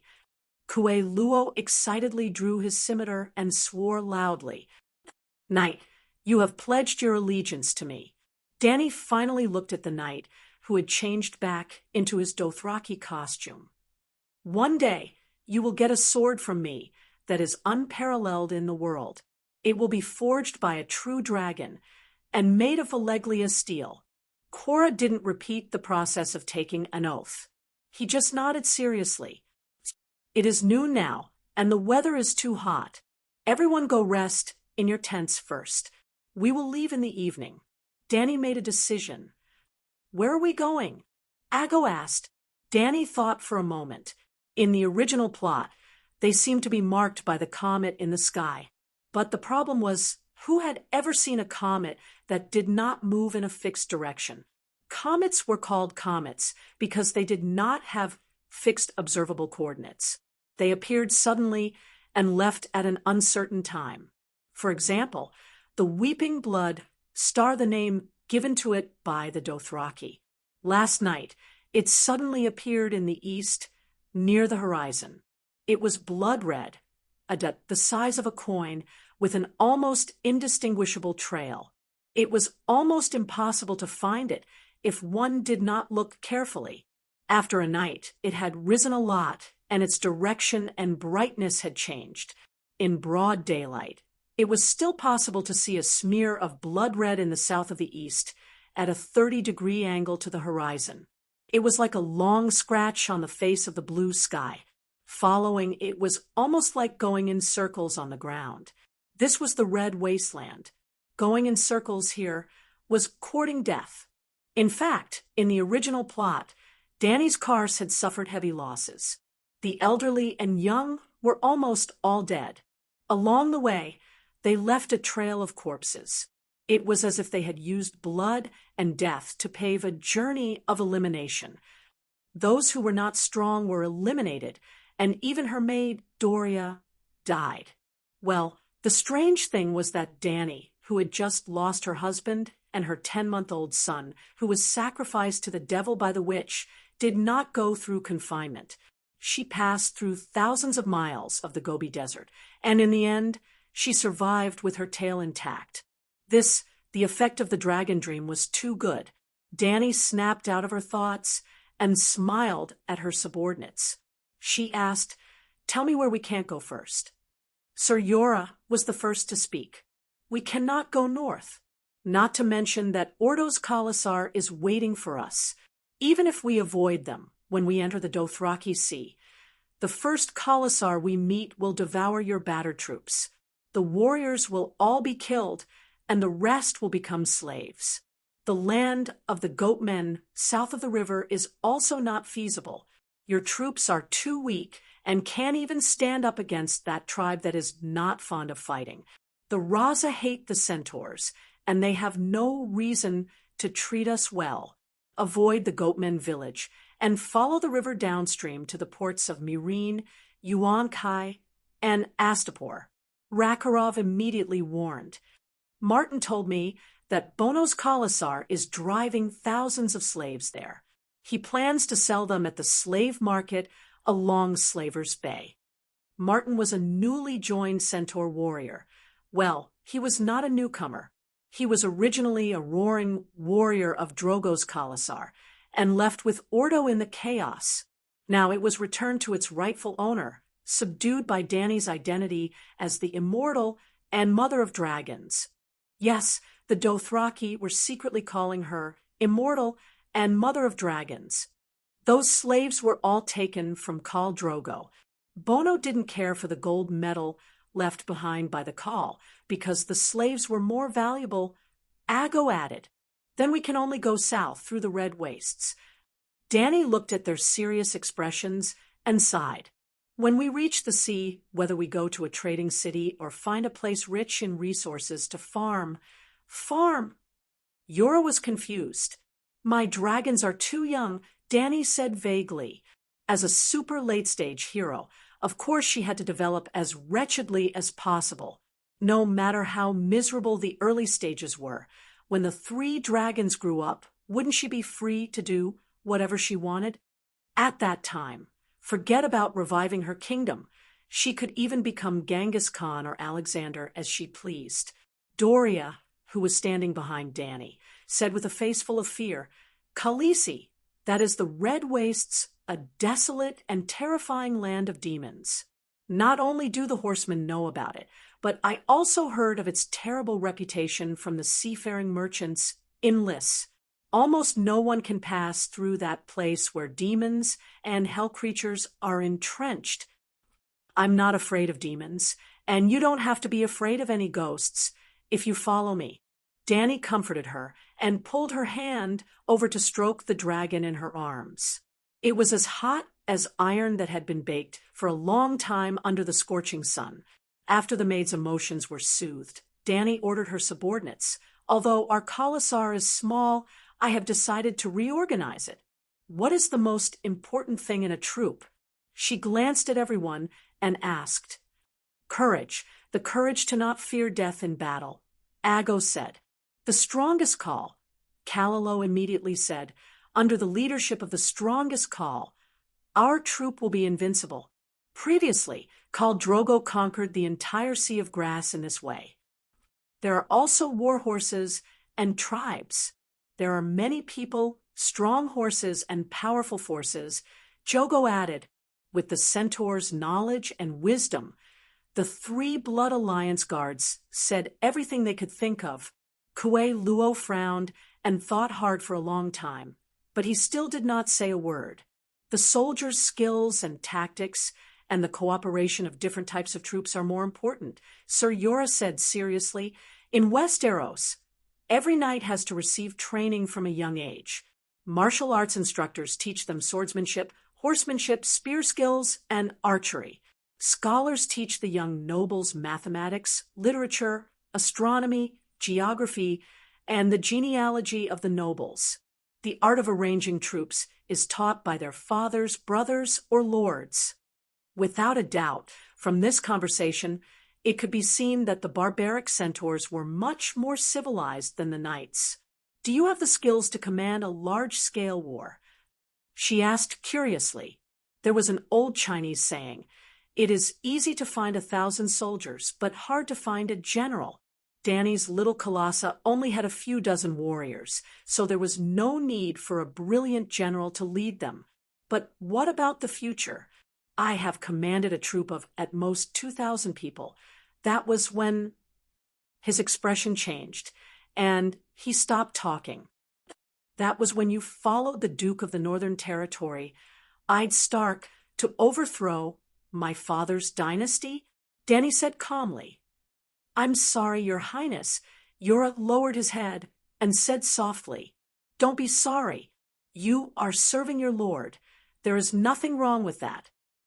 Danny waved her hand and continued the previous topic. I think the most important thing for an army is a perfect system. What system? Ago asked curiously. First, establish the system of sergeants. Then perfect it step by step. Danny met the centaur's puzzled gaze and said with a smile, from today onwards, the Dothraki warriors under my command will abandon all the messy flags from before and raise the dragon flag together. Men who are 14 years old will automatically be incorporated into the army. Danny could not be blamed for being cruel. She was only 14 years old herself. Her maids and blood guards were all centaurs who were around her age, deliberately chosen by Zhuge. If she made an army at the age of 18, she would have no one under her command. Of course, this was only a temporary measure. When she was strong enough in the future, she would greatly increase the number of years they could serve. 10 people will form a squad, and the strongest person will be the captain. 5 squads will form a brigade, and a commander will be chosen from the 5 captains based on their battle achievements. 5 brigades. Dani stopped talking because she saw that her 4 centaurs were confused. That expression was as if they were listening to a book from heaven. "What's the problem?" she asked. "Khaleesi, I can understand if 10 warriors form a squad, but how many warriors will there be in 5 squads and 5 brigades?" Ago asked curiously as he counted with his fingers. Chapter 18. The Dothraki seemed to be confused by the number above 10 and the complicated management system. Dani frowned. Drogo's 40,000 howling warriors moved in Kars, and Kars were the smallest group under the Khalasar, led by Casco. He only needed to manage a dozen or so Kars. In other words, the Dothraki only had 3 military ranks: Kars, and Howling Warriors. In fact, Kars and Kars were of the same rank, and Kars and Howling Warriors were of the same rank. Kars were the most powerful Kars, and Kars were the most powerful warriors. There was only a difference of 2 ranks between the 3. The centaurs were very primitive, so primitive that they almost achieved true democracy. But she did not want this kind of democracy. If the Dothraki were more feudal, Khaleesi would not have ended so badly. Well, she could at least be a regent and empress dowager. Dani's purpose of reorganizing the Khalasar was to let the Khalasar form a hierarchical system. With a hierarchical system, they could quickly transition to a feudal and centralized society. Because feudal systems had existed in other races for thousands of years, they only needed to learn and adapt, not innovate. Simply put, this world had enough productivity to develop feudal systems. Dani's minimum requirement for the Dothraki was to establish a golden family with her blood as the main bloodline. Before Genghis Khan appeared, anyone could be called Khan on the steppe, which was the Kars of centaurs. It did not matter about bloodline. It only depended on one's bravery and power. At that time, the Mongols did not even have a complete system of bloodline and surname inheritance. It was almost exactly the same as the Ma-Mini now. But after Genghis Khan unified the north and established the Mongol Empire, only the Bori could be called Khan. If you were not a Bori, you had to marry a woman from the Bori family as your wife, and your son would still have the blood of the Bori family. These Bori had a loud and great name, the Golden Family. Dani did not think so far about whether she could dominate the world. But with 3 dragons, if she could not create her own Golden Family, it would be a waste of such good resources and opportunities. The Dothraki, who were still a mass of scattered sand, was a gift from the heavens. The Gold family only had one chance. Originally, Dani was a little naive, or perhaps it was an obsession like Morongfu. She had always wanted to return to the Westeros and become a queen. She was tens of thousands of kilometers away from the Westeros. Moreover, the nobles, there were all, full points for palace intrigue, full points for martial arts, full points for authority and ambition, full points for brutality, full points for loyalty. Negative, all of them were ingrates. That's right, the hostile environment value was also maxed out. Every once in a while, deviant ghosts would come out to destroy the world. Dani wouldn't want that shabby place even if it was given to her for free. Therefore, no matter how difficult it was, the Dothraki reforms could not be stopped. How many is 5 tens?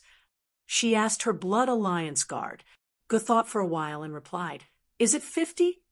Dani nodded and asked, "What's the sum of 5 50s? This time, he spent even more time.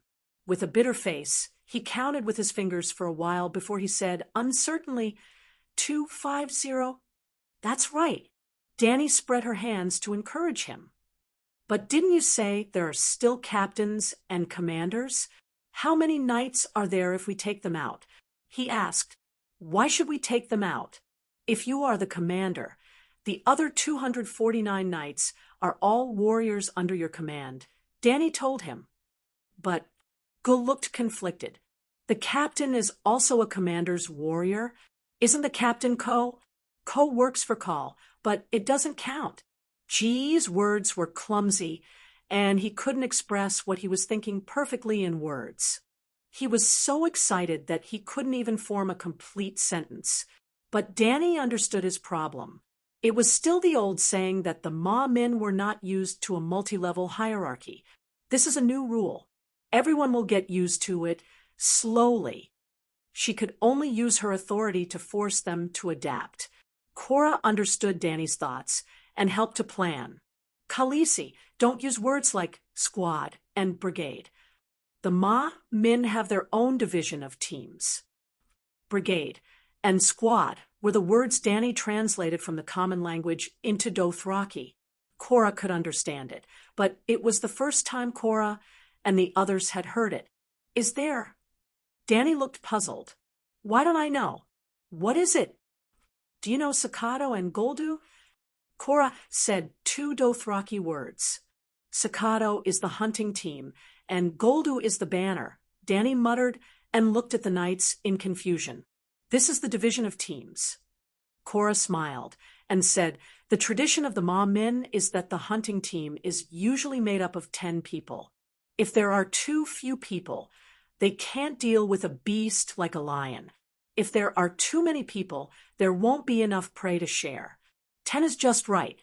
In fact, in Westeros, when we nobles go out to hunt, we gather in a large group before entering the forest. When we enter the hunting ground, everyone moves separately. There are also about 10 people in a squad. I see, Danny said thoughtfully, still not down to earth enough. In the future, I need to know more about the people, she thought to herself. As for Goldu, Khaleesi, you know that every time the Khalasar goes out, there are scouts scattered in all directions? Cora asked again. Danny nodded. Her Kars had also acted as scouts for Drogo, and it seemed that every Kars took turns to do this task. The furthest a scout could reach was a day, or 2 ahead of the Khalasar. It was the most tiring and dangerous job. No one could persist in doing this for a long time. According to the size of the Khalasar's team, the number of scouts sent out is different. There are about 100 people in a group, and the people in the same group hold the same banner. If 2 Khalasars meet, they don't fight immediately. They judge the strength of the other party by the number of banners, so as to avoid a Pyrrhic victory. So, you can see that Drogo's Khalasar has many kinds of banners. Similarly, they call a team of 100 scouts Goldu. Cora explained to Danny in detail. Danny suddenly asked, could it be that someone is deliberately using false banners to deceive the other party? For example, 10 people using the same banner. Or they are deliberately sending more scouts to make the other party think that they have more people. Cora was stunned. This is not in line with the horse people's tradition. No one would do that. Aggo and the others agreed. Cora thought carefully and said seriously, Khaleesi, look at the camp around us. The traces of life are too obvious. Wherever the Khalasar moves, there are traces of people and animals living. The most obvious is the ashes of the bonfire. Because everyone has to eat, they can roughly estimate the number of people in your Khalasar through the number of stoves. You may be able to deceive the other party by using scouts, but when he finds out that the number of bonfires you lived in is wrong, the Khalasar who was angered by the deception will immediately turn around.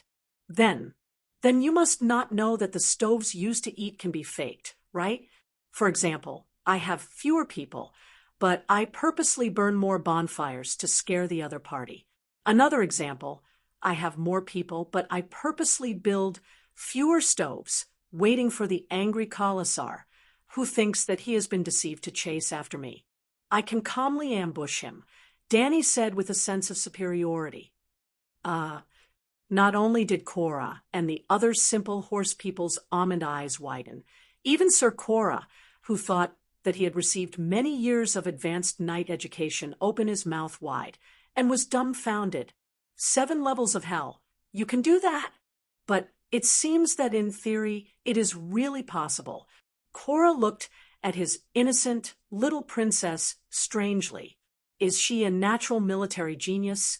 But it feels a little dirty. It doesn't conform to the spirit of a knight at all. Sigh. It seems that she who lacked the education of Westeros nobility since young has been led astray by the cunning merchants. Khaleesi, although the Dothraki Sea is huge, you have deceived the first Khalasar. The others will soon know about this matter. Kue Luo reacted and said, there are still many 36 stratagems. Using all of them once, even if the Dothraki Sea is vast and boundless, there probably won't be many Khalasars left. That's enough. Dany waved her hand and made the final decision. The 10-man team is called Neol Lu. The 100-man team is called Gushin. Yes, if Staccato and Goal were replaced with words that the people of the Celestial Empire could easily understand, it would be Neol Lu and Gushin. Clearly, they wanted to build the Mongol Empire, but they had carelessly resurrected the Qing dynasty in this fantasy world. All right, let's not talk about other things. In the early days of the Qing dynasty, the military and political establishment system were still relatively dynamic. Moreover, the situation Dany was facing now was more like Nurhasai's than Genghis Khan's. Nurhasai relied on 13 sets of armor to make a fortune. Dany was slightly better than him. She had 3 dragons as a guarantee, but that was only a guarantee. In this fantasy world, dragons did not mean invincibility. From now on, all the flags will be changed to a uniform black flag, representing the black dragon in my arms. Women cannot be Khal, so I will recognize myself as the banner master. All the soldiers and servants who serve me will be bannermen. Currently, there were only so many soldiers, so it was impossible for the 8 bannermen to think about. Let's first set up the system and slowly replenish the personnel. The few of them discussed in the tent for 2 to 3 hours. After the system was confirmed by Dany, they started to implement it immediately. First, they separated the soldiers and the people, including the elderly and the half-grown children. Dany finally gathered enough people to form a Gushin. She recognized herself as the banner master and received a Neol Lu. There were 9 Neol Lu left. Excluding Agra and the other 5, there were 4 left. Just as Dany was reorganizing the old, weak women and children's household registration, the centaurs on the other side of the open space became noisy. A few of them even pulled out their scimitars. Dany hurried over and let her Neol Lu separate the troublemakers.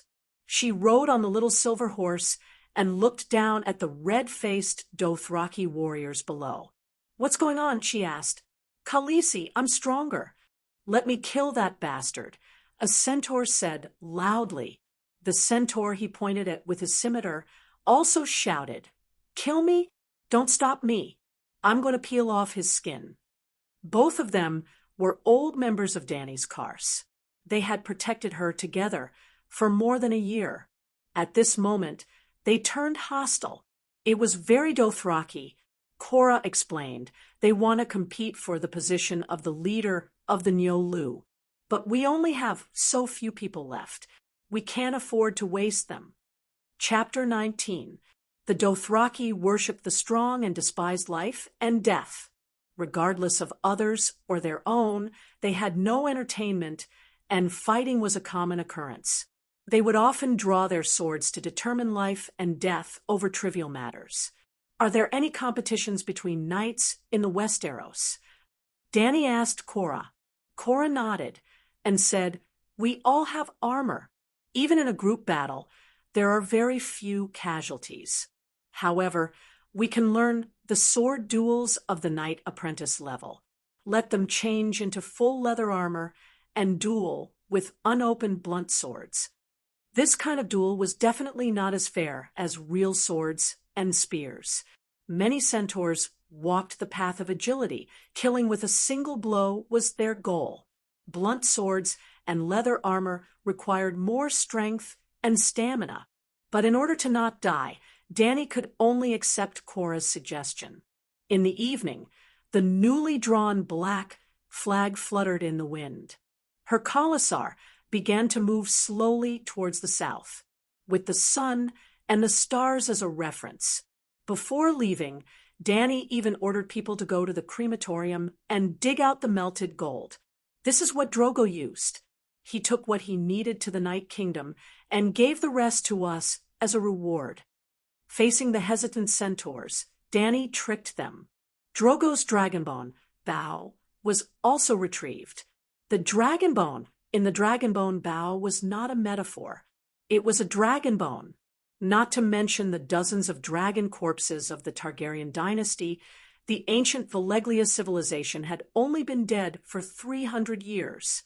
At its peak, the Freedom Bastion of Valeglia could mobilize 300 megalosaurus to form a conquering army. Dragons also had a limit to their lifespan. They would die and leave behind indelible dragonbone after death. Hence, many dragonbone bones were passed down to the world. The dragon bone was rich in iron. As the iron content increased, the color darkened and eventually turned black. Ordinary flames could not harm them. Even a young dragon could withstand the high temperature of firewood. What more the bones of an adult megalosaurus? Other than the golden dragon bone, the centaurs also found a pile of cracked rocks in the ashes. Fossilized dragon egg. Piecing the rocks together, they actually restored 3 dragon egg. Dragons don't come from stone eggs. The centaurs looked at each other in dismay. Then, as if they had thought of something, they shouted in fear. Calixi gave birth to a 3-headed dragon. The prophecy of Dosh Kalen has come true. Khaleesi has given birth to the steed of the world. Dany, who was alarmed by the centaur's cry, was also shocked when she saw the stone egg. What kind of existence is a dragon? Doubt arose in her heart. No matter how the dragon came to be, they had to leave. After gathering the remaining charred remains of the crematorium and burying them in the deep pit, the team set off.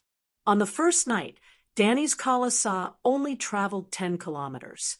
5 kilometers away from the encampment, they encountered the stream where Drogo khalasar collected water. After being tormented by more than 100,000 people and hundreds of thousands of livestock for 4 to 5 days, the gurgling stream was only left with a layer of mud. Dany changed her route and decided to follow the wetland. After walking for another 5 kilometers, they encountered a new shallow puddle. Dany asked the Kraza to stop. They would rest here for a day or 2. Those 87 cows and sheep must all be killed. Dany told her tribesmen, the deeper we go into the wasteland, the less water and fodder there are. We can't leave them to compete with the horses for resources.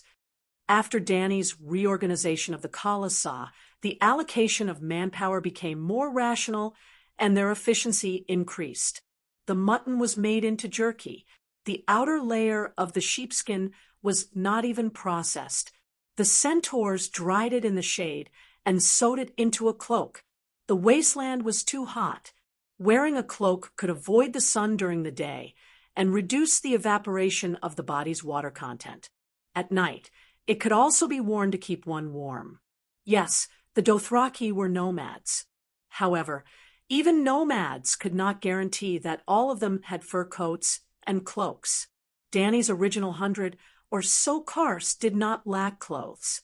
However, she now had about 200 more people. 80% of them were the old and weak who had been abandoned.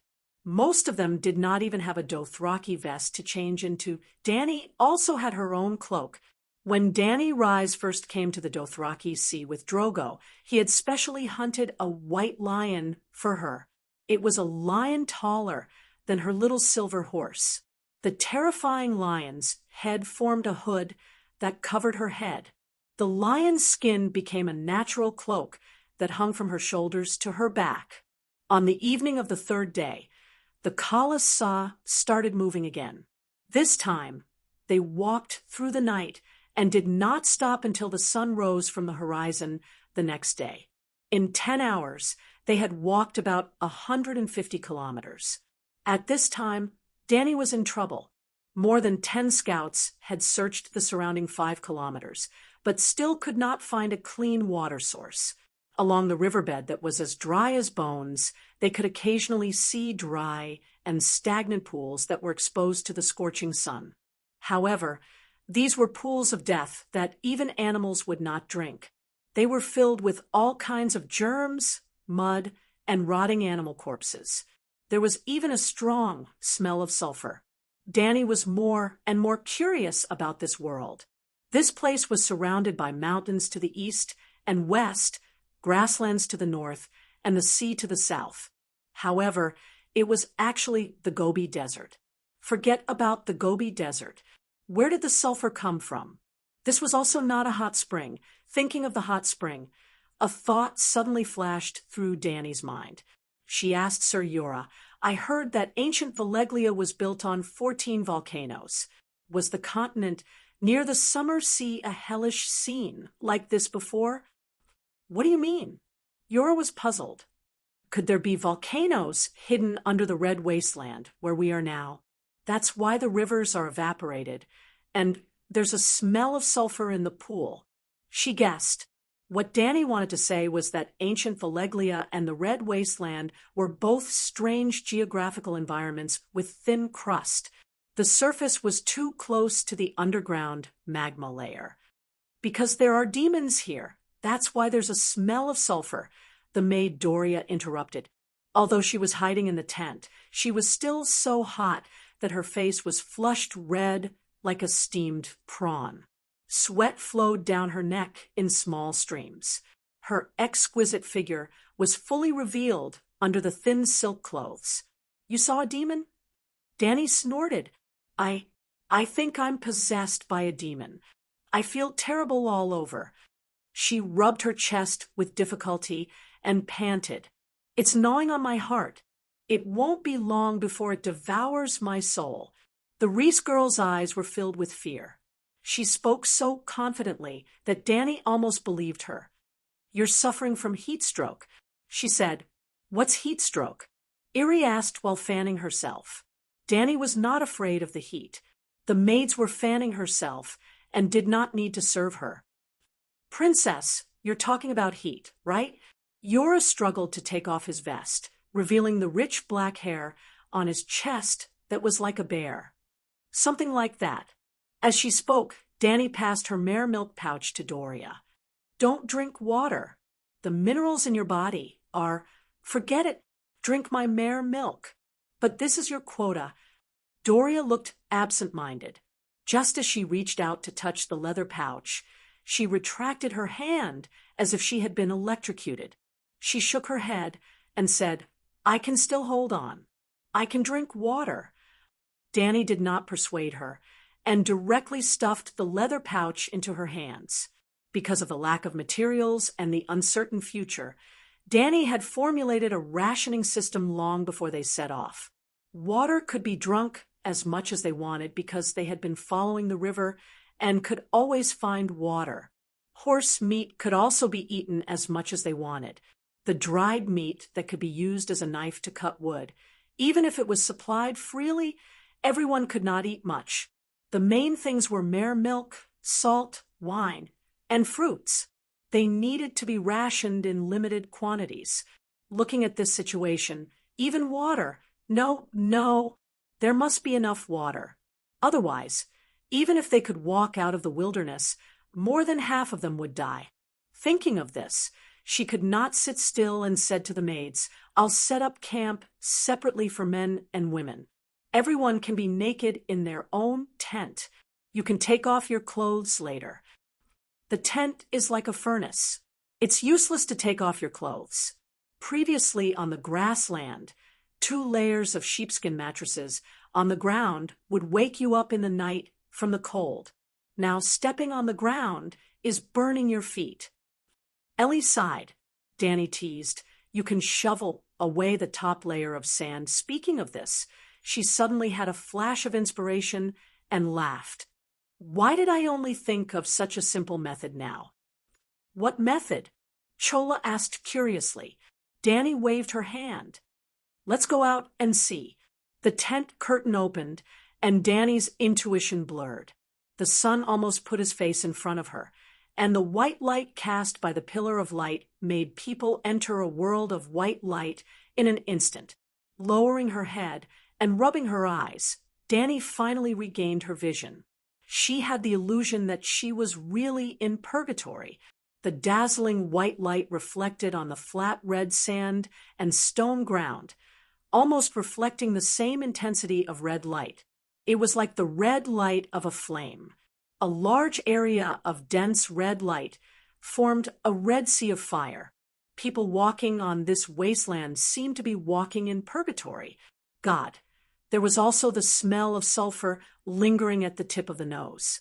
This, sure enough, there was only a wrong name and no wrong nickname.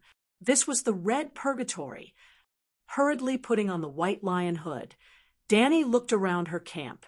The tents of each family were quiet, like dozens of tombs piled up on the ground. She walked to the nearest one, ready to remind everyone to separate the men and women so that they could take off their clothes to avoid the heat. But just as she walked to the entrance of the big tent made of cowhide, sheepskin, and horse-skin patches, she heard a stifled gasp, the kind where men and women mixed together. Danny's mouth opened wide, her face full of disbelief, until she quietly took a step forward and opened the corner of the curtain. Seems like I thought too much. Why would the centaurs care about the difference between men and women? Moreover, they were not Doria. They seemed to be very adaptable and very sturdy. Quietly taking a few steps back, Danny did not disturb the passionate centaurs. Stepping on the hot sand and stone ground, she walked to the edge of the riverbed. 40 to 50 unsaddled, healthy horses with their ears drooped under the scorching sun scattered around the open area. They were chewing hard on the tough yellow-brown devil's grass that grew from the bottom of the rocks and withered trees. Calixi, you are here? A small old man popped out from nowhere and suddenly appeared in front of Danny. Afanti, can the horses recover their stamina before the sky turns dark? Danny asked a question that even she herself did not believe. This small old man who helped Kalasa herd the horses was the doyen of many dynasties, who had served the 12 Khals. Now Danny was the 13th. Ugh, that was a little inauspicious. Afani was short and skinny. His back was slightly hunched. His bald head of white hair was barely tied into a braid that was not even as long as his dick. His reddish-brown face was filled with dried wrinkles from the years, looking like a sun-dried orange. Only a pair of deformed eyes that no longer looked like almonds were still filled with the divine light that symbolized life. He opened his toothless mouth and smiled fawningly at Danny. It was a very ugly smile. Calixi, if there is enough clean water and the devil's grass that is unique to this wasteland, they can at least last for half a month. Danny heaved a sigh of relief. If her team did not take any detours, they should be able to pass through this desert in half a month. But all the horses here are healthy, Afanti told Danny worriedly.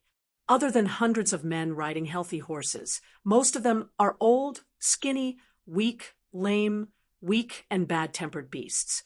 Even in the sea of grass, with rich fodder, they will not be able to last for long.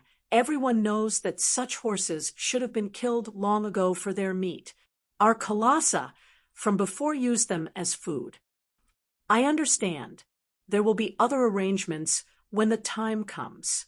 Danny said calmly. Chapter 20. Danny understood that she was now the leader of the group. She must show confidence and strength. She must not be afraid or show weakness. Just like the doctor in charge must not show doubt and worry to the patient before entering the operating room. Are the horses not willing to drink the water from the puddle? Danny asked again. Yes, they don't even want to go near there. A Fanny showed fear and said with a trembling voice, "That is poisonous water. The water that animals can't drink is poisonous water that has been cursed by demons. Everyone knows that. Everyone knows." A voice came from behind Danny. It was Agu. Danny's blood oath guards came out with their arms bare and only their silk pants. Although Ma Min was ignorant, their survival wisdom was still worthy of recognition. "I will tell you a little trick to solve this problem." Soon Danny was busy.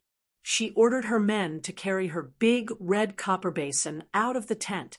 It was a bathtub that was bigger than a modern family's bathtub. It was used by the 2-meter-tall Zhuo Gu to bathe. It was a big guy that weighed more than 100 pounds. Then she dug a trench at the edge of the puddle and put the red copper basin in it. The basin was too high. It was not convenient to put water on the ground. Then she covered the basin with a sheepskin blanket. In the middle of the blanket, she dug a bowl-sized hole. The sheepskin prevented the water in the basin from evaporating under the high temperature. The next step was to build a 2-meter-tall triangular frame above the basin. The frame was divided into 4 layers. Each layer hung a cotton bag from top to bottom. The first bag was filled with a thick layer of thick sand. The second bag was filled with fine sand. The third bag was half filled with cotton wool. The fourth bag was full of coke. Finally, because the weather was too hot, Danny arranged people to build a tent on top of the triangular frame. "Now, go and get the water from the puddle. Pour it into the top wide mouth bag. Do it slowly. Don't spill it." After a while, the water droplets penetrated layer by layer. Drip, drip, drip, drip. At first, it was only dripping. Gradually, the filling of the bag was soaked. At the bottom of the bag, the transparent water droplets almost formed a silver line and flowed into the basin. Gu was crawling at the bottom of the wooden frame. He cried out in surprise, "The water is so clean. It's even cleaner than the water we took from the Shepherd's River." Even the knowledgeable Sir Yora was shocked, speechless. He had never seen such a simple and ingenious method of collecting water. Could it be that Her Royal Highness was really a hidden genius? He knew that this extremely intelligent idea of hers had only been inspired by the words of the maidservant. The red wasteland was not a big desert. There were many shallow mud pits with sewage. What it lacked was clean water. If this water filtration technology could really dispel the demon's curse, they might be able to bring most of the Khalasar across the wasteland. Thinking of this, Cora became even more excited. "Your Highness, we should melt the bathtub and make a big kettle." There were many shallow puddles and wet mud scattered in the wilderness, but a single puddle could not fill such a large bathtub, and the distance between the puddles was too far. It would be a pity to give them up, but it would be a waste of time and manpower to take them one by one. It would be better to choose dozens of elite cavalrymen, 3 to a group, 2 to each horse, and 1 to each group with a large water bottle and a number of empty water bags. They would spread out in all directions in the form of scouts. While exploring the terrain, they would also search for water in the wasteland. Danny sized up this middle-aged bald man, who was as burly as a black bear. This was the first time she realized that he had such a sharp mind. "All right." She nodded in approval of his idea. "Calixi, the water can't go down. What's going on?" Rakarov, who had been pouring water into the upper cloth bag, shouted in panic. Danny stepped forward and moved to the side of the wooden rack. She pulled open a corner of the cloth bag. "It stinks." In a moment of carelessness, she was actually forced to take 3 steps back from the smell. The originally bright red sand was now covered in a layer of black paste. The filtration system had already been paralyzed. "We have to change the sand and charcoal inside every once in a while. The amount of cotton wool is limited. If we run out, we can change it with weeds."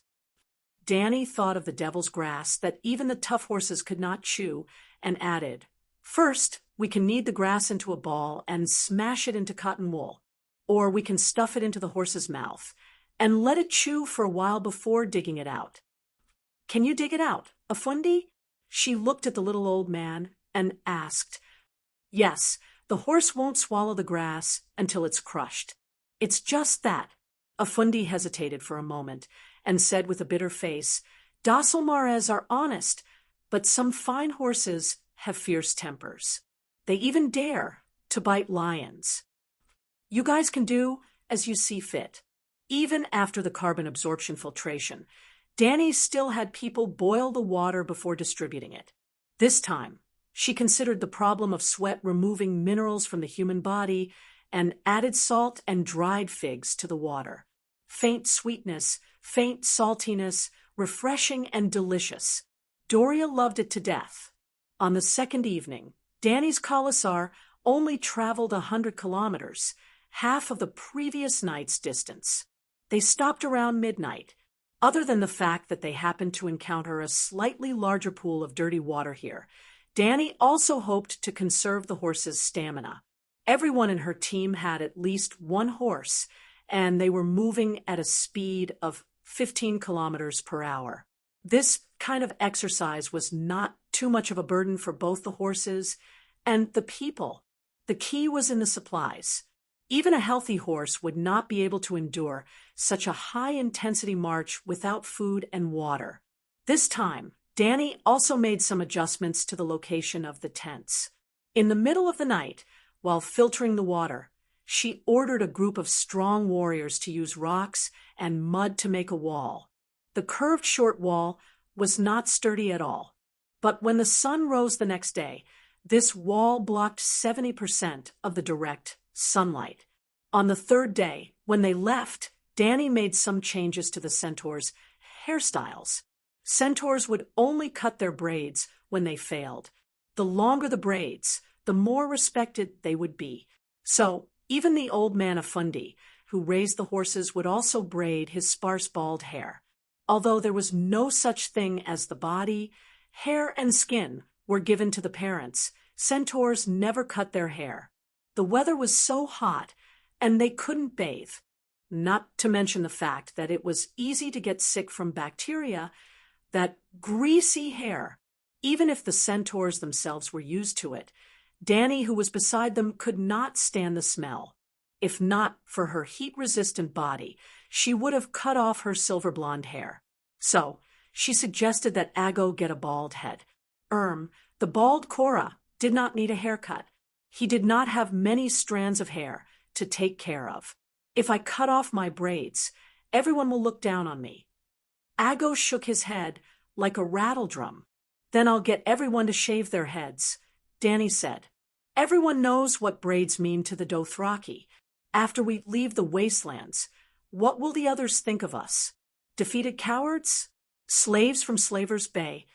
Jogo was also resolutely against it. "I heard that centaurs would rather be killed by their slave masters than have their hair shaved, unless they were Dothraki slaves who were raised from infancy. Long braids, and the bells on the braids are a clearer symbol of the Dothraki than the Araximeter," Cora persuaded. Danny hesitated for a moment, then gritted her teeth and said, "Then let's have a moon-shaped hairstyle." Sigh. Her last sigh was filled with sorrow and helplessness. Other than herself, who else could understand? She seemed to want to revive my great Ching in this great world of innocence. Cora pushed the dagger with great difficulty between his fingers, as if he was shoveling feces in a toilet without a squatting hole. The blade stuck close to his scalp, scraping off a thick layer of black dirt. It was a strange mixture of hair oil, sweat, dandruff, dust, and flea eggs, fermenting for months. Ago, who had his hair shaved off, was like a tortoise shedding its shell. That was really a layer of shell that had been hardened together. "How do you feel?" Lacarlo asked curiously. "Feel?" Ago showed a refreshed expression, as if he had been completely released after being constipated for half a month. He muttered, I feel like I've taken off a sheepskin blanket that I've been warming for half a day on a hot summer day. I feel much more relaxed. It's not an illusion. The burden on your head has been reduced by at least 3 pounds this time, Danny ridiculed exaggeratedly. As expected, the braids have been preserved without any damage. Kue Luo pointed at the scalp at the back of Ago's head that still had hair and exclaimed excitedly, "Look, it has no effect on the length of the braids. This Moongate hairstyle is simply amazing. It's a gift from Calixi on behalf of the horse god. It should be promoted throughout the Dothraki Sea." "Calixi, can we shave our hair like this too?" Centaur maid Jichi asked enviously. Danny almost choked on her own saliva. "It's better if you cut your hair short." In the end, her Khalasar, regardless of gender, cut off more than half of their hair. The men, including the boys, all had Moongate hairstyles. The women had planned to follow suit until they saw Danny cut Doria's ear-length hair short. Danny herself didn't cut her hair. She didn't need it. Firstly, she was heat-resistant.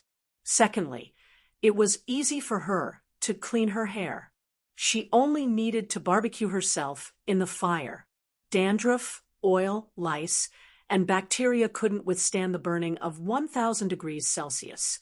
Every time she bathed in the fire, her 3 young dragons would flap their wings and follow her, like dolls following their mother into the female bathhouse for a bath.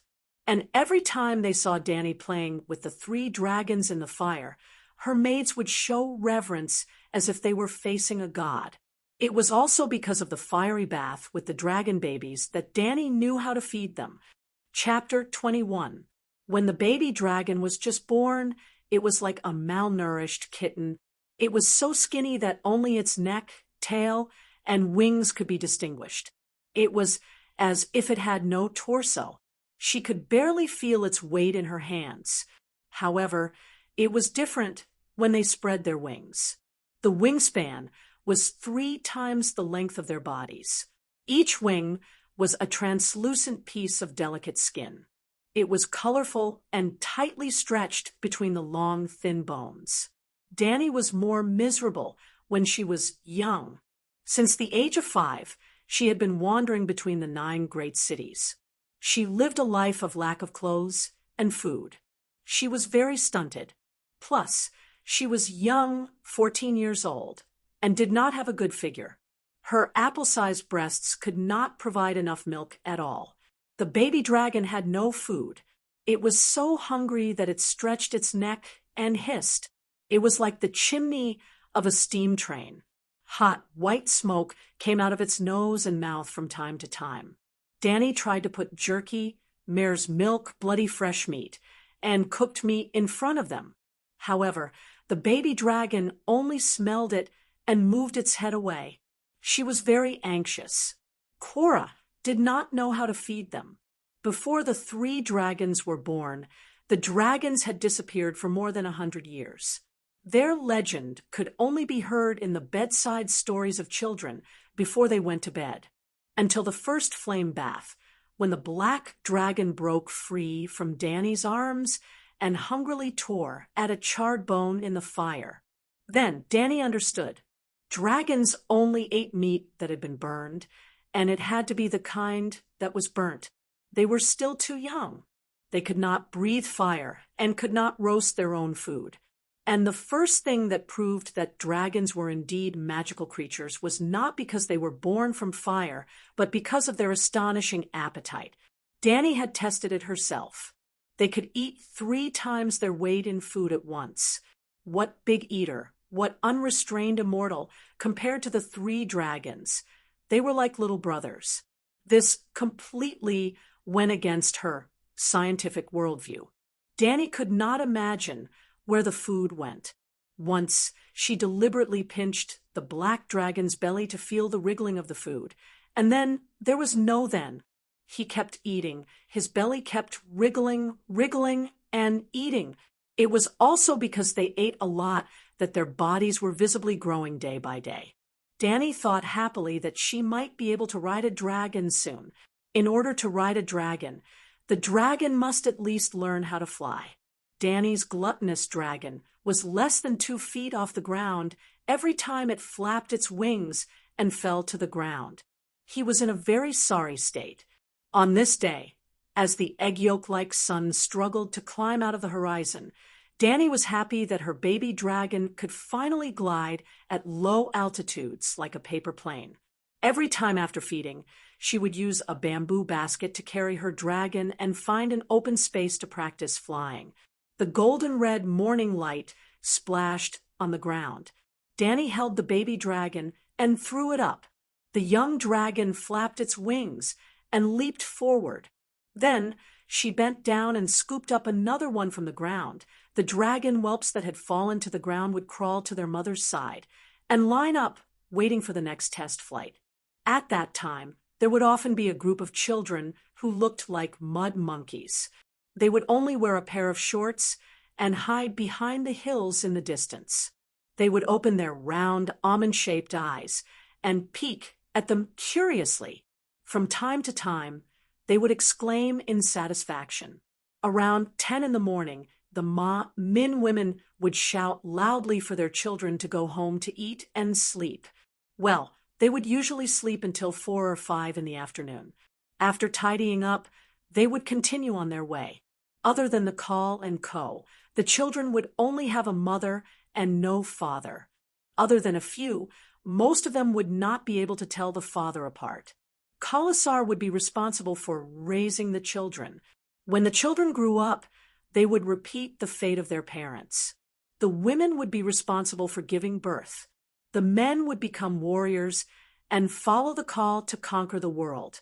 This was how the Dothraki had lived for thousands of years. Perhaps the future would change. After all, the change had already happened. Danny carried the basket on her back again. Carrying the 3 little dragons, she slowly returned to the tent. First, she rubbed off the dirt on her body with the red sand.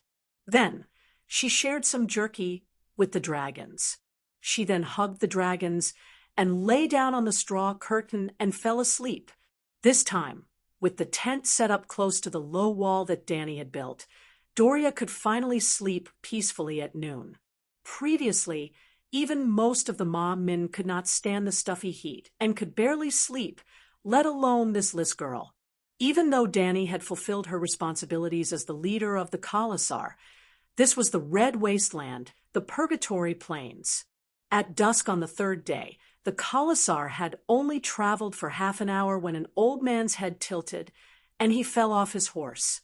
As Danny had set up a stricter bull record system, she, who was at the front of the group, immediately knew about the old man falling off his horse. Leaving Ago and Ricardo to accompany her, Jogo continued forward with most of the Kalasar. The main group could not stop. Further ahead, there were still scouts looking for water, waiting for them. The old man who fell off his horse had a pair of blue eyes that glowed with the white of a dead fish. His skin was also much fairer than the other tribesmen, and the roots of his white hair had a golden luster.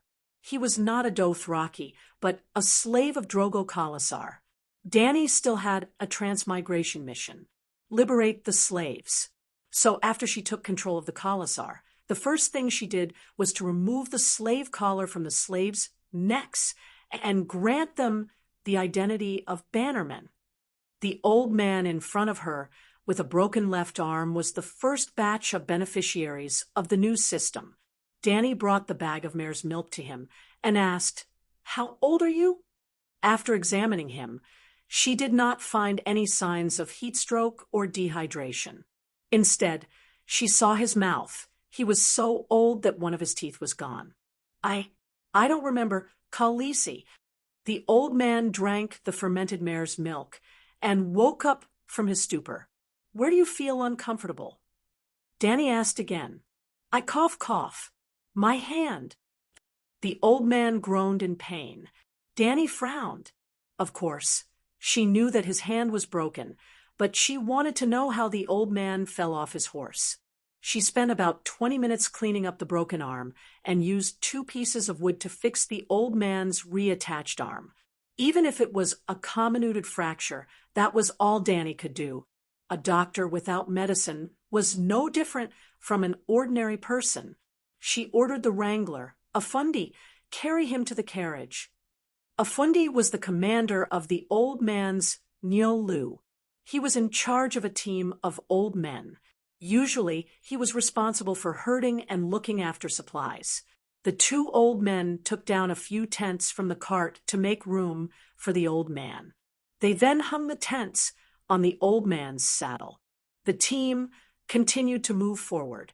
Khaleesi, we should leave him here. His time is up, Eerie, the maid beside Danny, announced to the crowd. No one should live longer than their teeth.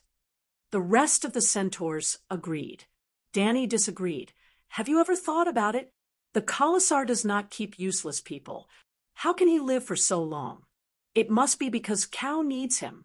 I guess he must have some amazing skills. Maybe it's medicine, maybe it's literature. She immediately shook her head and denied it. It can't be literature. Maybe his herding skills are especially good. Isn't that right, Effendi? Effendi rode behind Danny. When he heard the call, he agilely whipped his horse to her side. He was half a horse behind her and praised in an exaggerated tone. Khaleesi, your eyes are like torches. Nothing can be hidden from you. Although the flattery was a little stiff, it was a compliment from the mouth of a Dothraki. It was as rare as seeing a penguin in the North Pole. What unique skill does he have? Aggo asked curiously. Watson is proficient in 12 types of spring cry. Yes, Blue Eyes Volantis is Watson, Effendi added. Spring cry. Danny looked puzzled and asked, What is spring cry? Sigh. Those who live in stone houses are so troublesome. Effendi waved his hand. Danny's face turned red. She immediately understood that it was the secret art of the Spring Palace. What kind of unique skill is that? She felt like she had been slapped in the face and was very unhappy. Effendi observed her expression and panicked.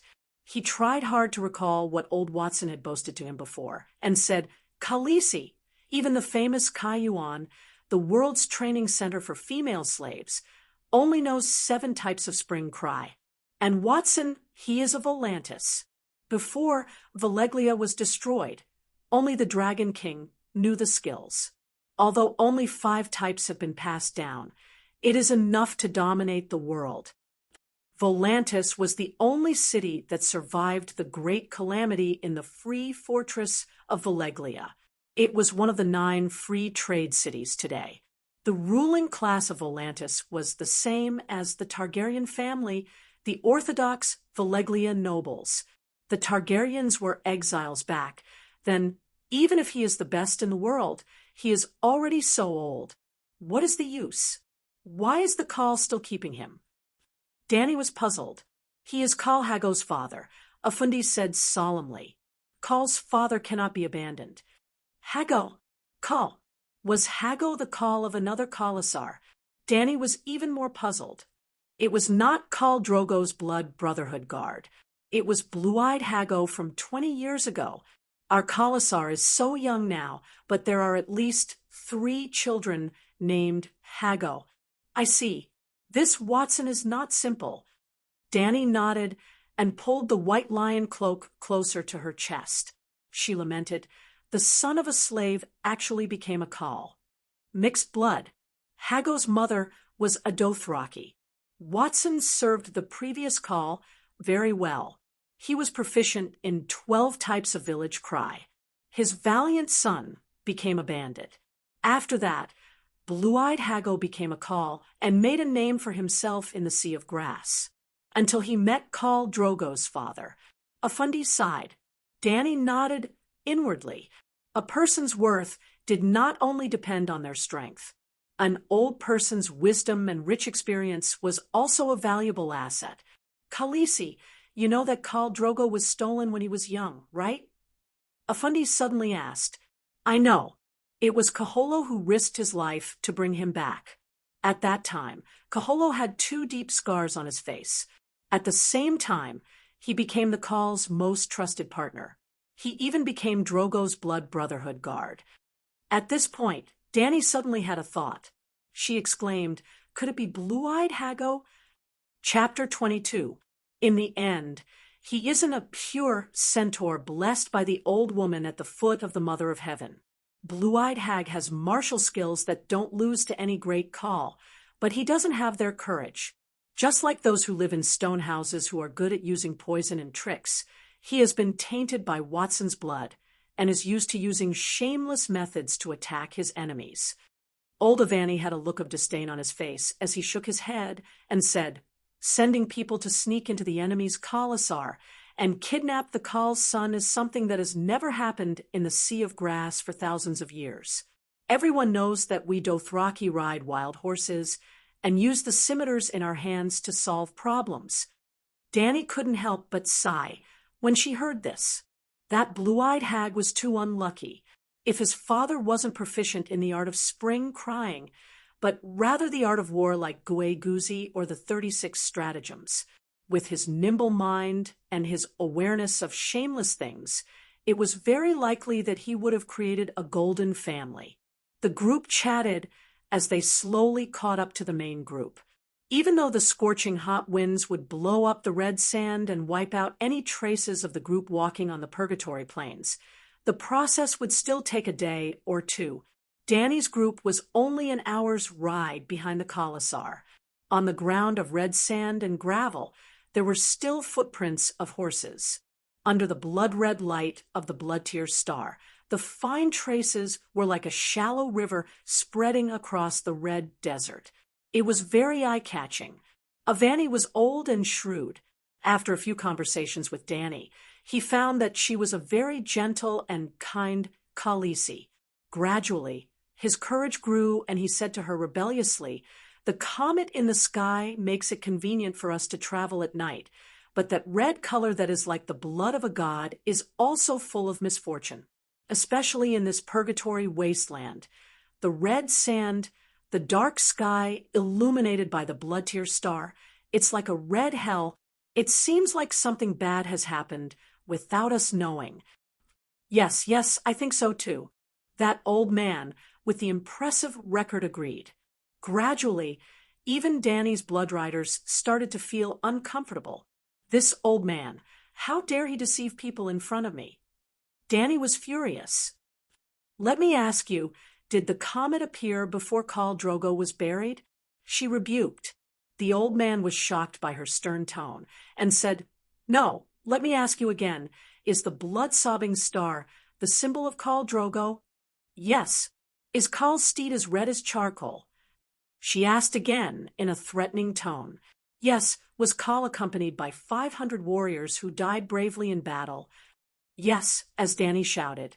The surrounding horse people turned from fear to confusion, and then gradually confusion. There was a look of understanding on his face. At this moment, Danny concluded, "Our Khal rode a steed into the darkness kingdom amidst the raging flames. That comet was Drogo riding a red steed. The trail of blood behind the comet was his blood legion, leading 500 roaring warriors on the battlefield. Just like when he was alive, they followed behind Khal. Their heads were all cut off. How could they not dye the sky red?" She questioned Afundi. "Because Drogo knew that we were traveling at night and hiding at night. He knew that we were passing through the red wasteland with difficulty. That was why he refused to leave and led his subordinates to protect us. When we are completely safe, Drogo will truly enter the Darkness Kingdom." Danny's words were impeccable. The comet had to leave sooner or later. When it was completely safe, wasn't it up to her, the big boss, to decide? As expected, the horse people were convinced by her words. They all had a look of realization and looked at her with respect and admiration. The old horse person Afundi was also sincerely convinced. After all, Khal rode his steed into the stars amidst the raging flames. This was something that everyone knew. Danny's words were flawless. Everything was too coincidental. Coincidences were like fate. "Calixi, you are as intelligent as the old woman in Horse King City." He praised. the old woman in Horse King City, was the leader of the Dash Kaleen. Dany didn't like to hear this. She didn't want to be a Dash Kaleen, even though she was theoretically already a Dash Kaleen. A Fanti, Hua, is sick and can't drink water. Give him your share of the mare's milk, Dany said, and without waiting for his reply, she turned her horse and left. Afundi opened his mouth wide. His face was filled with confusion and grievance. I am also an old man. I need horse milk. Back at the Khalasar army, Dany's explanation of the weeping blood star spread quickly. The horse people secretly looked at Calixi, who was at the front of the army, while whispering. Although there were some embellishments, the general explanation was still the same. Sigh, even his son died. How could Khal not weeping blood? Calixi must be secretly weeping blood too, right? Yes, hundreds of warriors died on the battlefield with the young master. How tragic! Their blood dyed the sky red. We can rest assured now. Previously, I was scared to death, leaving a bright trail of blood in the blue sky in broad daylight. I thought it was a bad omen. To a large extent, the superstitious horse people reduced their worries and increased their confidence. Actually, it wasn't only Dany and her Khalasar who were affected by the weeping blood star. Because it was getting brighter by the day, it dyed the sky red and was as bright as dusk. During the day, it was as bright as the sun, as if a knife had slashed the face of the god of the sky. The entire world of ice and fire was panicking.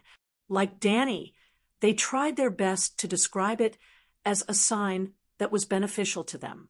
For example, the King's Landing Court called it the Red Messenger, announcing the birth of a new king to the world. Well, Robert Baratheon, who stole the throne of the Dany family, was killed by his own wife. His real son, Joffrey, inherited the throne. However, because of the rebellion of the four lords, Stark, Tully, Tyrell, and Theon Byra, the prices of King's Landing soared, and the people did not have enough to eat. The news of Queen Cersei Lannister and Jaime Lannister's incest was publicized by Stannis Baratheon, and Joffrey's brutal competition with the Mad King, several reasons added up, causing the King's Landing to be boiling with resentment. The people of the city called the comet the Red Sword.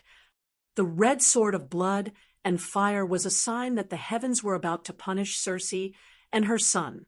After the great victory in the Forest of Babels, Big John pointed at the red trail across the blue sky and laughed to his lord, Robb Stark. That is the old god's banner of vengeance for Ned.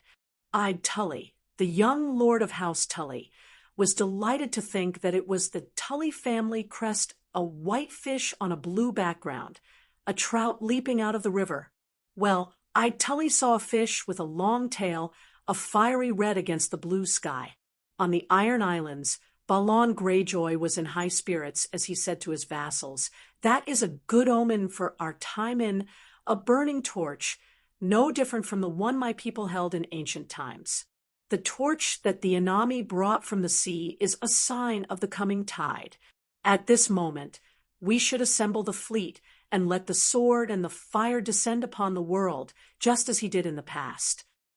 In the land of House Targaryen, the birthplace of Dany Liss, the westernmost outpost of the free citadel of Valeglia, Dragonstone Island, the red-robed Melisandre told the current Lord of Dragonstone Island, Theon Stannis Byra, "This is the dragon's breath, the star of weeping blood.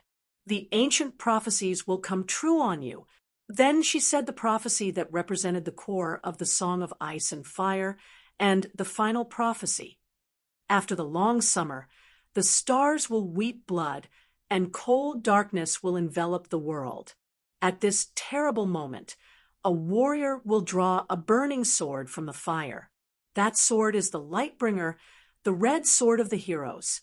The one who holds it is the reincarnation of Azor Ahai, and he will drive away the darkness. Now, the long summer is near, and the star of weeping blood has appeared. Azor Ahai will be reborn in the land of smoke and salt, and awaken the dragon in the stone. Your Majesty, you are the one in the prophecy, the reincarnation of Azor Ahai. You are destined to save the world. Sigh, why me? Stannis gritted his teeth. I just want to be a good brother, a good subject. Why do I have to become a king? Such a responsibility. Blue Kirby of Phoenix's Breath Castle, Theon of Theon, Martell of Dorne, the Night Watchers on the Great Wall. Everyone saw the red comet in the sky, and they all had their own understanding of this unprecedented phenomenon. At this moment, in the faraway Westeros, no one knew that when the stars were weeping blood, a certain someone had been reborn and had even awakened the dragon in the stone. It seemed, all right, Dany was definitely not the reincarnation of Azor Ahai. She was just the last layer of the Matryoshka doll. On the third day of their journey south through the Red Wasteland, Dany's Khalasar had traveled about 130 kilometers, which added up to about 300 kilometers in 3 days. They did not consume much food. They had at least 1 horse per person, so they did not lack horse meat. The key was drinking water and the extreme living environment. Khaleesi, the amount of bitter water we encounter today, was less than yesterday. Many of our water bags are empty. Kaluo said bitterly. Dany wiped her face and forced herself to be alert. This was the 3rd time she had set up camp. Just like yesterday, they had built a low curved stone wall. After settling the matters of the camp, the eastern horizon was already turning white. After thinking seriously for a while, Dany said seriously, the drinking water of the centaurs and horses cannot be lacking. Kaluo, I'll teach you a new way to get water. She brought Kaluo and a dozen centaur warriors to a high ground and pointed to the plains below. Have you noticed? Some places are overgrown with weeds, but most of them are devoid of plants. If you look further, you can see that the places where the devil's grass are the most flourishing can almost form a line. Perhaps there's an underground river there, or perhaps it was once a river. Up until now, the first stream they encountered had already disappeared without a trace. There were only patches of reddish-brown devil's grass that kept giving them hints and guesses. Dany's method was simple. She split the group into 2, and the strongest warriors rode forward for dozens or even hundreds of kilometers. They walked along the places where the devil's grass was the most abundant, digging pits along the way. They dug deep pits, deep enough for underground water to seep out. Even if there was no water, the sand would be dampened. The second batch of knights would also filter the dampened soil on gauze. Compared to filtering water from puddles, this method was slower and less efficient. The pits could not be dug too big, or else they would not be able to find rocks or tree trunks to block the hole.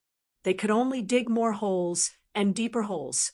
Dany even demonstrated once in front of everyone. She scooped up the bitter water pit and placed the mud she dug out into the cloth bag set up by the tent. Droplets of dirty water dripped from the bottom of the cloth bag, and the holes where the mud was dug out began to seep out. Seeing this, the centaurs all cheered, as if they had already defeated this terrifying red wasteland. Cora pulled Dany aside and said worriedly, "Your Highness, you are sacrificing the energy and lives of the healthy warriors to feed the useless old and weak." Chapter 23. Yora was right. In order to complete Dany's 3 water fetches mission, the 2 batches of knights fetching water would increase their physical labor by several times. Whether it was digging deep pits on the hard gravel ground or sending water back and forth to Calla, the knights' rest time would be greatly reduced, and the time they had to work under the scorching sun would increase accordingly. Perhaps this is my tribe. No matter if they are old or weak, sick or disabled, they are all my subjects. I have the responsibility and obligation to protect everyone's life and safety. Dany insisted. But what about your warriors? They may die of exhaustion on the way to find water. Danny only hesitated for a moment before regaining her solemn expression. Warriors dying in service to the people is the most glorious and great end. Service to the people? Yora was stunned. It was the first time he heard of such a saying. It seemed reasonable. At least it was more meaningful than two idiots who had nothing better to do and killed each other with knives. But he did not care about Ma Min's life or death or honor at all. He only planned for the best for his princess. Yora clenched his teeth and persuaded in a low voice, "Your Highness, your method of fetching water is excellent. If it's only you and those 80 elite warriors, we can definitely walk out of the wasteland unscathed. Why don't—" His eyes were dark and unpredictable, and there was an indescribable coldness in his voice. "Why don't we take the supplies while they are sleeping and leave quietly? It's better for 100 people to survive than for the entire Kala to collapse. You have gold. When you reach the coastal cities, you can buy a ship to any free trade city-state, or secretly buy a manor to wait for the dragon to grow up." Danny shook her head and sighed. "Sir, I am their Calixi. Don't say such things again." "Sigh, all right." Sir Yora's expression changed from solemn to relaxed. It was unknown whether it was the indifference after completely giving up. "Your Highness, you have to be mentally prepared. The people will probably start dying soon. You are not a god and can't help everyone." "How far are we?" Danny asked worriedly. "3/4, at least 2/3. This is under the condition that we have been walking in a straight line. In fact, we have taken a detour because of the riverbed," Yora said uncertainly. At this moment, Danny also understood that a crisis was coming. The deeper they went into the red wasteland, the less water they found. Today, the water supply was almost at its limit. Tomorrow, we should abandon a bunch of old horses, Danny decided. Suddenly, she had a flash of inspiration and said with a smile, "I almost forgot about the most important water source." "Where?" Cora asked in surprise. "Forget it. It's not time yet." She waved her hand and smiled.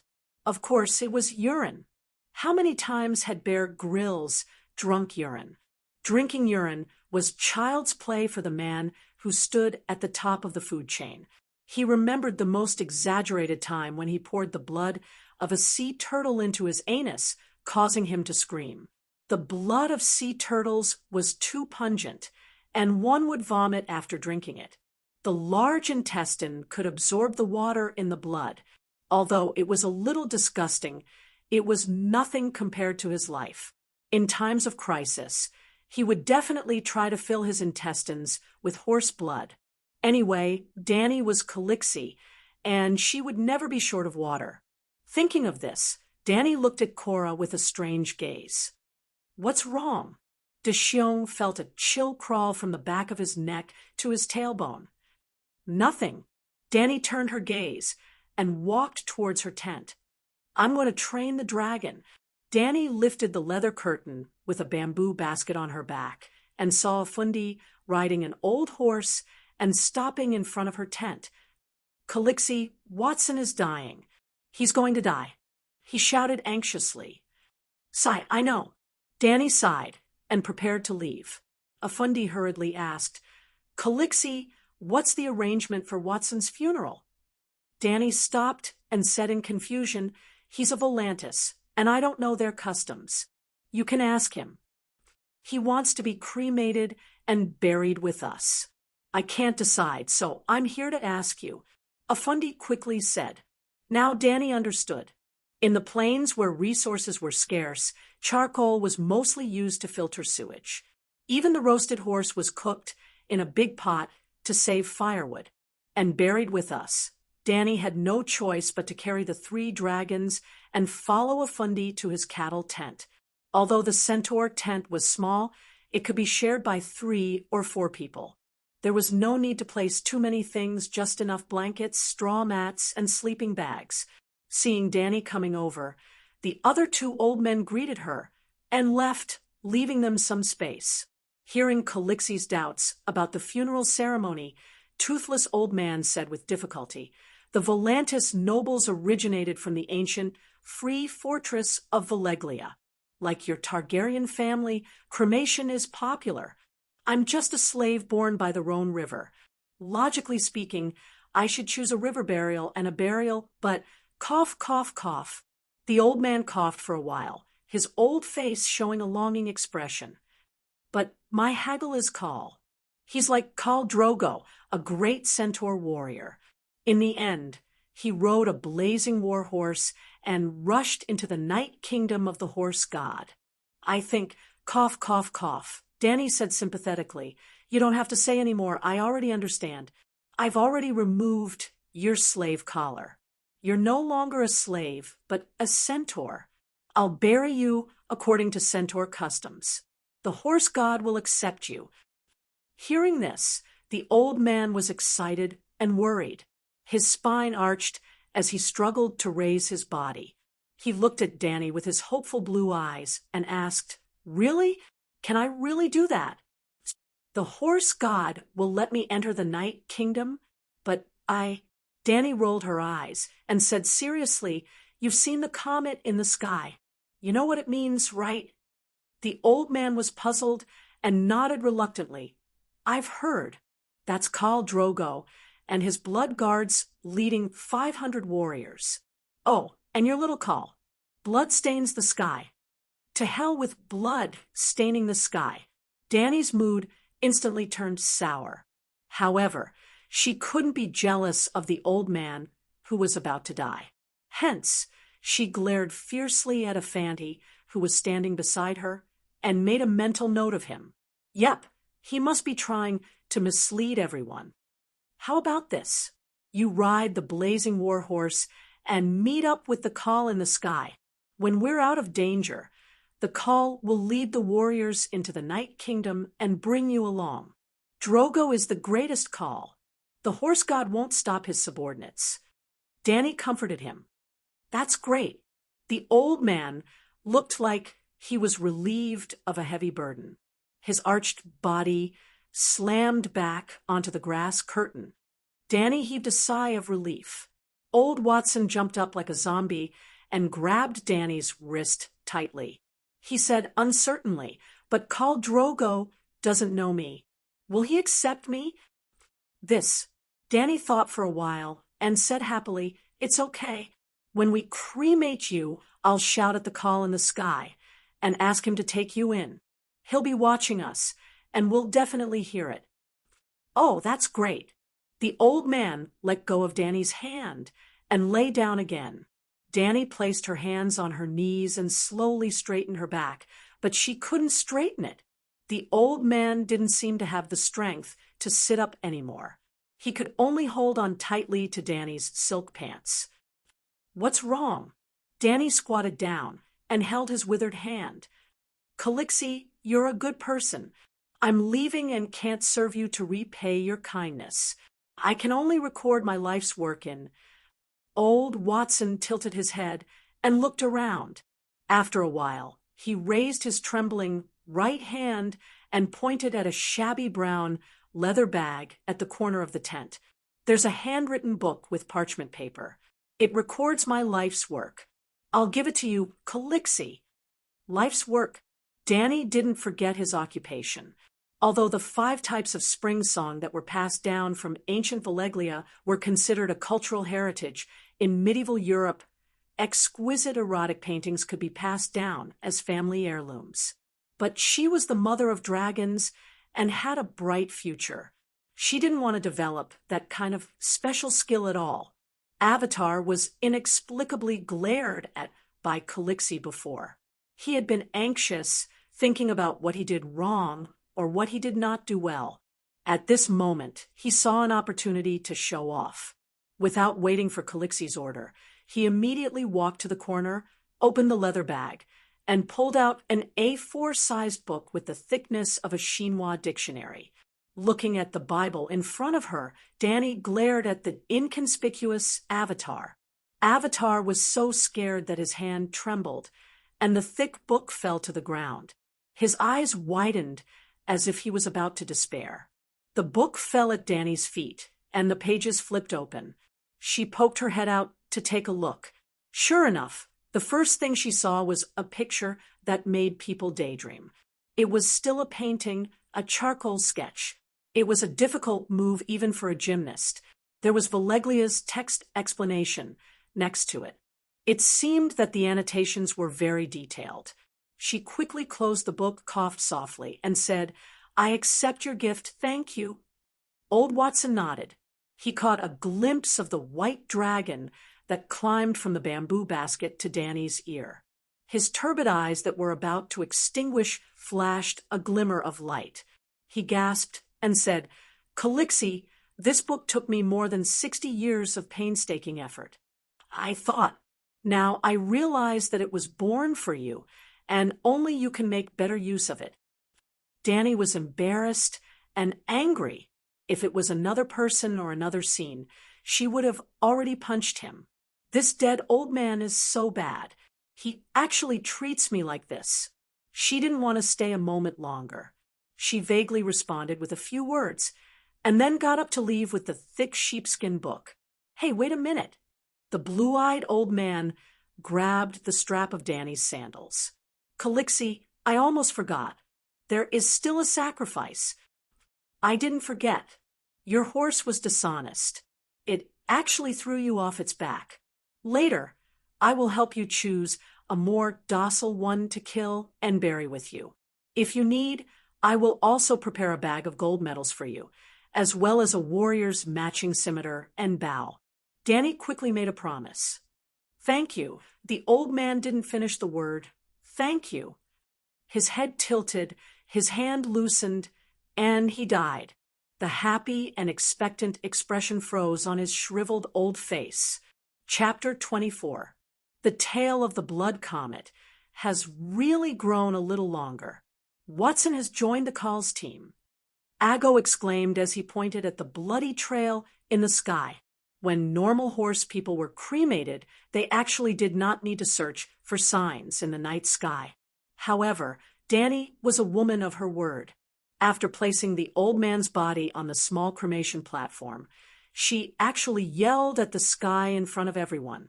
Then, the horses were shocked to discover that the tail of the comet had grown a little longer. The comet was approaching the planet. Theoretically, it would get brighter and brighter, and the tail of the comet would get clearer and clearer. However, it was impossible for there to be such an obvious change with just a few words. Illusion. Everything was an illusion. However, Danny did not correct them. Instead, she ordered with a solemn and mysterious expression, "Kill the horse." A stubborn horse was brought over. It was indeed more robust than Watson's previous mount. 2 warriors pressed down on the horse's head. The third centaur's scimitar flashed. A white line reflected the red light of the torch and cut through the dark night sky. The horse neighed and struggled, but it only made the blood arrow in its neck more intense. The dark red horse's blood fell into the copper basin below, like a waterfall. "Bring the docile grass horse over," Danny said again. An old Dothraki warrior stepped forward. He carried a grass horse made of wooden sticks and demon grass on his shoulder. Astral projection. She pointed at the struggling horse with her right hand and shouted in Mandarin, English Sichuan dialect, and Dothraki without stopping. In the eyes of her Kara the subordinates, Khaleesi seemed to be chanting a series of mysterious incantations. "Mommy, mommy, coax." After chanting a few more incantations that Danny herself did not know the meaning of, she swung her arm and pointed at the grass horse with her left hand. "Return to your position." Under the respectful gaze of the horses and the confused gaze of Yora, Danny panted for a while. Then she glanced at everyone and said, "All right, the spirit of the horse has entered the grass horse. This will be a rare horse with the docility of a grass horse and the strength of a fierce horse. Old Watson will no longer have to worry about not being able to catch up with the call, nor will he have to be afraid of falling off the horse." Put the grass horse up. It's almost dawn. Prepare to light the fire. She waved her hand and ordered. Then what should we do with this? The warrior who was supporting the horse pointed at the tearful corpse of the horse and asked anxiously. Not only was Calixie the immortal and the mother of dragons, but she also knew how to use magic for rituals. How awe-inspiring. Are you stupid? Of course, we're going to roast it over the fire. Dani rolled her eyes and said snappily. She had worked so hard just to preserve as much food as possible while fulfilling the tradition of the horse people. While Watson's corpse was roasting in the fire, a group of horse people outside the fire began to get busy. Some were roasting horse meat, while others were cooking soup in iron pots. Horse blood, horse bones, barley, dried apples, turnips, and Sichuan peppercorns. There was no need to add salt, and the soup was fragrant. I don't know if it's the aroma of the food or the burnt aroma of Watson's meat, or a combination of the two. The strange taste greatly increased people's appetite. Ma Min and Cora were both snoring as they ate. Dani couldn't stand it herself. She carried the bamboo basket on her back and a basket of roasted meat, using the excuse of dragon taming as an excuse to run away. On the fourth day, Khalasar set off at dusk, just like the previous few days. Along the way, they could see many water holes marked with rocks and wooden stakes. The situation was a little better than the worst that Dani had expected. Most of the puddles had been filled with water by the second batch of nights, but when Khalasar came over and removed the stones on top, they could still see the shallow traces of water. Dani didn't let any of them go. As Khalasar walked, the water reserves were also depleted. She used the empty water bag to fill up all the seepage water mixed with mud. When they set up camp, she would pour it out and filter it. Even though the water shortage was temporarily alleviated, after about 3 hours of walking, someone in the group died. It was a half-year-old baby girl. Her mother cried her heart out. The whole group could hear her mother's pain and despair. Dani felt terrible, but there was nothing she could do. She didn't even know the cause of the baby's death. There was no heat stroke, no lack of food, and she passed away after pooping in her mother's arms for a long time. According to Dothraki tradition, the poor child was too young to ride a horse. She couldn't enter the endless black grasslands of the Night Kingdom. She had to be reincarnated. The child was buried in the sand on the spot. The group almost didn't stop to rest. Just like how they dealt with old Watson, who fell off the horse yesterday. Only Dani and the mother, Nyo Lu, stayed behind to deal with the aftermath. In the morning light of the next day, Dani laughed and clapped her hands towards the sky, cheering for her baby dragon's first flight. When the black dragon spiraled into the sky and disappeared into a small dot, Dani panicked and accidentally entered the dragon dream state. It was also the first time she was in the dragon dream state from afar without touching the black dragon. In fact, dragon dream wasn't the right word to describe this state. If one were to use the wolf spirit of House of Stark and his siblings as an analogy, Dani could be called a lesser dragon spirit. A wolf spirit, also known as a shapeshifter, was a human who could invade the consciousness of animals or other people and control their actions. For shapeshifters, if there was an emotional bond between the human and the animal, it was easier to do this. Therefore, wolves, a close relative of dogs, were the most common shapeshifters' companions. The person who controlled the wolf was called a wolf spirit, but it wasn't that he could only communicate with wolves. Bran, Rickon, and Arya of the Stark family, as well as Jon Snow, the titular protagonist of A Song of Ice and Fire, were all werewolves. They had the gift of shapeshifting, which was so powerful that it made others jealous. However, without systematic training, they still subconsciously denied and rejected their talent, so their abilities couldn't be fully displayed. There was no need to elaborate on Bran's strength.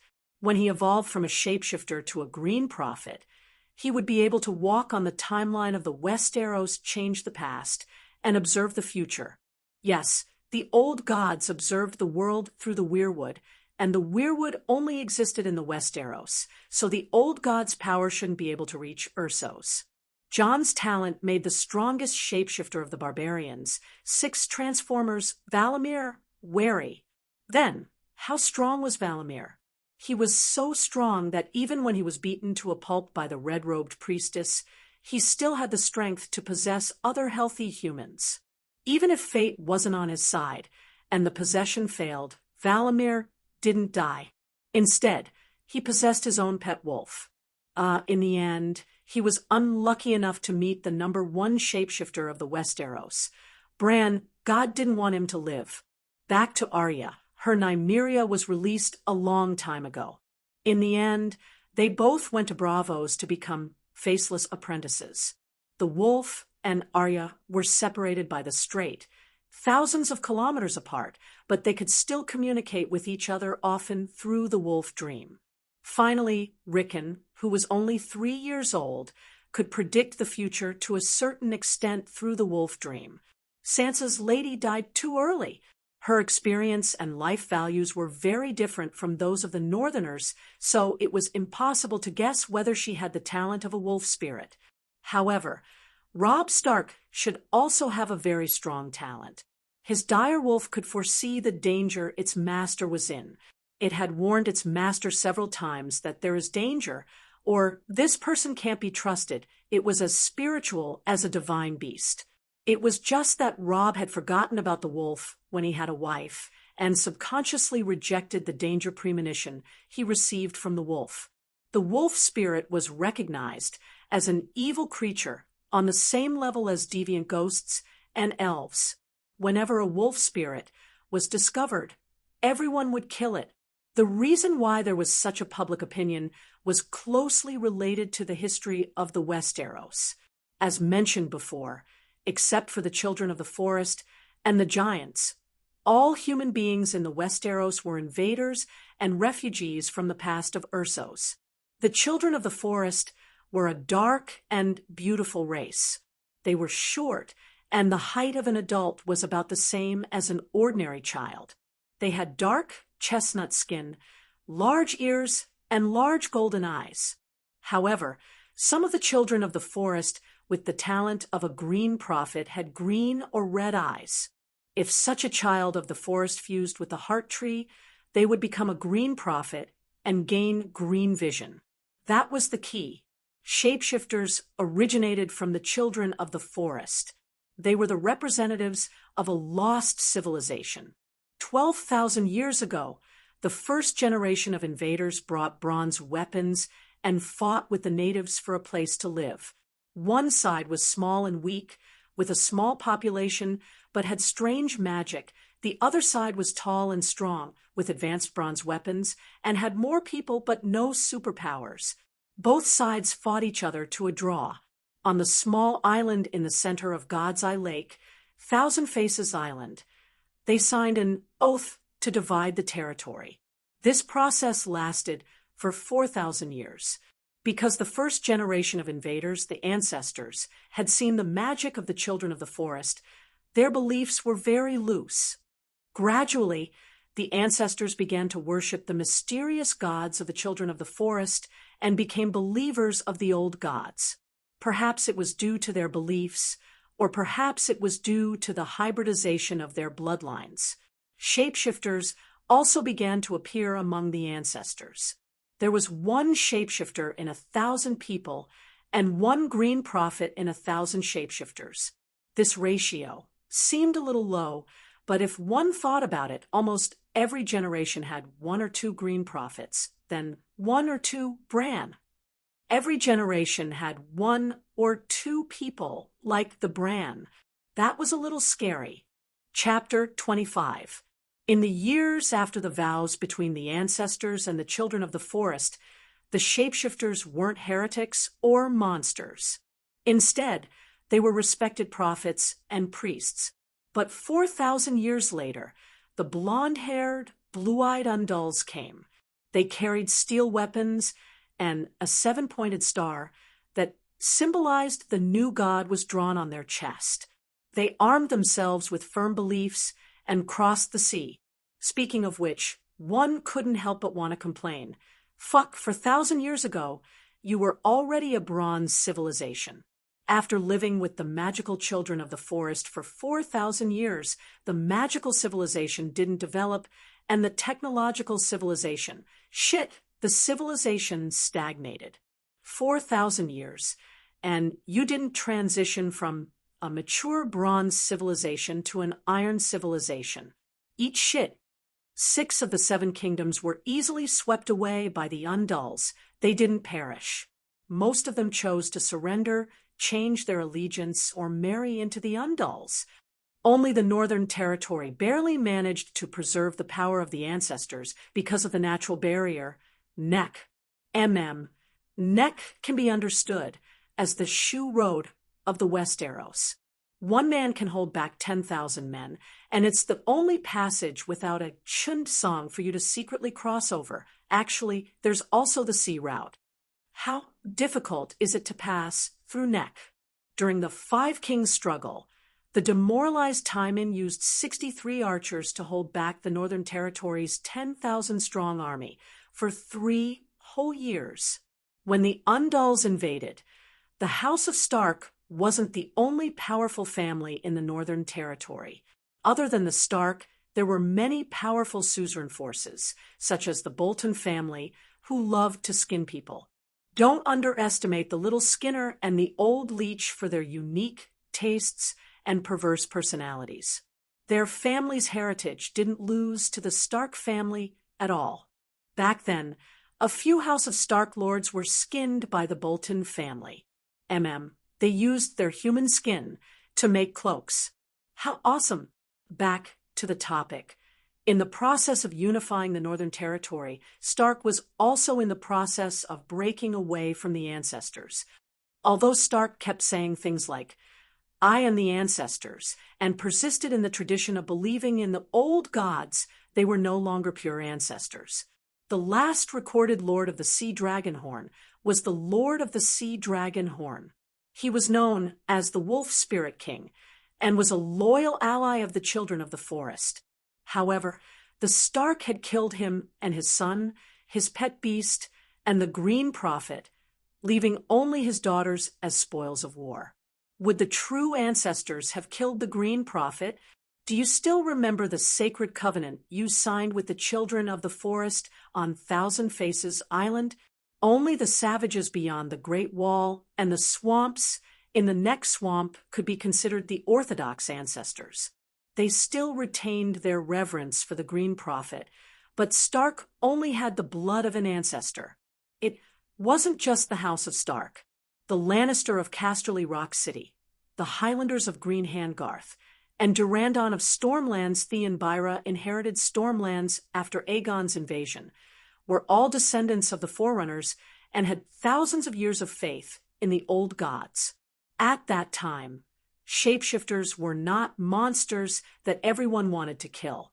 However, after the Undals successfully invaded the Westeros, the 7 gods without the 7 gods replaced the primitive but real old gods. It was a bit ironic. The Forest of Divine Trees, which represented the old Holy Church of the South, gradually became a garden for ladies and children to play in. Shapeshifters and the Green Prophet were gradually demonized and became almost like deviant ghosts. They became characters that must be killed on sight. Anyone who could communicate with animals in the south of the Great Wall would be killed immediately. After thousands of years by the generation of Ed Stark's children, the spirit wolf had become an existence in fairy tales. Even if you loudly said that you were a spirit wolf, others would only laugh and laugh at you for daydreaming. That was why Jon, Arya, Bran, and even Robb were very resistant to their spirit wolf nature. Not only did they not develop their own talent, they even wanted to seal it. Dany's Mother of Dragons talent was definitely not inferior to the Green Prophet. The probability of a Green Prophet appearing was 1 in a million. During the heyday of the old gods, there were at least 1 or 2 in every generation.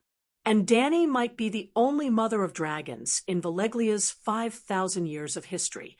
Yes, a genetic mutant. In the original plot, Dani Liz was even more resistant to her talent and instincts than Jon. She wanted to play with dragons, but her companions and subjects were afraid of them. She wanted to freely hunt with the dragons, but she was too busy to be distracted.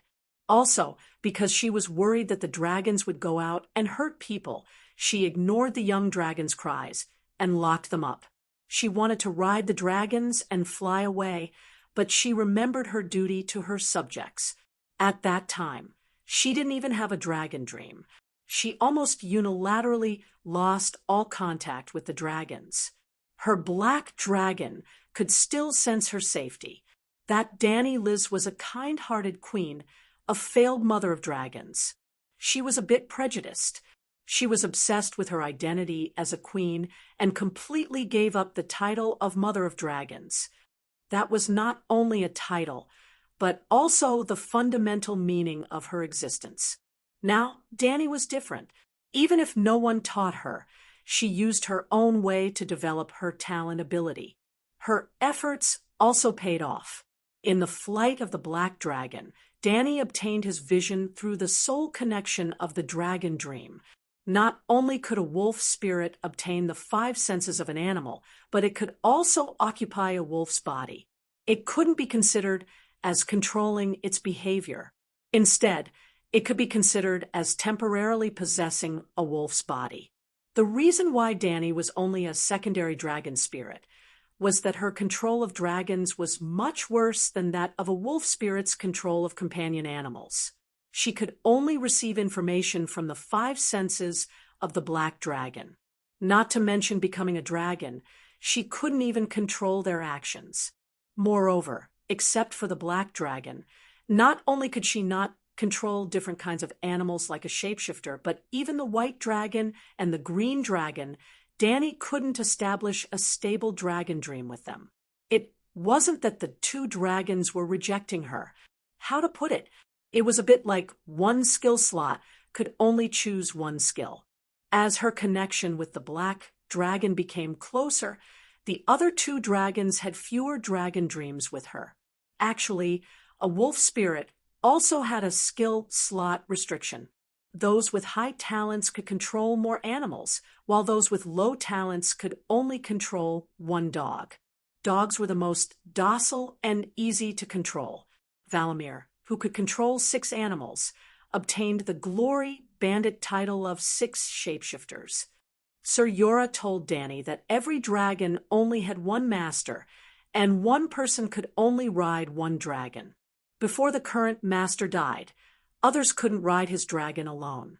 Well, outsiders could ride as passengers in the company of the dragon's master. Similarly, Targaryen, who already had a dragon, couldn't ride another dragon. What's that? Dani was suddenly awakened. Just a moment ago, she caught a glimpse of an unusual scene. The black dragon's vision was amazing. It seemed that it could see the scene dozens of kilometers away from 1,000 meters in the air. It wasn't very clear, and it didn't last long, but the color of the red wasteland was too monotonous. It was a uniform dark red. Previously, Dani could only see the blue sky, the red comet, and the dark red plains with varying degrees of clarity from the black dragon's perspective. Suddenly, the moment the black dragon turned, Dani saw that the dark red ground suddenly turned white. It seemed to be a city, a rocky hill, with a special color. Big Black, stop being wild. Help me find that white thing, just now. It seemed to be a city, she said anxiously in her heart. According to the Dothraki tradition, they shouldn't name animals other than humans. Dani didn't think that her dragons were animals. They were legendary creatures and didn't lose to humans. So, early on, she gave them names. Big Black, Little White, Little Green. All right, those were pet names. She often called them that. The black dragon wasn't called Wings of Death. It was a waste of his hellish black and red scales.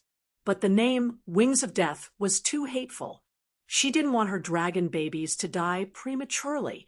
When he was invincible in the world, she wanted him to say with his big mouth that was emitting the smell of sulfur and death, "My name is Wings of Death, the destined destroyer of the world, the terminator of all things. I am the cataclysm." Yes, it was very romantic.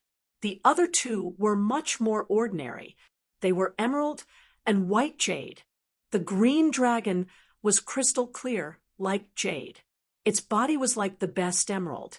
It was a kind of green that was full of vitality. The white dragon's body was the gentle color of white jade. But along the bone lines, it was platinum like sunlight. It gave off a sacred aura that made people worship it.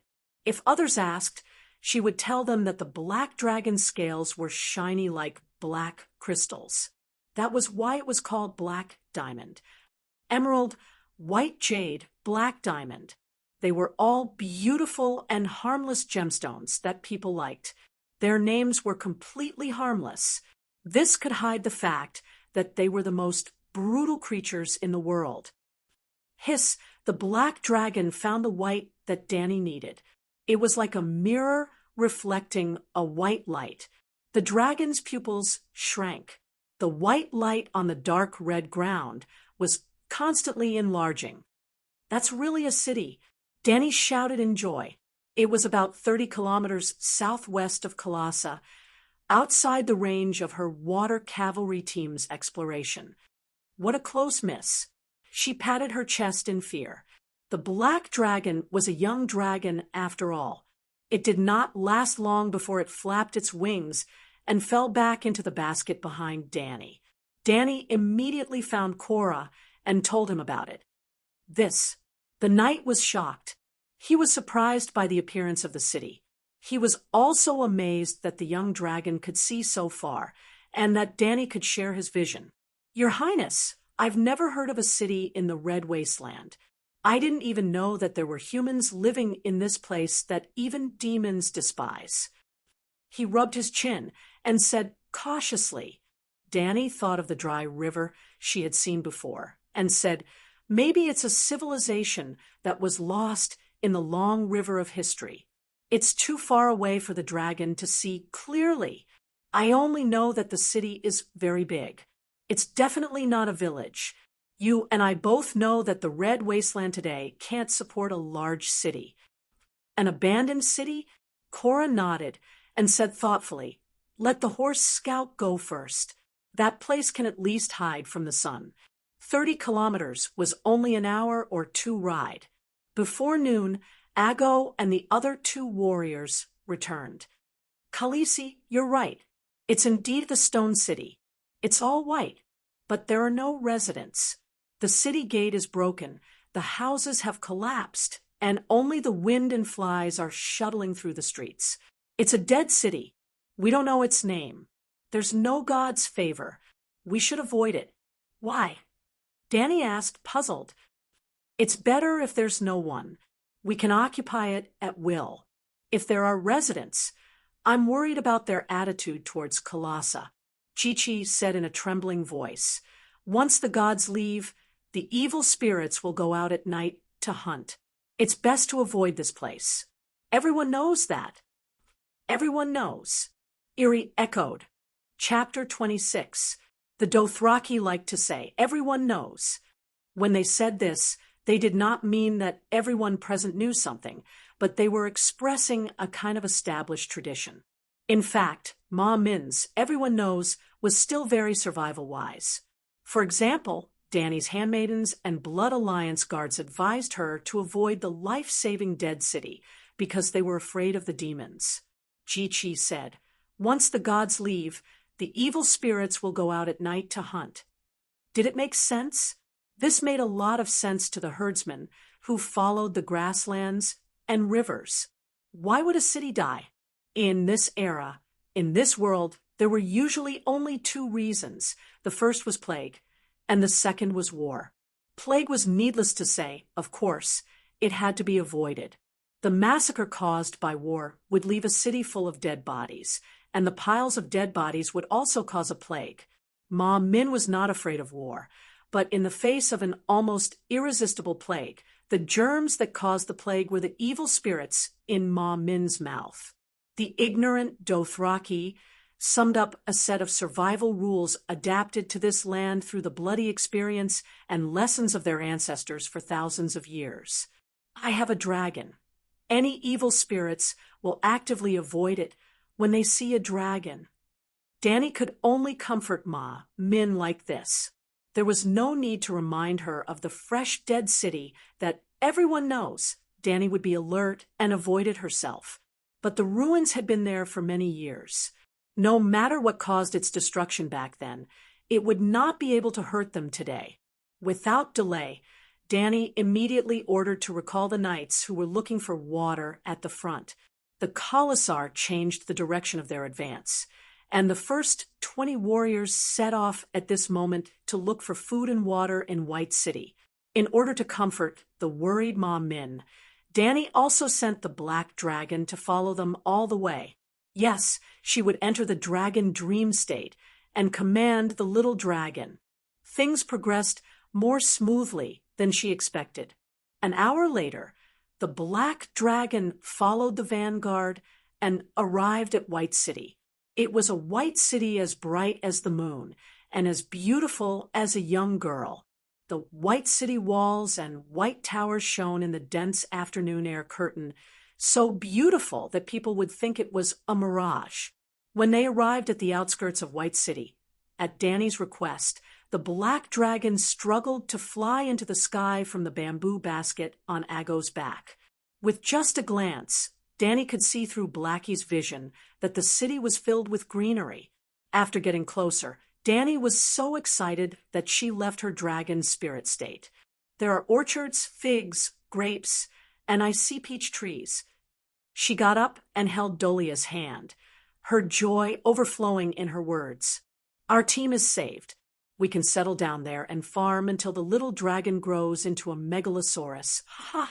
In the afternoon, when the sun was still hanging at a 45-degree angle in the sky, Dany impatiently urged Khalasar to set out. You don't have to be stingy this time. It's only a 2 to 3 hour journey. Good. And the others have already prepared fresh fruits and sweet well water. Let's work harder. Hope is right in front of us. Dany could not wait to gallop away. When they were 5 kilometers away from White City, Dahe flew over and landed on her shoulder. The sky fell into a yellow sunset. Dany and her Khalasar finally arrived at the White City wall. I didn't expect to see such a majestic building in the barren red plains. Sir Jorah said to Dany in an incredible tone, even in our Westeros, such a city is not common. That's your Westeros. This is my White City. Dany's big violet eyes smiled like crescent moons. I declare that this city is occupied by me. Seeing Dany so happy, Jorah also joked lightly, Then, Your Highness, please name your city. She tilted her head and thought for a while. She chuckled and said a word, White Cloud City. Then she rode the little silver horse and quickly ran into the city gate. From a distance, it was a beautiful city of pure white stone. The 3-foot-high city wall blocked all the dregs behind it. After entering, she found that there were broken walls in front of her. Devil's grass grew in the cracks of the floor tiles, and vines spread in the collapsed houses. Dany even saw that in the center of the street there was a jujube tree as thick as a thigh, with sparse green and shriveled dates hanging on it. Maybe it came from a jujube pit decades ago. How long do you think this city has been deserted? She asked the people around her. Looking at how well it is preserved, it should be 20 or 30 years. Jorah said uncertainly. Dany shook her head. Definitely more than that. She turned around and shouted to the old man who was holding a branch and standing on the saddle to pick dates. Afanti, come here.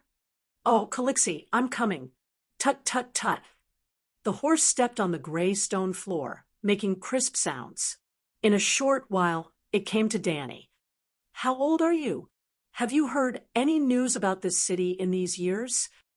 Calixi, have some dates. A Fanti flatteringly held 7 or 8 green dates the size of a pinky and handed them to Danny. You can eat it yourself. Danny shook her head. Only then did a Fanti put the dates into the pouch on the horse's back like a treasure. He said thoughtfully, Calixi, I don't know how long I've lived. Many times in the sea of grass, there is a season for several years in a row. I'm so confused that I can't tell. I only remember that I've seen winter snow about 8 or 9 times. Not to mention the horse people who didn't invent a calendar at all. Even the nobles of Westeros couldn't figure out the season and year. They relied on the scholars of the City of Knowledge to send out ravens to remind them every year. The world of ice and fire didn't have a fixed change of seasons. For example, Danny only remembered seeing snow when she was very young. She was like many teenagers of this generation, a child of summer. When was the last time it was winter? What season is it now? She turned her head and asked the most knowledgeable knight. It was a little awkward. Under Danny, the boors of Bear Island had become wise. Jorah Mormont scratched his reddened scalp and thought hard for a moment. He said, When I was still the Count of Bear Island, I think I heard the scholar say that this summer was especially long. At that time, about 6 years ago, counting, it should still be summer now. It's been 10 years. He looked at the sultry, dark red sky. There was no way to deny that it was still summer now. You need a scholar. He sighed and suggested helplessly. If a scholar really comes to my side, I'm afraid that it won't be long before a detailed report about me and my dragon is placed on the desk of every Westeros nobleman. Danny said softly, It's not that bad. The scholar swears loyalty to the person he serves. Jorah muttered, without confidence. He suddenly thought of himself, noticing Calixi's questioning gaze. Afani was stunned for a moment before he said, In my impression, the Red Wasteland has always been a taboo place that can't be stepped into. Look, Calixi. As they talked, they walked towards the palace in the center of the city. When they passed by a place where 6 streets intersected, Agos suddenly exclaimed. He pointed at an empty marble pedestal and said, The White City's god has been moved away by the centaurs. There must have been a Khalasar here. It's very likely that a Khal plundered the city. Old Afanti rode forward and circled the marble pedestal in the center of the street twice. He was also surprised. There really were centaurs here.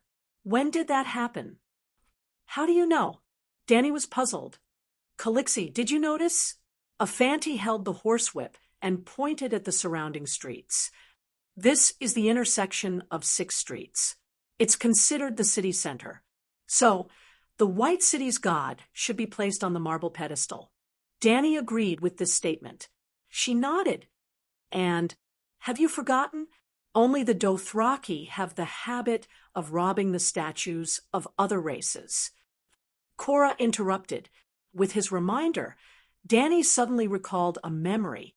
After the Dothraki destroyed the city, they liked to rob the statues of their gods or heroes. The holy land of the Dothraki, starting from the Horse Gate, had a main road that ran through the Horse King city, the Avenue of the Gods. There were countless statues on both sides of the path, some made of stone, some of bronze, some of iron, some of wood, and even some of Valyrian steel. There were statues of gods, statues of kings and heroes. There were even statues of evil gods and devils from the Shadowlands. It seems that this place has a longer history than we thought. It's at least 100 years old. The Dothraki army must have been able to come here because the river hadn't dried up at that time. Just a few hundred centaurs would never be able to take down this strong city. As they spoke, Danny and her Khalasar had already passed through the streets and arrived at the ruins of the palace in the center of the city. The centaurs were unwilling to live in the stone houses where ghosts wandered. Danny had no choice but to let them set up tents against the walls of the tall palace. There were walls to block out the sun.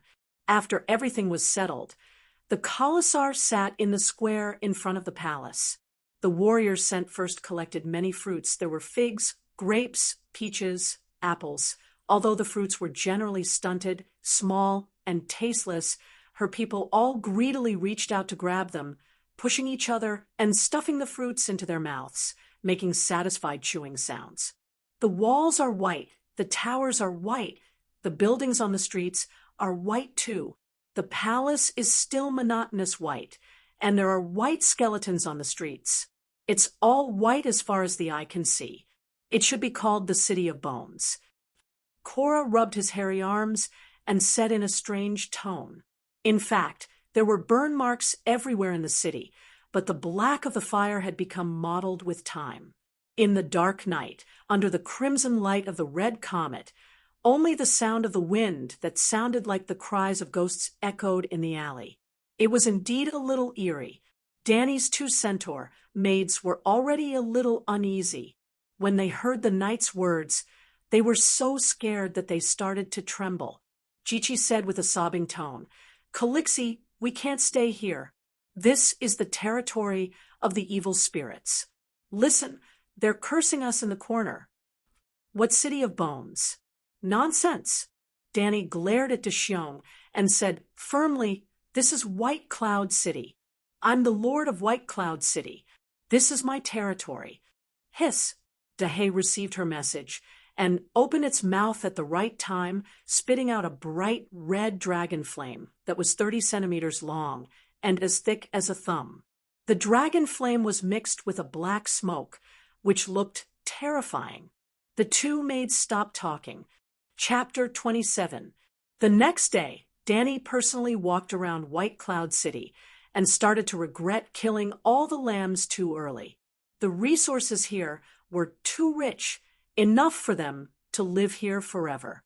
Almost every street and every large courtyard had at least one well, and the water in the well had not dried up. Thinking about it, Danny's team could get water from pits that were 1 to 2 meters deep, so the stone wells that were more than 10 meters deep were naturally filled with water. In the courtyards, between the cracks of the stone slabs, there were clumps of devil's grass, enough for horses and lambs to breed. Unfortunately, the lambs were all killed. Horses were not very good livestock, and killing them for meat was not cost-effective. After roughly touring the entire city, Danny immediately started the big construction. The old woman was in charge of clearing the weeds in the orchard and gathering fruits for the Khalasar's daily needs. The strong woman was led by Sir Yura to tidy up the abandoned palace. The houses in the palace were enough for all the horse people to live in. The old man was in charge of feeding the horses, repairing the saddles, stirrups, and horseshoes. Danny personally led the Blood Alliance guards and centaur warriors to demolish the low houses in the city's slums. The extra bricks were used to repair the palace, and the empty ground was plowed by the horses together with the bare ground. After that, Danny led the Khalasar out and found a large amount of firewood and weeds outside the city. They spread the firewood and weeds on the freshly plowed ground, and the fire burned for a day and night. Then they plowed a second time, mixing the ashes of the plants and the soil evenly and sprinkling the selected large wheat grains into the soil. Well, in this world where summer could last for more than 10 years, there was no such thing as sowing in spring and reaping in autumn. If they really sowed in spring and reaped in autumn, humans would have starved to death after more than 10 years of summer. As long as the land was empty, as long as it was not winter, you could plant any crops. Peaches in spring and pears in autumn did not exist. Fruits that only appeared in different seasons on Earth could be seen on different fruit trees at the same time here. Turnips were also one of the staple foods in this world, and Danny's Khalasar always carried them. At this time, the shriveled turnips were cut into pieces and stuffed in wet cloth to sprout seedlings, and then taken out and planted separately.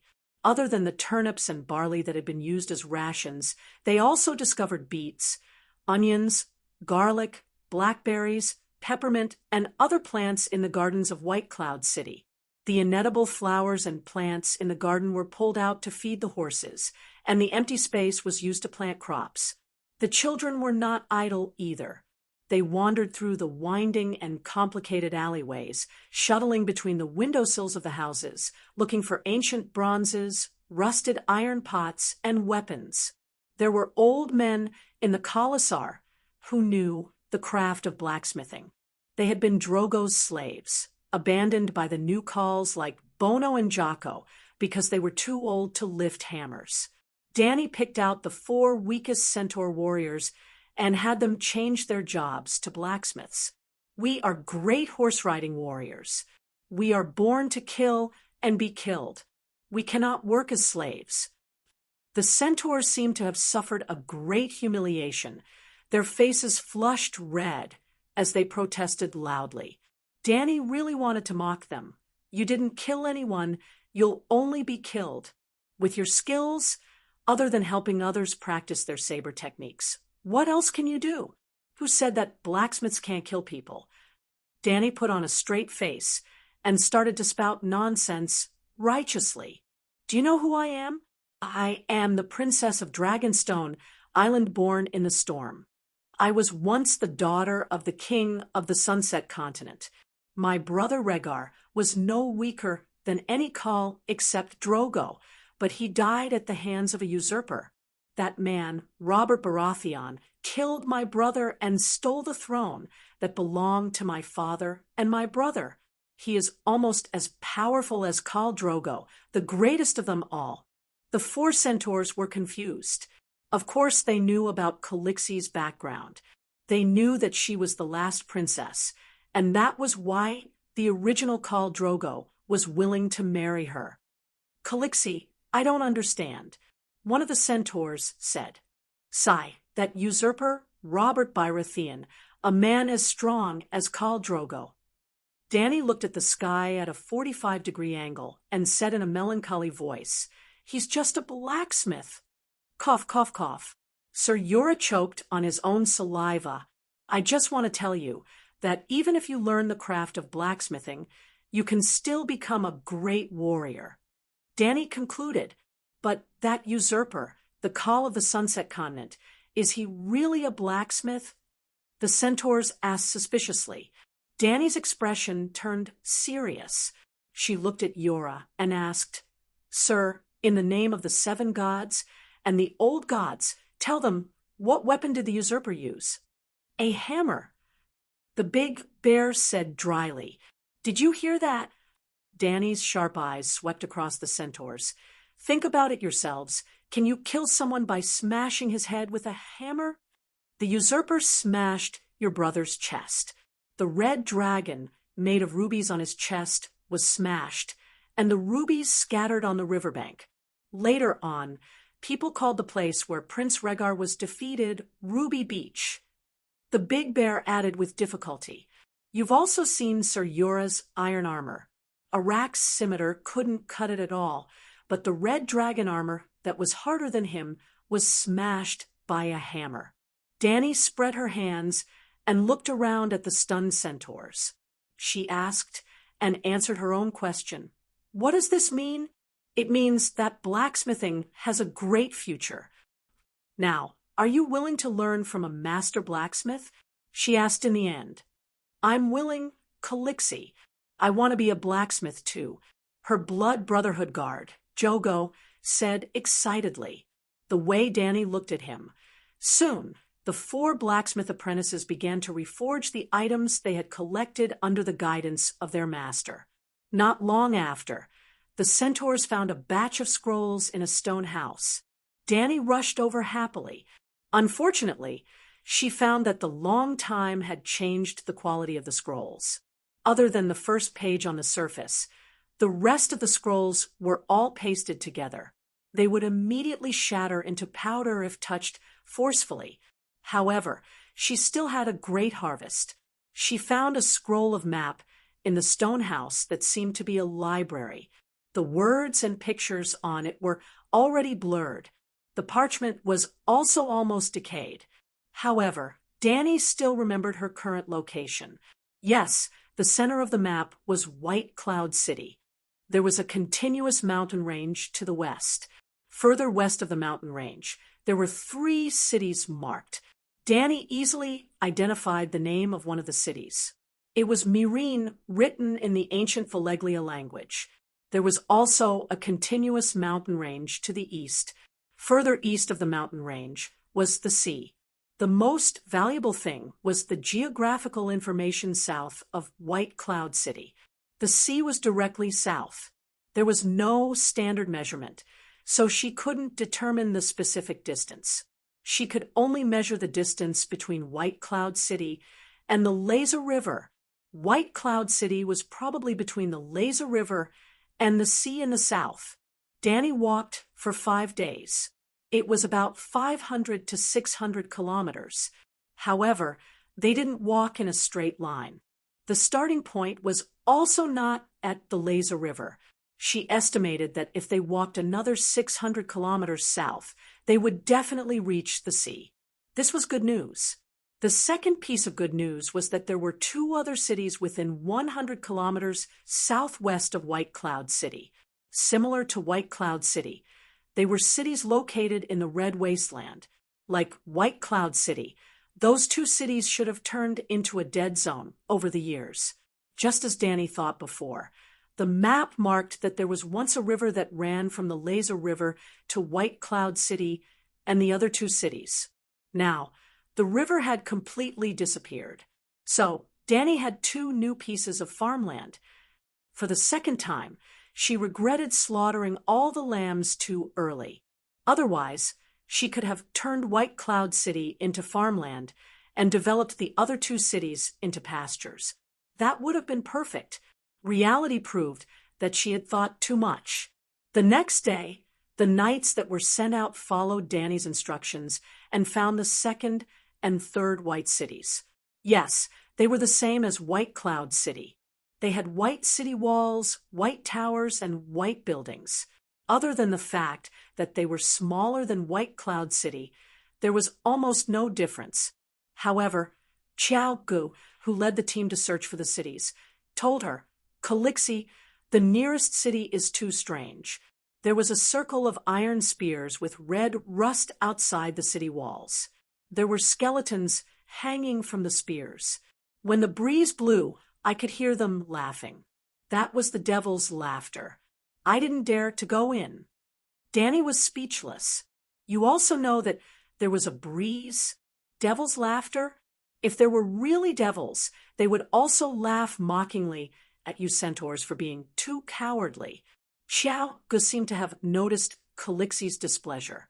He quickly took out an iron bracelet that glowed with black light from his pocket. In the middle of the bracelet was a fiery red opal the size of a thumb. The opal was fiery red and translucent. It was natural and unpolished. "Calixi, look, I found it in the 2nd white town. It's just an opal. It's not worth much." Danny shook her head. "How can it not be worth much?" Cora was puzzled. He took the bracelet from Xiao Gu and said in a familiar tone, "This opal is fiery red and translucent. It's natural and unpolished. It's not small either.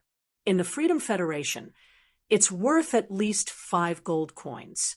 If you remove the gemstone and give it to a skilled silversmith to embed it into a gold bracelet, the price will double." As he spoke, the knight's tone became sorrowful. His rough, bearded face was gradually dyed with a mixture of sweet and painful memories. "You're a man. Why are you so familiar with a woman's jewelry?" Danny intentionally asked, wanting to understand his story. Cora looked around at the centaurs who were staring at him curiously. He hesitated and did not speak. Danny looked at her Blood Alliance guards.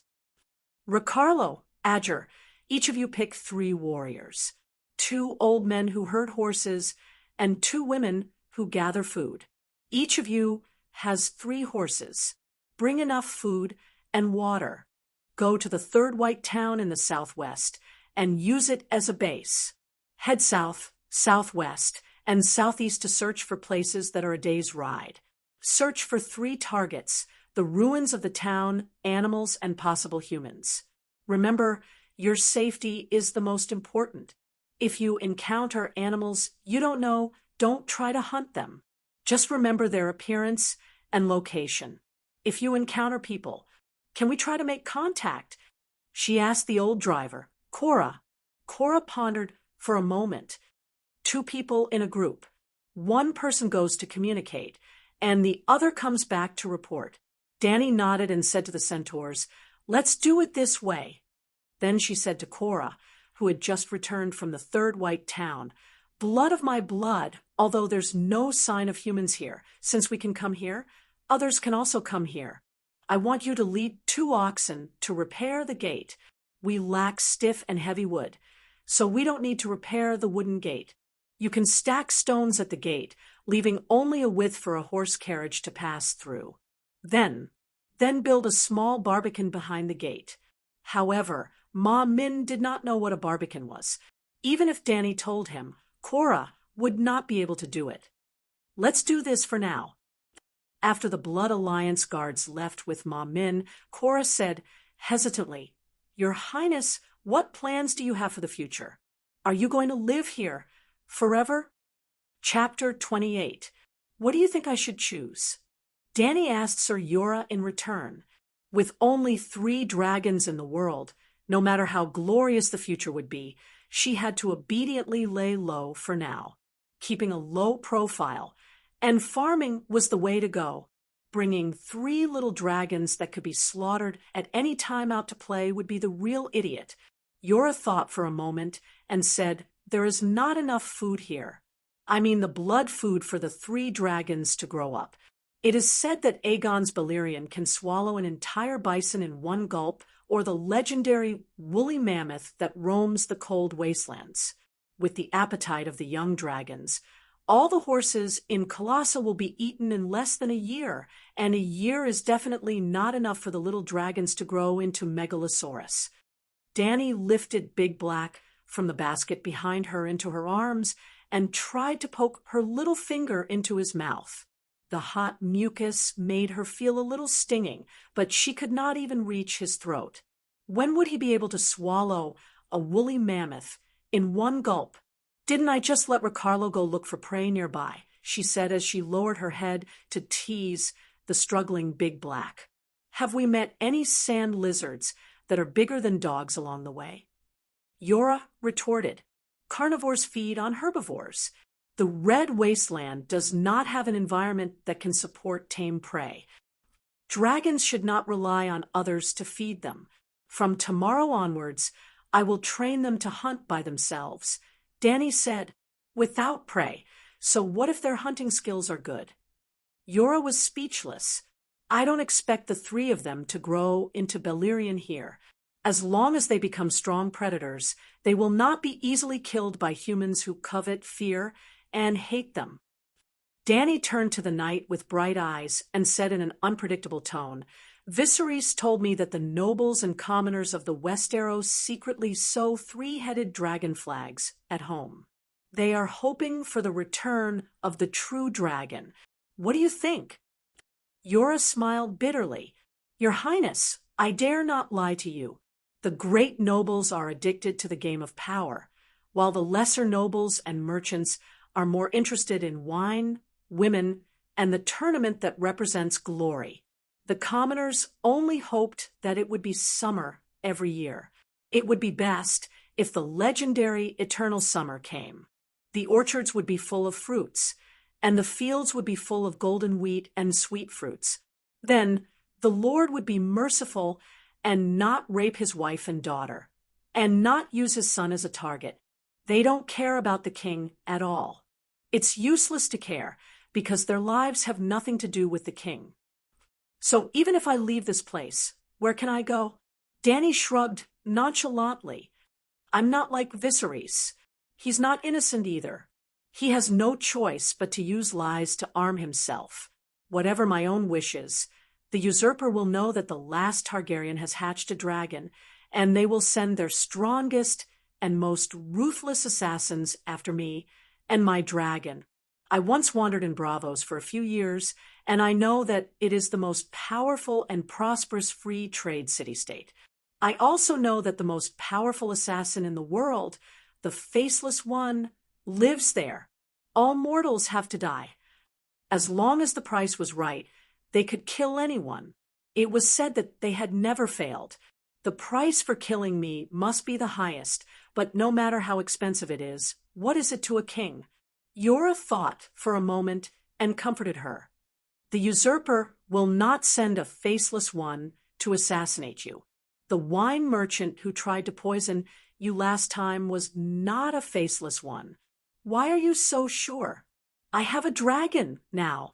It's different, Danny said. Because you have me. Yora thought to himself. Danny had watched Game of Thrones before, and she remembered a very important part of the plot. King Robert knew that Danny was pregnant, and he summoned his ministers to discuss how to solve the problem of the royal family. Because he strongly opposed the killing of women and children, I'd had a falling out with his good friend and resigned from his position as the hand of the king in indignation. That should have happened a year ago, and just 3 months ago, Danny was poisoned in Horse King City. That council meeting, to King Robert and Prime Minister Ide, was about whether to kill the remnants of the Targaryen family. To the king and other council ministers, it was a meeting about how to kill Dany Rise and her bastard child. Among them, there was a minister who proposed to hire a Faceless One, and this resolution was almost passed. But Robert was a spendthrift king, and the treasury was empty and in debt. As the Minister of Finance, Littlefinger thought that a cheaper method should be chosen. Jorah Mormont. Yes, it was the tall man in front of her, who looked simple and honest. He was a spy, a King's Landing spy who was responsible for collecting information on Dany and killing her when necessary.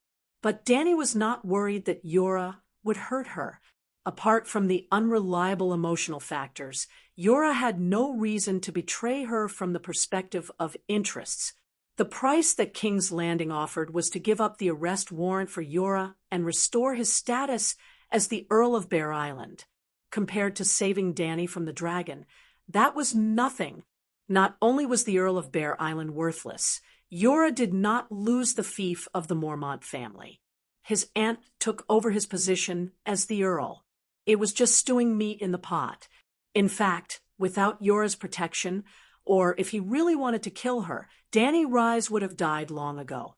The point was, if the people of King's Landing knew that Jorah was unreliable, would they send a Faceless One later? Because of the political chaos in the original plot, new kings kept appearing and falling, and the people of King's Landing seemed to have forgotten about Dany. But was she going to put her safety in the unreliable original plot? The Faceless One is not an invincible assassin. The kings of the Targaryen family were not without enemies, but none of them died in the hands of the Faceless One. The Faceless One is a legendary existence to ordinary people, but in the face of the legendary Kingsguard, their tricks are not so effective. Jorah comforted her softly, and with a firm expression, he promised, "Have you forgotten? I am also a Kingsguard, your queen's Iron Guard." If it was the White Bull or the Buddha's sword who said this to me, I would most likely believe it. But you are just an idiot. Jorah was a strong knight, but he might not be qualified to be a bodyguard. Well, with you here, I am very relieved. Dany smiled encouragingly. But let's try to stay here for a while. Then she extended her hand to invite him, and the two walked up the white tower at the city gate. As they climbed up, they discussed the arrangement of the guards of the White Cloud City. When they reached the top, Dany threw the 3 dragons into the sky, letting them soar in the sky while hissing. A few days later, after the black dragon, the white dragon and the green dragon also learned to fly and spit dragon flames. The 3 colorful little dragons chased each other under the blue sky. The sunlight shone through the thin, translucent wings, refracting the hazy glow, and it was unusually beautiful. Blackie was the first to learn to fly. He was only 7 days old then. How does he compare to the Megalosaurus of the Targaryen family? Dany looked at the black dragon circling in the blue sky, and a feeling of infinite pride rose in her heart. I don't really understand. If there is a scholar who studies dragons. Yora shook his head and asked in confusion, why give them such vulgar names? Aegon's dragon is called Balerion, Visenia's dragon is called Vargal, and Rhaenys is called Miracis. They are all taboo names of the ancient Feleglia gods. Dany also did not mince her words. My dragon and I are too weak, and I don't want too invasive names to alert others. I can also name my dragon after my ancestors such as Brother Rain and Viserys, but I want to draw a clear line with the previous Targaryen. Why? Yora asked in shock. In this era, in this world, nobles who had a little family history were all proud of their great ancestors. They even used the same ancestor's name for several or more generations. For example, the countless Brandons of the House of Stark, and the many Aegons and Rhaenys of the Targaryen family. Even Dany Rise evolved from the virgin girl Dany's thoughts, with only 1 or 2 additional letters, and more than 100 years ago, the Targaryen princess who married the Dornishman was also called Dany Rise. I am different from them. The foundation of the Targaryens was the Targaryen family, and now Dany, the dragon was her child, and Dothraki was her clansman. The Targaryens only brought her burden and danger. Let's not talk about me. She changed the topic and looked at Cora with a smile. You know everything about me, but I know very little about your story. Tell me about yourself. Me? What do you want to know? Sir Yora asked dryly. You are the Earl of Bear Island in the Northern Territory. How did you come to the continent of Ursos, tens of thousands of miles away? Dany turned her head and looked at the dragon flying in the sky. She said softly, You seem to know a lot about jewels and their value. Is there a gem mine on Bear Island? If Bear Island really had a mine, I wouldn't be stranded in a foreign land. The knight smiled bitterly. He picked up a milky white stone from the ground and drew a rough map of the Westeros on the stone slab of the tower window. Look, this is Bear Island. It is located in the distant frozen bay, almost as far away from the Great Wall as the Northern Territory.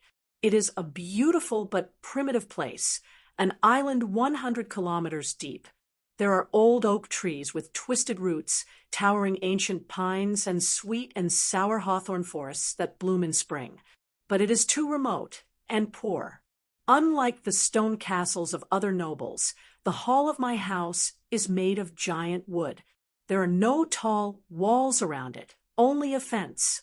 Most of my people fish for a living, and they can only make a living. There is no trade, so they can't collect a lot of taxes. The specialty, there are only bears, but where are there no bears? Merchants often come to us only once every few years, bringing cloth, copper, porcelain, spices, and other daily necessities. They take away furs, almost bartering. Although it is so barren and boring, I have always been used to living there, and I have never lacked women. Fisherwomen and peasant girls would not refuse their counts, Your Highness. I did not force them. Before we were even of age, my father helped me pick a bride, a girl from Deepwood Castle next to Bear Island. A Glover. I am not sure if I love her, and it makes me ashamed. Although her face is plain, she has a good character. In the 10 years of marriage, she had 3 miscarriages, and she never recovered from the last one. She died soon after. Chapter 29. Yora should indeed feel ashamed. Dany realized that he did not mention his wife's name. Perhaps she had long disappeared from his memory. After all, she never seemed to enter his heart. But she gave birth 3 times because of him, and even lost her life in the end. The night continued. Not long after, my father joined the Night Watch, and I became the Earl of Bear Island. Many people came to propose marriage, and before I could make a final decision, Timon began to rebel, and Balan Greyjoy proclaimed himself king. Dany frowned and interrupted him, asking, "When was that?" "Before I was born." "Princess, I'm not that old," Yora said dryly with a wooden face. "Oh, continue," Dany replied casually. "It was the 4th year after the War of the Usurpers, and you were about 4 years old." His voice lowered. There seemed to be no difference. They were all the same age, Dany understood. It should be the time when Theon Greyjoy was held hostage in Winterfell. She did not understand. What was Tywin thinking? During the War of the Usurpers, he did not cause trouble. Instead, he waited until the usurpers had proclaimed themselves king for 4 years, and the unrest in the country had subsided. Where did he get his confidence from? Or was it that his reaction arc was too long, and when he reacted, he thought that a hero was born in troubled times? Tywin has always been crazy, and his actions are unpredictable. Yora shook his head. Perhaps he thought that the usurper's foundation was not stable, or perhaps someone had been suppressing him to prevent him from rebelling. During the War of the Usurpers, Balan's father, Duke Colin, had always been neutral. After your brother, Prince Rhaegar, died in battle at the Ruby Beach, he joined the usurper Robert. At that time, High Court Tyrell was on the side of the Targaryens. Thus, Colin led the Iron Fleet, the main fleet of Tywin Island, out to sea and prepared to plunder the River Bend High Court. Unfortunately, the High Court people were prepared and waited for the enemy to arrive at the Shield Islands. Not only did they defeat the invincible Iron Fleet, but they also killed Colin in that battle. Then, Balan inherited his father's position. The usurper had already ascended the throne, and the rebellions were more or less quelled. It took King Balan 4 years to gain complete control of Tywin Bay. He raised his flag and rebelled. Then King Balan was defeated, and his eldest and second sons were killed. His youngest son, who was 10 years old, became the adopted son of Winterfell Duke Eddard Stark, and was used as a hostage to prevent the Greyjoy family from rebelling. To celebrate his victory, Robert decided to hold a tournament outside Lannisport. I met Lyneth there. At that time, she was only half my age. Together with her father, she had come all the way from the old town to watch her brothers compete. The first time I saw her, I couldn't take my eyes off her. It was the first time I felt such strong love. Impulsively, I begged her to give me a token to fight for her. I wouldn't have dared to dream that she would agree, but she did. Your Highness, you must understand that a tournament is a knight's sport, not a simple contest of martial arts. We Northerners have never been good at the undull sport, but with Lyneth's token, I seem to have been possessed by a warrior of the 7 gods. For a few days, I was invincible, and finally crowned Lyneth with love and beauty. The wine and glory made me do something crazy. That night, I went to her father and told him that I wanted to marry his daughter. With the wealth and status of our families, Count Leighton should have been mercilessly rejected, but he wasn't. The Leighton-Hyder family's fief included the second largest port in Westeros, Old Town, as well as the Maester's Temple, the City of Learning. The headquarters of the Church of the 7 Gods was also in Old Town. The Hyder family was also of the blood of Greenhand Garth. They could be counted as dukes without the title of duke. Duke Tywin Lannister had proposed marriage to Count Leighton on behalf of his son, the Imp, in the hope that Tyrion would marry a daughter of Hyder. Count Leighton had almost rejected him in an insulted manner. Jorah Mormont had been very lucky. Unfortunately, the honeymoon was short-lived. Lyneth was disappointed with my hometown. She felt that it was too cold, too wet, and too remote. The wooden hall of Bear Island was far inferior to her family's magnificent and warm castle. Moreover, life on Bear Island lacked the fun that a southern noble lady needed. There were no masquerade balls, no mime shows, and no luxurious banquets. Even the wandering singers had to wait for several years before they could come here with the merchants who bought furs. The ones who came were old, ugly, and unskilled third-rate singers. The food in the northern region was also far more monotonous than in the rich highland. It was already a blessing from the gods that my people could eat their fill, but every meal was almost torture for Lyneth. At that time, I thought that as long as she was happy, I was willing to do anything.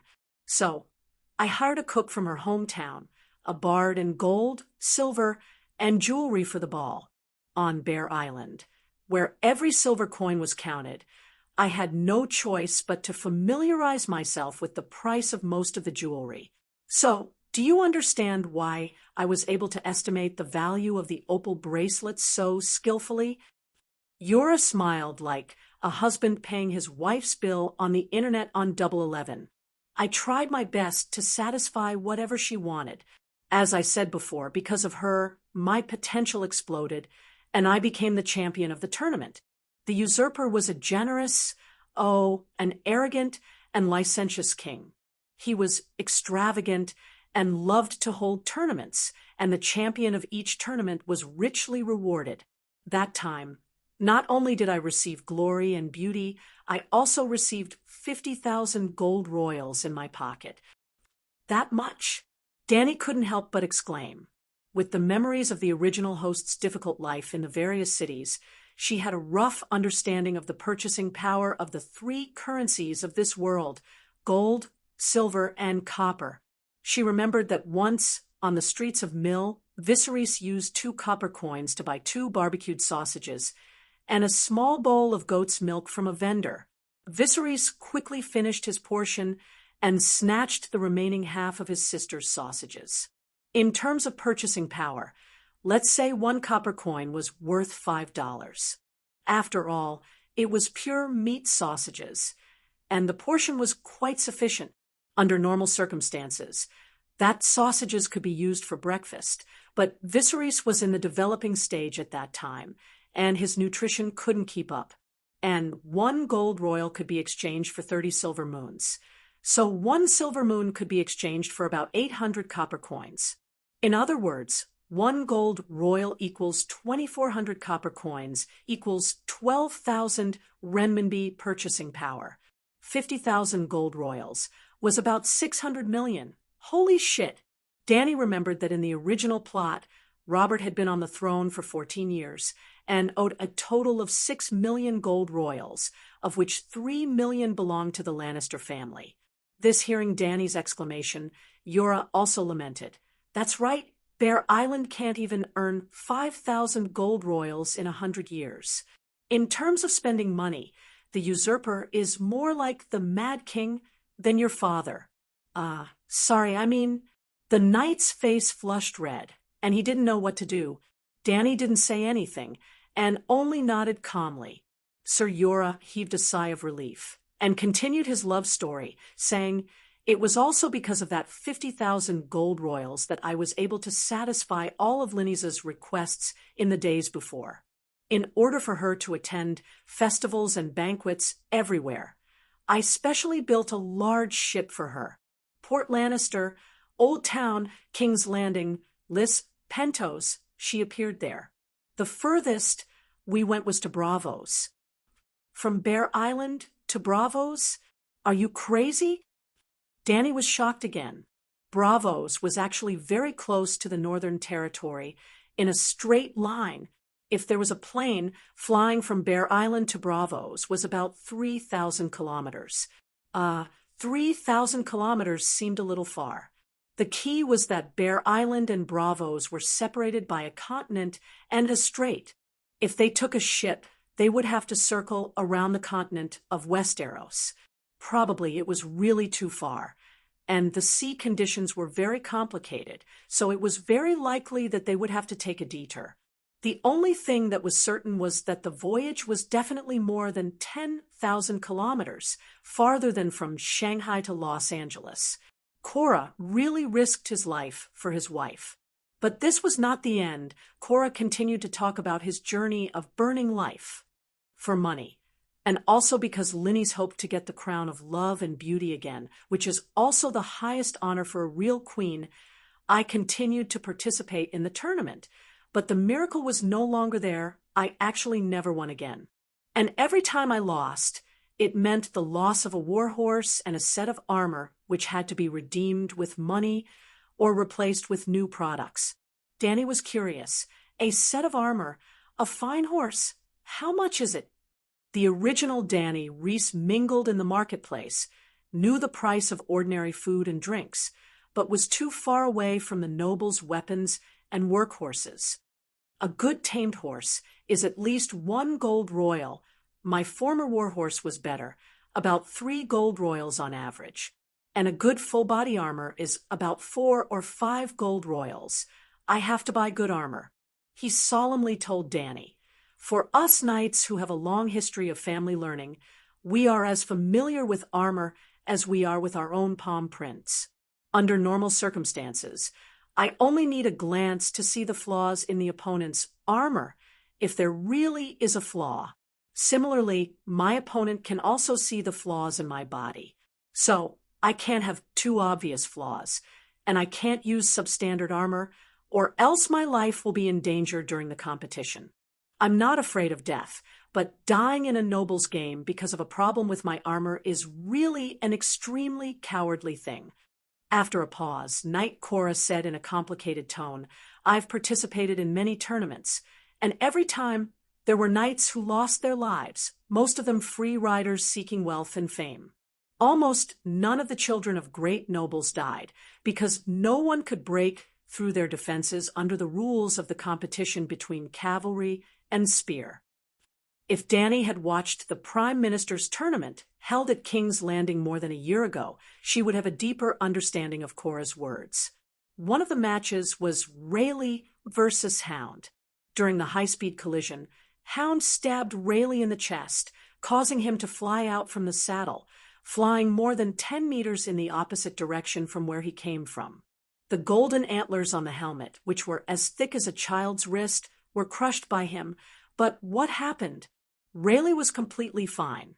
He patted his and stood up, waving his hand ostentatiously, using a proper smile to respond to the cheers of the audience around him. If it had been someone else, the plate armor on the chest was thinner, or the inner lining behind the plate armor was not elastic enough to cushion the fierce impact, then even if he did not die, his internal organs would be damaged. In this world, if one's internal organs were damaged, one would basically be crippled. What's the difference between a free rider and a knight? She asked curiously. Chapter 30. Free riders are a type of mercenary. They don't have the status of knights, but they have horses and know a little about fighting on horseback. The only difference between them and normal mercenaries is that they have horses. Danny nodded. A good horse costs more than 1 gold royal, including the harness, daily feeding, and care. Normal mercenaries could not afford it at all. Knights are more troublesome.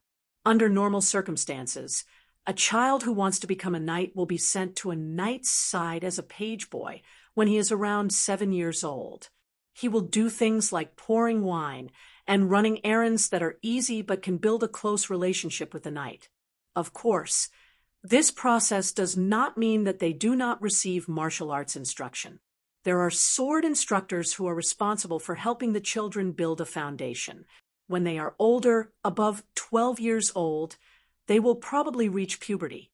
The page boy will be promoted to a page boy. The knight will personally teach the page boy how to use weapons and horses and pass on their survival experience on the battlefield. Yes, the spirit of a knight is also a very important teaching project. The page boy also has the duty and power to accompany the knight on the battlefield, preparing the horse and armor for the knight and fighting side by side with him. In this process, the page boy can learn more war skills from the knight, if the knight really has such things. Many pages boys stay as page boys their whole life because they don't have the money to buy themselves horses and armor. Danny clicked her tongue. Can't his knight give him a set of armor and a horse? Knight Yora took a deep look at Danny and said in a self-deprecating manner, because I had lost my armor and horse to my opponents multiple times in the tournament, It did not take long for me to spend the last bit of my savings. I had no choice but to borrow a huge debt from Bravo's treasury. I am a count with a fief, and the Mormont family has been passed down for thousands of years. I heard that the Lannister family borrowed millions of gold coins from the usurper. Danny said again, "Is it that much?" Yura was puzzled. After a moment, he shook his head and sighed. There is a saying in Westeros that Duke Tywin's shit is gold. Nobles are different from each other. There are many mountain ranges in the western region, and there are endless gold and silver mines buried under many mountain ranges. So his family has a mine. Please continue. Danny gestured with her chin. Continue what? The night or my story? Yura licked his lips. He felt that he had said a lot, and his mouth was dry. Let's talk about knights first. Any knight can confer the title of another knight. Therefore, if the knight believed that an adult squire was qualified to become a knight, he would place his sword on the shoulder of the kneeling squire and loudly announce the name and family of the knight. The process was even more complicated than I had described. The newly knighted knights had to be anointed with holy oil by monks, and they had to spend the night in the holy church. That is the process of converting to the seven gods. Therefore, the people of the Northern Territory who believe in the old gods rarely become knights. Then you're a fake knight? Danny tilted her head and looked at him. The knight's face flushed red as he argued. It's true. The nobles of the northern region do not need to be enfeoffed to be recognized as knights. He quickly added, I am one of the few knights in the north who has been baptized. In addition to the formal method mentioned above, there was a faster way to become a knight. If someone makes a contribution in the war, the Lord can directly confer him the title of a knight. That's how my knighthood came about. The war to help the usurpers destroy the Targaryen dynasty? Danny raised her eyebrows and asked. No. He quickly denied it. It was the time to quell King Balon's rebellion. He did not know that Danny, who had changed her core, did not care about the war of the usurpers that caused the Targaryens to lose the throne. She immediately changed the topic and said, apart from free riders, there are also mercenary knights and oath-sworn knights. Oath-sworn knights are knights under the protection of other nobles. They swear an oath to serve them, so they are called oath-sworn knights.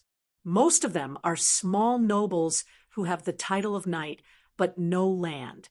Well, I was your brother Viserys' oath-sworn knight before, and then I became your oath-sworn knight, until you bestowed me with a higher honor and made me the Queen's Iron Guard. Listening to his emotional narration, Danny complained in her heart, back then, you licked your face and came to me to become Viserys' oath-sworn knight. You were the one who requested to become my Kingsguard that time. Back then, I was only trying to get Jogo and the others to become my Blood Brotherhood guards. Knight Yura did not know that a certain someone was still pretending to be obedient after getting a bargain, so he continued, great nobles often hire free riders to patrol their territories. Compared to the lifelong loyalty of oath-sworn knights, mercenary knights are more flexible and cheaper. Bear Island is not small, so I can't afford oath-sworn knights. I also have a few free riders who patrol the forest under me. At this point, he sighed emotionally and said dejectedly, I'm bankrupt. I can't even pay the salary of the cook and the harpist. When Lyneth heard that I had the idea of pawning those jewelry, she, for money to keep Lyneth's jewelry, singers, and cooks, my hired riders caught a few civilians who were poaching. According to tradition, they could only choose between having their hands chopped off or being sent to the Great Wall to join the Night Watchmen. But for money, I finally gave up my honor completely. I sold them to the Tyrosh slave merchant. This went against the laws of the Seven Kingdoms. Slaves are not allowed to exist under the faith of the seven gods. You were sent into exile. That's a little harsh. I can first fine you as a warning to others, and warn you not to do it again. Danny said, "It's more honorable than exile, but it's also more cruel than exile. I committed a capital crime and will be beheaded. According to the traditions of the ancestors, Ide Stark will judge me personally. After listening to my last confession, he will also have to personally use ice to chop off my head." Danny looked at the sketch of the Westeros that Cora had just drawn on the stone slab and said, "Winterfell is a little far from Bear Island. Did you escape?" "About 1,000 kilometers. If I keep changing horses and galloping, I can reach the seaside in 2 days and reach Bear Island on the 3rd day. But 3 days is enough for me to escape with Lyneth and her jewelry. If I remember correctly, you're the only son of the Mormont family." Cora nodded. "Yes, I'm my father's only son. I also have an aunt, but her 5 children are all daughters. Your father is wearing a black robe. Yes, you once participated in the War of the Usurpers as Ide Stark's guard." Danny asked again.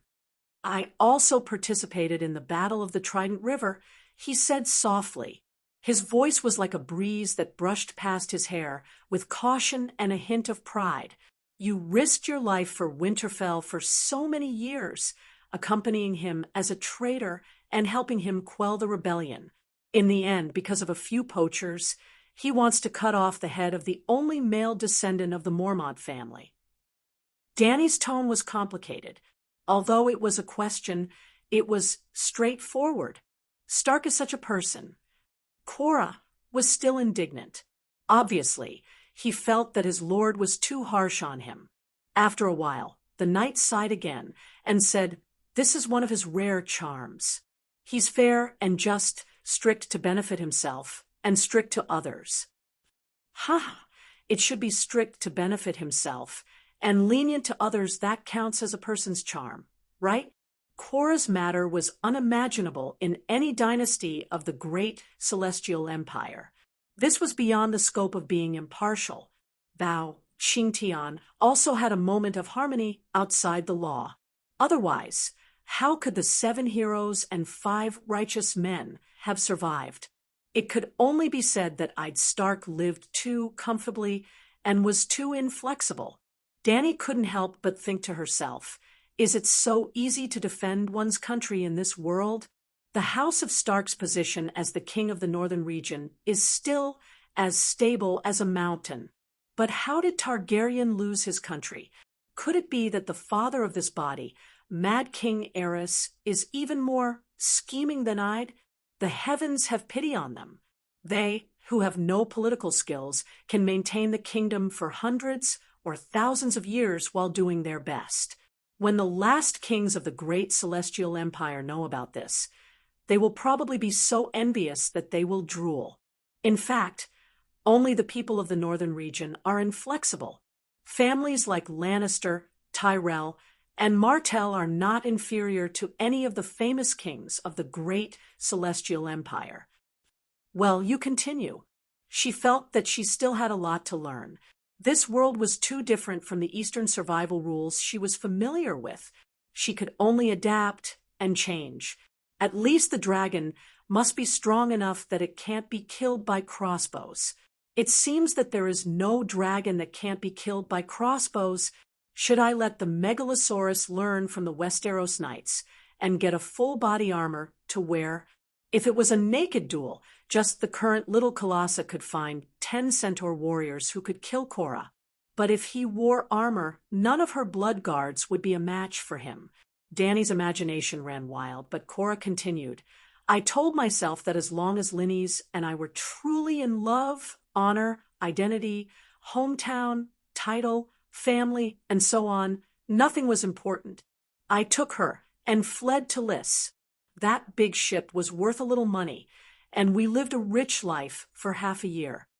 When she heard the word, true love, Danny knew that Cora was going to have a tragedy. Sure enough, his fierce bear-like eyes turned red and watery.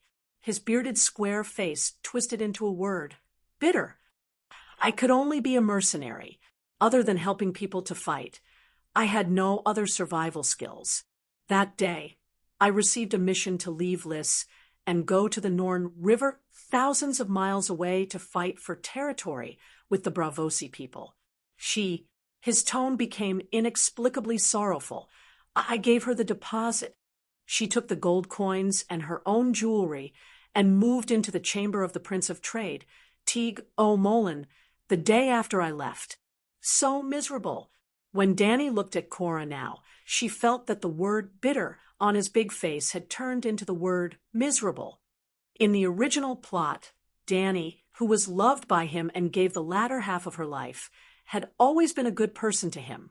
This if Cora Mormont stood up and shouted, "Who dares to be more miserable than me?"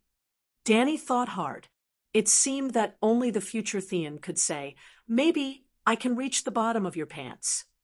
Actually, she was too involved to see clearly. She forgot that there was someone who was 10 times more miserable than Cora Mormont. That was her own self. Chapter 31. Before Danny Rise, the Princess of Dragonstone Island, was born, her elder brother and father died one after another.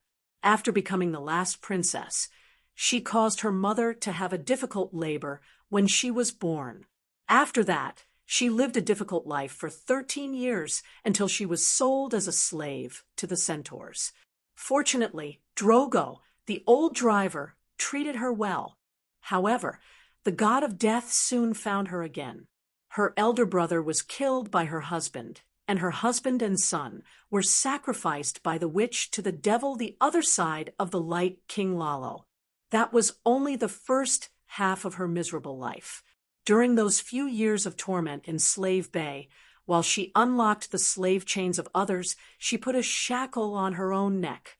After suffering for a few years, she finally fought her way back to the Westeros.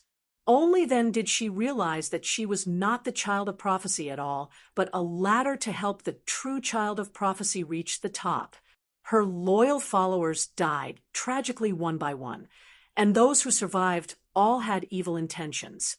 Mormont, who loved her, died tragically, and the one she loved betrayed her. The dragon, who was treated like a child, also became a big gift for the winner of the power game. It seemed that the two most miserable people were together. Bad luck on top of bad luck. All right, Danny, who was now a different person, did not think that she was unlucky. Except when she had just transmigrated. She did not allow herself to be unlucky. When she met someone else, it was only other people who were unlucky. Linny's is the daughter of the Heidel family, right? Danny recalled for a while and tried to say, "I remember that the captain of the late King's Kingsguard, the legendary White Bull, was also a Heidel, right?" "Yes, Sir Jello Heidel is Linny's granduncle. That's the Heidel family. Won't she bring shame to her family by doing that?" She said in disbelief, "I've already brought shame to my family. I'm a person without honor." He said painfully, "She can go back to her family." Did she go back? She said, "It is said that she is now Prince Chui Ji's favorite concubine. Even the first wife is wary of her." Cora felt as if there was a walnut stuck in his throat. It was extremely difficult for him to speak, but Danny had to let him continue to suffer. She asked, "Have you ever looked for her again? Did you go to Lys after you returned from the Norn?" The pain in Cora's eyes intensified. This tower-like man seemed to be unable to hold on any longer. "The Prince of Trade is rich and powerful. I was still on my way to Rhys when he personally intercepted me." He wants to kill you?" she asked hesitantly. This was an insurmountable hurdle. Danny didn't need to know all of Cora's secrets. But if she didn't make it clear, what would she do if she met Linny's again in the future? Would she still trust him then? He only used words. He told me to see the situation clearly. Don't make unnecessary struggles and make everyone look bad. But if I don't know what's good for me and harass them, it won't be long before I disappear from the western continent of Ursus. I'm not afraid of his threats. The knight emphasized solemnly, I just made sure that Linny's wasn't threatened in the slightest before I left on my own. Those two adulterers probably hooked up with each other behind your back, Danny thought. You still love her? She asked casually. Love, love, love and hate, Cora replied. He seemed to be unable to hold on any longer. Your Highness, please allow me to take my leave. I'm a little tired. Wait a minute.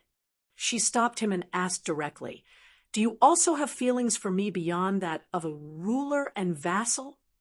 Just like the original Danny Linney's, she couldn't reciprocate his love, but she didn't want to use him as a spare tire either. Everyone was open about it. If they could get together, they would get together. If they couldn't, they would go their separate ways. Without Cora, without the shackles of the Westeros, she completely relied on the centaurs and blended in with them. Sir Cora's expression was complicated. There was embarrassment at being seen through, but also joy that she could sense his feelings. He stopped in his tracks and smiled. The first time I saw you, I felt that she was somewhat similar to you, Danny Linney's. In fact, Cora was just expressing his feelings sincerely and subtly. He also had the strong love for Danny when he first met Linney's. But to Danny, this answer was 0. You're completely done for. You know, I'm not like her at all. Even if Drogo is dead, I won't marry another man. She expressed her rejection without hesitation. Drogo was a complete stranger to her, but that dead man was also the best shield and an excuse to give a suitor the good guy card. Maybe after the Church of the Seven Gods knew about this, they would imitate the old example of Saint Baylor and give Danny the title of Saint Danny. Cora also heard Danny's rejection and said, Your Highness, on your King's Guard, the Queen's Iron Guard. After saying that, he bowed deeply and left with heavy steps. The King's Guard gave up the right to inherit their fiefs and did not marry or have children for the rest of their lives. Serving the king was their only responsibility and glory. The next morning, at the first glimmer of dawn, Danny rode on her little silver horse and carried a modified rattan basket on her back. The 3 dragons stretched out their snake-like necks and probed around her waist and shoulders, occasionally letting out coarse cries. The horse's hooves made a crisp clatter sound on the streets. The silent city was filled with a thin layer of fog. Danny seemed to have entered a dreamlike world. Khaleesi, are you going out of the city? Near the city gate, 2 centaur warriors came out of the city gate and greeted Danny while yawning. I want to tame the dragons. The plains outside are wider. She instructed the centaur to remove the city gate for her. It was a wooden door that was nailed together by a few tree trunks. Although the 3 dragons could already fly, Danny's requirements were stricter. Thinking of the dragons that were as stupid as fat cows in the TV series, she was worried about her future. It was difficult to change directions. Slow movements, weak lower limbs, unsteady standing, crippled the moment it landed, wings as fragile as rags, scales that could not even block crossbows, long and brittle necks with a lot of weaknesses. How could she dominate the world? Last night, she had melted all of Zhuge Ji's gold medals and melted them into golden chains. At this time, she held the dragon in her arms and locked his 2 calves with a chain that was as thick as a pinky finger. There were only 3 chains, and they were less than 10 centimeters long, adding about a pound of weight to each leg. Come, Blackie, you're the big brother. Set an example for your brothers. Just like before, she held the dragon and threw it into the air. Whoosh, whoosh, whoosh, plop. Blackie flapped his wings hard, but before he could fly 10 meters, he fell on the sand. Hiss, the black dragon turned his head and stared at Danny, letting out an aggrieved hiss. Crawl back on your own. She did not raise her head and continued to shackle the white dragon. Whoosh, whoosh, plop. The white dragon was not as good as Blackie. It almost drew a parabola and fell to the ground. Hiss, hiss, boom. the white dragon angrily spat out a thin red flame into the sky. "Don't waste your energy. Come back and continue," Danny yelled. The white dragon did not listen. It spun in circles mindlessly, flapping its wings as it spat out dragon flames. Danny was very angry. She walked over and flicked his little head. Hiss! The white dragon roared at Danny. He seemed to be angry too, unlike the black dragon. Danny could not use her consciousness to comfort the white dragon and the green dragon. They could not accept her words and movements, so the training process was very troublesome. In desperation, Danny could only bend down and hold the white dragon's body, let it stand up straight, and walked back to the rattan basket step by step.